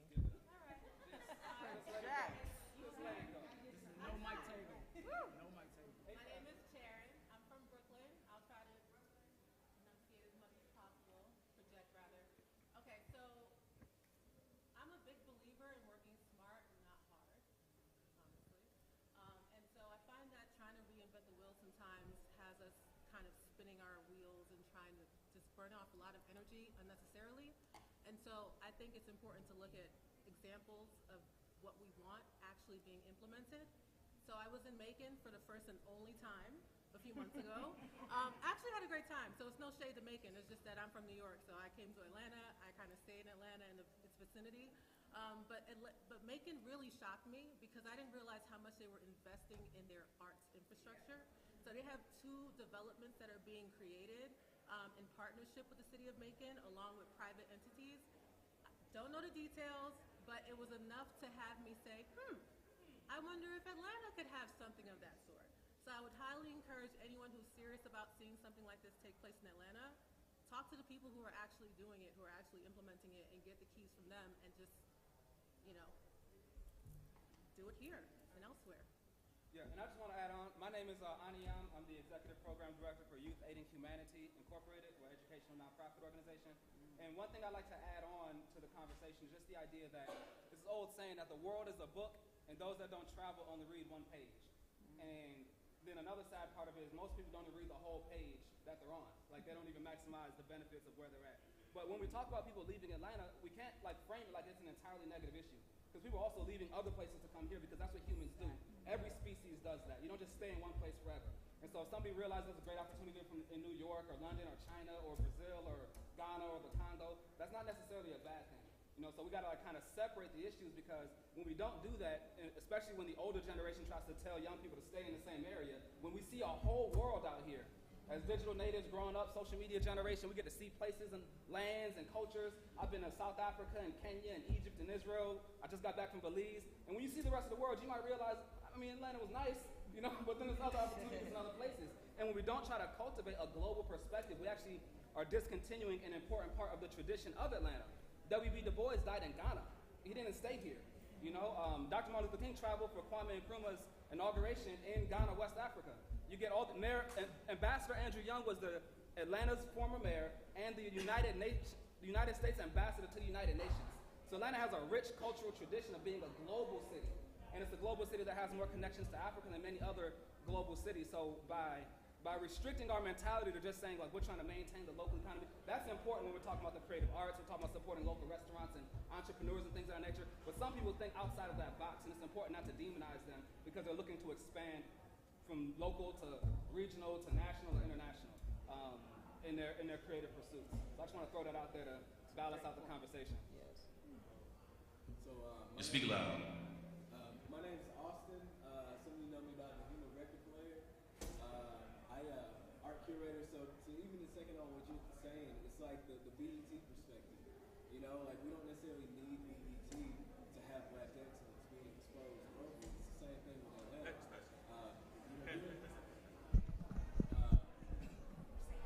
During the pandemic, I realized a lot of things of that particular perspective. I moved out to the mountains in Gatlinburg, Tennessee, and a lot of my network of people that I worked with locally, I still had connects with, but it took away a lot of the distractions that I had at home. So sometimes that going away for a lot of people could take away a lot of the distractions and create a focus. But I think that that's a good thing, too, to always have that network of people that you've had here. And I think that should be really the focus, is building that network of people locally in the idea of whatever you're trying to achieve. I get you all are saying as far as traveling and wanting to leave, but people are literally being displaced. That's what I'm talking about. I'm not talking about people going. I can get my passport and go somewhere, but you literally cannot afford to live here. That's a difference. Because that's what I said, we just got to separate and make sure we keep those categories different so that everybody who leaves isn't lumped in the same way as when they find out. But sometimes it is the same, and we can't discount that. I threaten to leave Atlanta all the time to go back to LA for better opportunities because I'm like, yo, wait, Atlanta prices for housing right now are drive, it's like New York or LA. Yo, I should just be in New York or LA where there are more opportunities for me and where there's an infrastructure that genuinely supports a creative class. So it is literally on the Venn diagram. It's in the center. I feel like how somebody else earlier said Atlanta's a yes and not an either or. You know, so we can say, yes, this is one aspect of the issue, this is another aspect of the issue. We deal with them each as they require to be. As we wrap up, we have two people at the table who have not spoken. Add to the conversation. Say something, add something, give your perspective. We will start with right here. My name is Selena, and since I feel like my voice carries pretty good. I moved here about 8 years ago now from the West Coast. I grew up in LA. I lived in Portland, Oregon. I lived in Seattle, Washington. And every one of those cities that I lived in, I witnessed in real time gentrification happen in every single one of those cities. I grew up in LA in the 80s during the crack era. So from that, the pre-crack era to afterwards, obviously was such a huge difference, and it was night and day from before and after. And then moving to other cities and witnessing the same thing, coming here, I feel like I even witnessed that here, because even 7-8 years ago, I started doing photography I like to call it like urban decay. And almost all of the pictures that I've taken there, they don't look like that anymore. They're totally redeveloped, they're totally something else now. And even speaking in my regular work duties to hundreds of different people, mostly men because I work in warehouse mostly, I speak to them and ask them like about the history of Atlanta. Even an older gentleman, he's passed away now, rest in peace, but he was an older gentleman. He told me a lot about Eastern Georgia, which I did a lot of research before I came, but you know, he's talking about his work and not even being able to come into the front door to do stuff. Just every, regular stuff, but like a lot of the young people, and I've done mentorship for a lot of young people, gang-related young people on the West Coast, and I feel like the youth is where a lot of the focus should be. They need programs, they need resources. All of the youth have something they're passionate about, and if they're not being catered to, then what are they doing? They're off doing other stuff. But I say that to say, in asking even the older generation, from young to older generations, there's people who, because when I first moved here, I moved to East Point. So I lived over there off of Stanton Road. A lot of those guys haven't even been to this side of town, haven't even been past certain borders. They'll say, hey, even the older gentlemen, we knew when we were younger, we couldn't cross this area. We can't go over here. And it's still kind of like that today. It's very segregated once you get, certain parts of the city, they don't go other places. So I think that having people like this, creative people here, to reach out to those people, to let them know your world is a lot bigger than the block you grew up in, the neighborhood you grew up in. That says a lot. Mentorship lets them know, like, there's other people. Whatever it is you like to do, that's what brought me to Atlanta. I can say from an outsider's perspective that looking at Atlanta from an outsider's perspective, you can say it's great because there's so many people of color there doing whatever it is you love to do. There's a group there who can do the same thing that are not all white, or, I can say that because I live in Oregon. Go outside, it's nothing but all white. You see white people everywhere. It's like, where are the people? You can have more than one function because there's not enough people of color that have that more than one function. So that's why Atlanta is so important, because you can have all these different creatives in different areas who do stuff that you love to do and can flourish. And move to other cities if they so choose. Move to other countries if they so choose. And that's what's important, because that's what brings people to Atlanta. Most people I meet here are not even from here, including myself. So. Yeah. Hi everyone, my name is Marina Sky. I'm an art director and a set designer here in Atlanta. I'm also from LA, born and raised. I came here to attend Clark Atlanta University and just fell in love with this city, and I have not left. I've gone to other places to work, but I feel that this city has adopted me and has allowed me to become the woman that I am now. I've been quiet because I'm internally battling the LA native and the Southern resident in one person. And I think, to your point, I think you brought up a very interesting point about being able to feel comfortable traveling and experiencing. But I think the most important thing is to come back. I think that there are a lot of instances where people they go elsewhere and then they seek amazing and beautiful prosperity, but then they stay and they get comfortable where they're at. And that's great, but example, I have some good friends that started a record label, LVRN. LVRN is a record label that started in Atlanta. They're all Atlanta natives. They have Atlanta artists. They have grown tremendously. Billboard, like literally they are an amazing record label. They have offices in LA, offices in New York, but their home base is Atlanta. And I think there's something very special about being able to take these experiences that you have, travel elsewhere, but then also bring everything, your resources back to this city. To your point, there are so many transplants that come to Atlanta, us included, that come here and seemingly use the resources, but then people leave and never come back. I think it's important for us, we have responsibilities as people that live in this city, as people who have grown in this city, who have experienced in this city, to leave, take things, and then bring it back to this community, because there are people that look up to us, no matter what areas of whatever we're in, creative, tech, business, whatever. There are people that you could touch and heal with your experiences. So making sure that we are taking our experiences from the world, bringing it back to the city, and then figuring out ways to kind of uplift our youth and the people that are not even the youth, because there are people that are shadowing you that are your age that you don't even know look up to you. And I learned that in my experiences, and I think it's just important to make sure that we just come back and bring back to the city. I have a question. Right. I just want to know, out of this table, who's sitting here right now, who's an Atlanta native? One. And that note, wait. And everybody who's an Atlanta native in the room, raise your hand. And on that note, we are going to shift.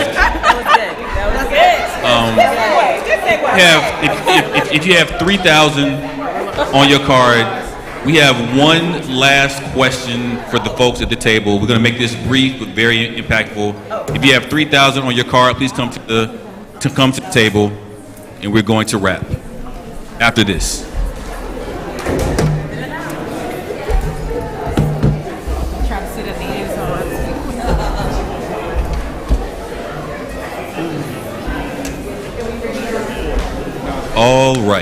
All right.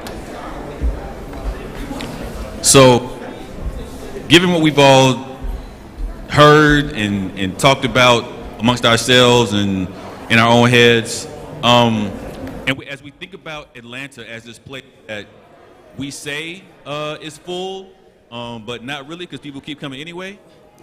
So, given that we are not as full as we think, and that the values of this city are going to shift and change as the people in this city shift and change, and the identity is going to shift and change. All of the things that we heard at the very beginning will look very different many generations from now. For the folks at this table now, this one question is, how do we manage that change? How do we manage the change of the past and the plants and the natives? How do we manage it? That's one question. Everyone to give an answer to that one question, and then that will conclude this conversation. But do please say your name and that once in his bio. So, my name is visionary filmmaker Savan Zell, a technology storyteller. I've been coming to Atlanta for about 35 years from Duval, Jacksonville, Florida. And I think my first time coming to Atlanta, it was all about leaving Jacksonville to come to Atlanta. A lot of transplants come here and they leave with problems. I was one of the youth that left the city to come to Atlanta to get away from the trouble in Florida. Now I tell stories with Amazon. I work with Google, Afrotech, and all of these big tech companies. I tell stories on tech. And I do think that the problems in Atlanta will get worse because equality in Atlanta is so far. Like, we're going to see Microsoft and Google and all these big companies similar to in San Francisco, but we're going to see the youth and the young people in Atlanta not make money. So the world, that this gap that we see in San Francisco, this gap that we see around the country, we're going to see that same gap in Atlanta. And I don't know who have the problems. I mean, I don't know who can fix that problem, but we are seeing it reflected in the violence in Atlanta as well. If we look at the streets in Atlanta, like we can look on with Young Thug and everything we see in the streets, it's a lot of violence going on in this city that we don't talk about. So I think the further the equality gap financially of Atlanta, I'm in a bubble. I'm living in a bubble. I come here, I'm only at the Gathering Spot. I'm only at Kid Labs. I'm only at the Russell Center for Innovation. I'm not in the city of Atlanta for real. So a lot of us are living in a bubble in Atlanta, and it's people from Atlanta for real that's in the streets out there that's starving, they're robbing, they're in the streets. They don't have the money, they're not looking like us, they're not in this room. So I think the problems will get worse in Atlanta. Hey, I'm Chantal Stepney. Can everybody hear me okay? Okay. All right, well, Chantal Stepney. I'm a local Atlanta native. Grady, now Midtown High, is where I went to high school. I'm a business tech consultant, lover of the idea of intersection of culture, and piggybacking off of what you said, and to answer your question about values. I think we need to think about going back to this, what is culture, what are values, and what are the values of Atlanta? The owners of the culture we've been talking about all night, they were humble, or are, hopefully still are, humble, salt of the earth people. When we talk about Andre, when we talk about Big Boy, when we talk about the high schools and the names of our high schools and who they're named after, when we're talking about some of our former mayors, our civil rights leaders, some of the entrepreneurs, you know, Herman Russell, right? And all the ones that we think about that formed the idea of Atlanta now, these folks were salt of the earth folks.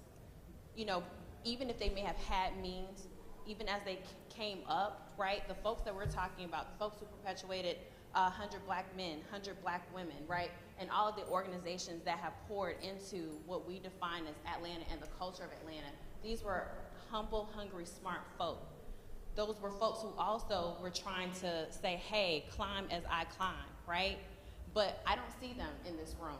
The folks that you're talking about, right, the Atlanta that we don't necessarily tap into, they're not in this room. They're not getting credit for also owning and perpetuating the culture of Atlanta. The folks who back in the day went to Walters downtown, right, who had the sneakers culture and the game on lock there, right? Those were folks who were riding MARTA, who were living downtown, who were living in Southeast Atlanta, Southwest Atlanta. But we don't see them at this table, and we don't see them in the rooms when we speak about culture. So to wrap up the point I'm trying to make, I think that in terms of how do we fix it, we have to forge forward, but we also have to go back to think about what did our predecessors do to bring and invite multiple perspectives to the table, to give credit where credit is due, from the streets to Microsoft, Google, and everywhere in between, and continue to have those conversations and make sure that we are leaving room for everyone to be here and to speak the truth about the culture of Atlanta. Otherwise, we will have a one-sided situation, and the equality or lack thereof that you spoke of, that problem will continue to manifest. Hey everyone, my name is Kayma J. I am a rapper and a techie. I say that because I literally done it all from developing. Now I manage technical projects. I'm actually from New York, so I have a little different perspective. I'm just visiting here, but to answer your question, I feel like to keep the culture in Atlanta, I literally feel like you guys are doing it just by being here, by being community-based. I feel like Atlanta natives have a pride in the culture and the the history that is here, and to continue to do that and to tell your story, and so that you have that strong foundation that you have, and just keep pushing it. So to keep it short, I feel like you guys are doing it, and yeah. Hello, everyone. My name is Makisha Funderburg. I am a professor at Clark Atlanta University. I've also taught at Morehouse and Morris Brown, so haven't cracked the code to Spelman yet. Since I work around young people and specifically around creatives like photographers, videographers, and all those things, I think the term of fixing, I think, those of us who are creatives and successful in our own right, I think creating mentorship and training programs for those younger creators, because they can be creative all day, but they may not know how to monetize. And I definitely agree with the last group of people that sat here, and someone mentioned something of you have to go away to become something, just to come back to Atlanta to be successful. And I find that to be a problem, because we have so much talent here, there's so much business, and a lot of, especially people, Black and brown people, may create the culture in Atlanta, but a lot of us are not owners of it. So I just say, those of us who know what to do, create those programs, and not just have conversations, but show, how do I apply this knowledge that you're speaking of?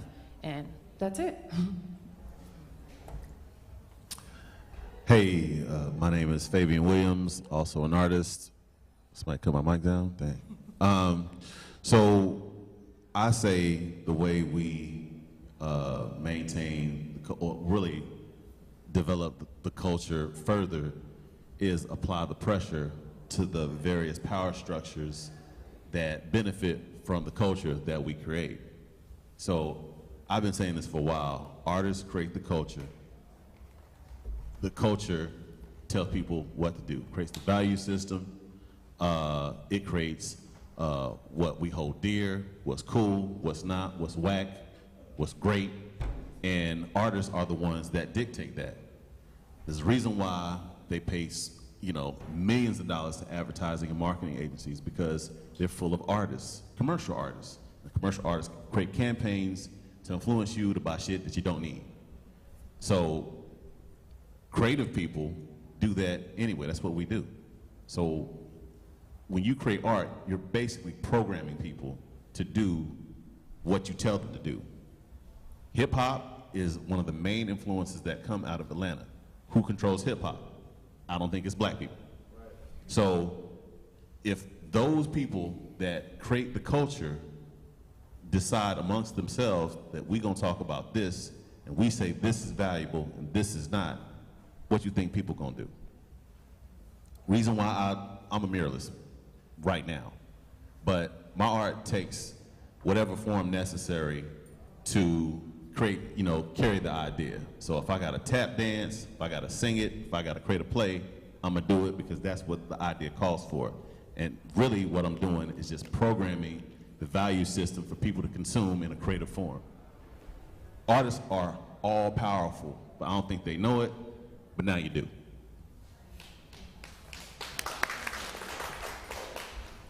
I'm Janae Whitaker. I'm a professional counselor with a background in STEM and divinity as well. So Jesus, essentially. And so as I've been listening to, I guess, the 2.5, I guess, long tables so far, and for me, it's almost like to answer your question, to answer this future forward question, it takes me conceptualizing the problem correctly. And as I'm listening, it's like the diversity, the intersectionality, all the options that are available to people of color, to people here in Atlanta, that you go other places and it's like, for instance, Blackness may look a particular way. It has this limit. In Atlanta, it's so diverse, but I think that's what makes it so challenging, is because when you have so many intersections, brain-wise, we want to put things into boxes. It makes it harder for us to do that, and therefore harder for us to figure out, what does it look like to go forward, because there's so many different options, there's so many things we're having to consider. And I think, and this is where the STEM knowledge comes in, this idea of allostasis, of creating stability through change. It's what we do in our body with when we get a fever, right? It's like, I'm gonna change from 98.6 to 103 so that we can get some stability and fix this, right? Like, it changes the set point. And I think in some ways you have to zoom out. I think that's part of what's gonna create kind of this movement going forward. And I think that incorporates like the storytelling of knowing what our shared values are, knowing what we want our legacy to be. I think one of the people on the panel was talking about that is culture our biggest export, or is it our civil legacy, our social legacy, right? And so getting this idea of what is our set point, what is the overall goal we're trying to achieve, because I think that's how you manage diversity. That's how you manage all the different ways that Atlanta culture shows up, all the different ways blackness shows up, is this sense of like, what's the larger goal? You know, it's how any good team works. I'm a soccer player as well, and it's like, you have people that look all different shapes. It's a very fluid sport, but it's like when you have that end goal of like, we're trying to win the game, we're trying to win this championship, we're trying to do this tactic with this against this team, you can bring all the different talents, all the different positions together more easily because we know what we're looking at all together.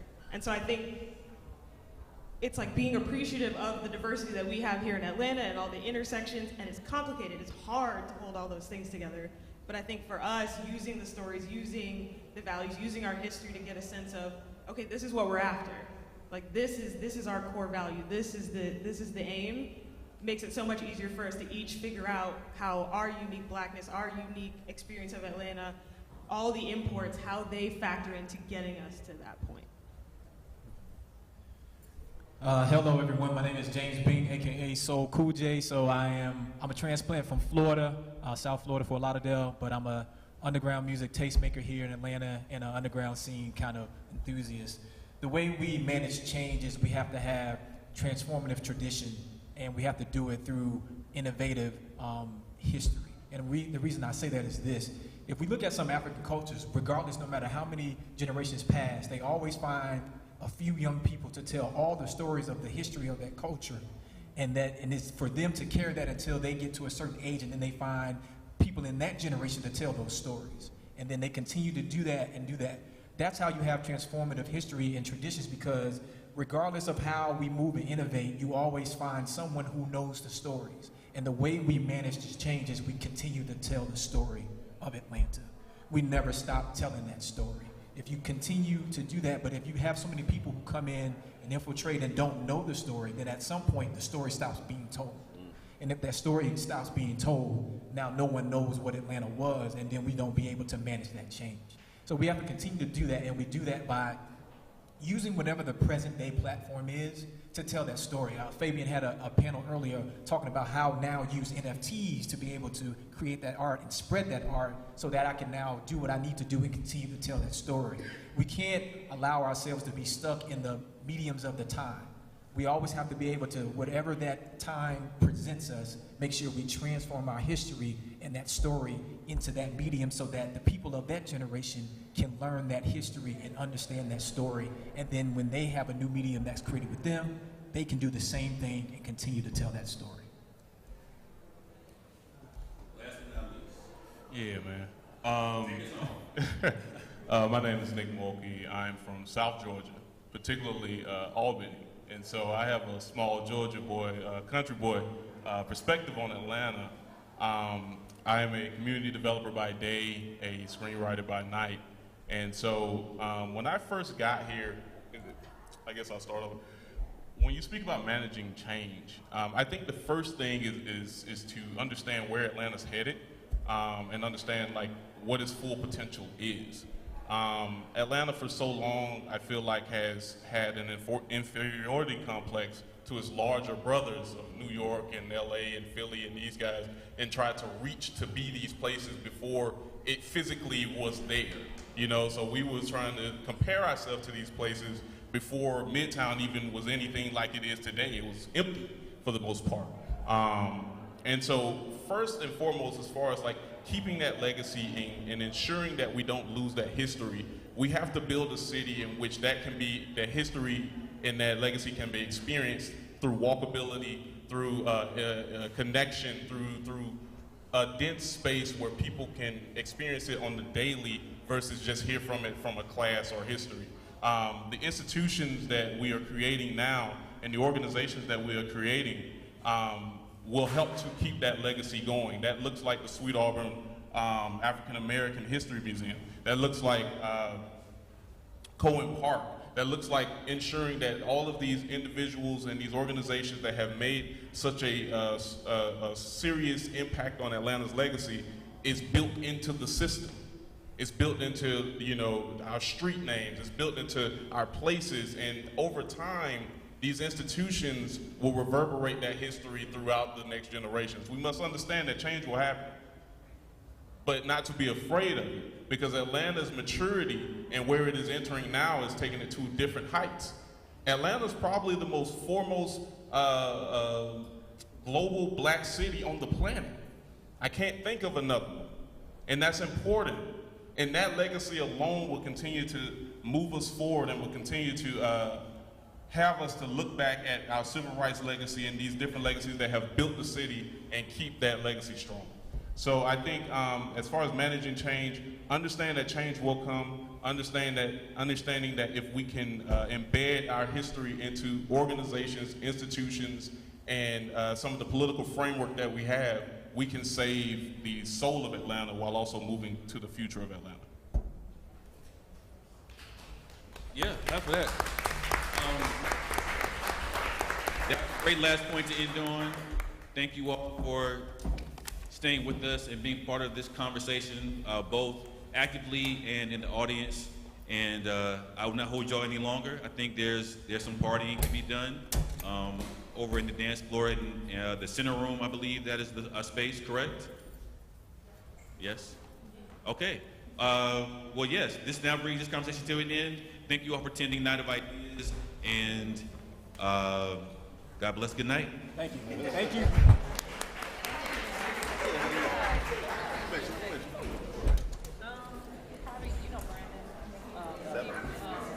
Oh yeah, Peter.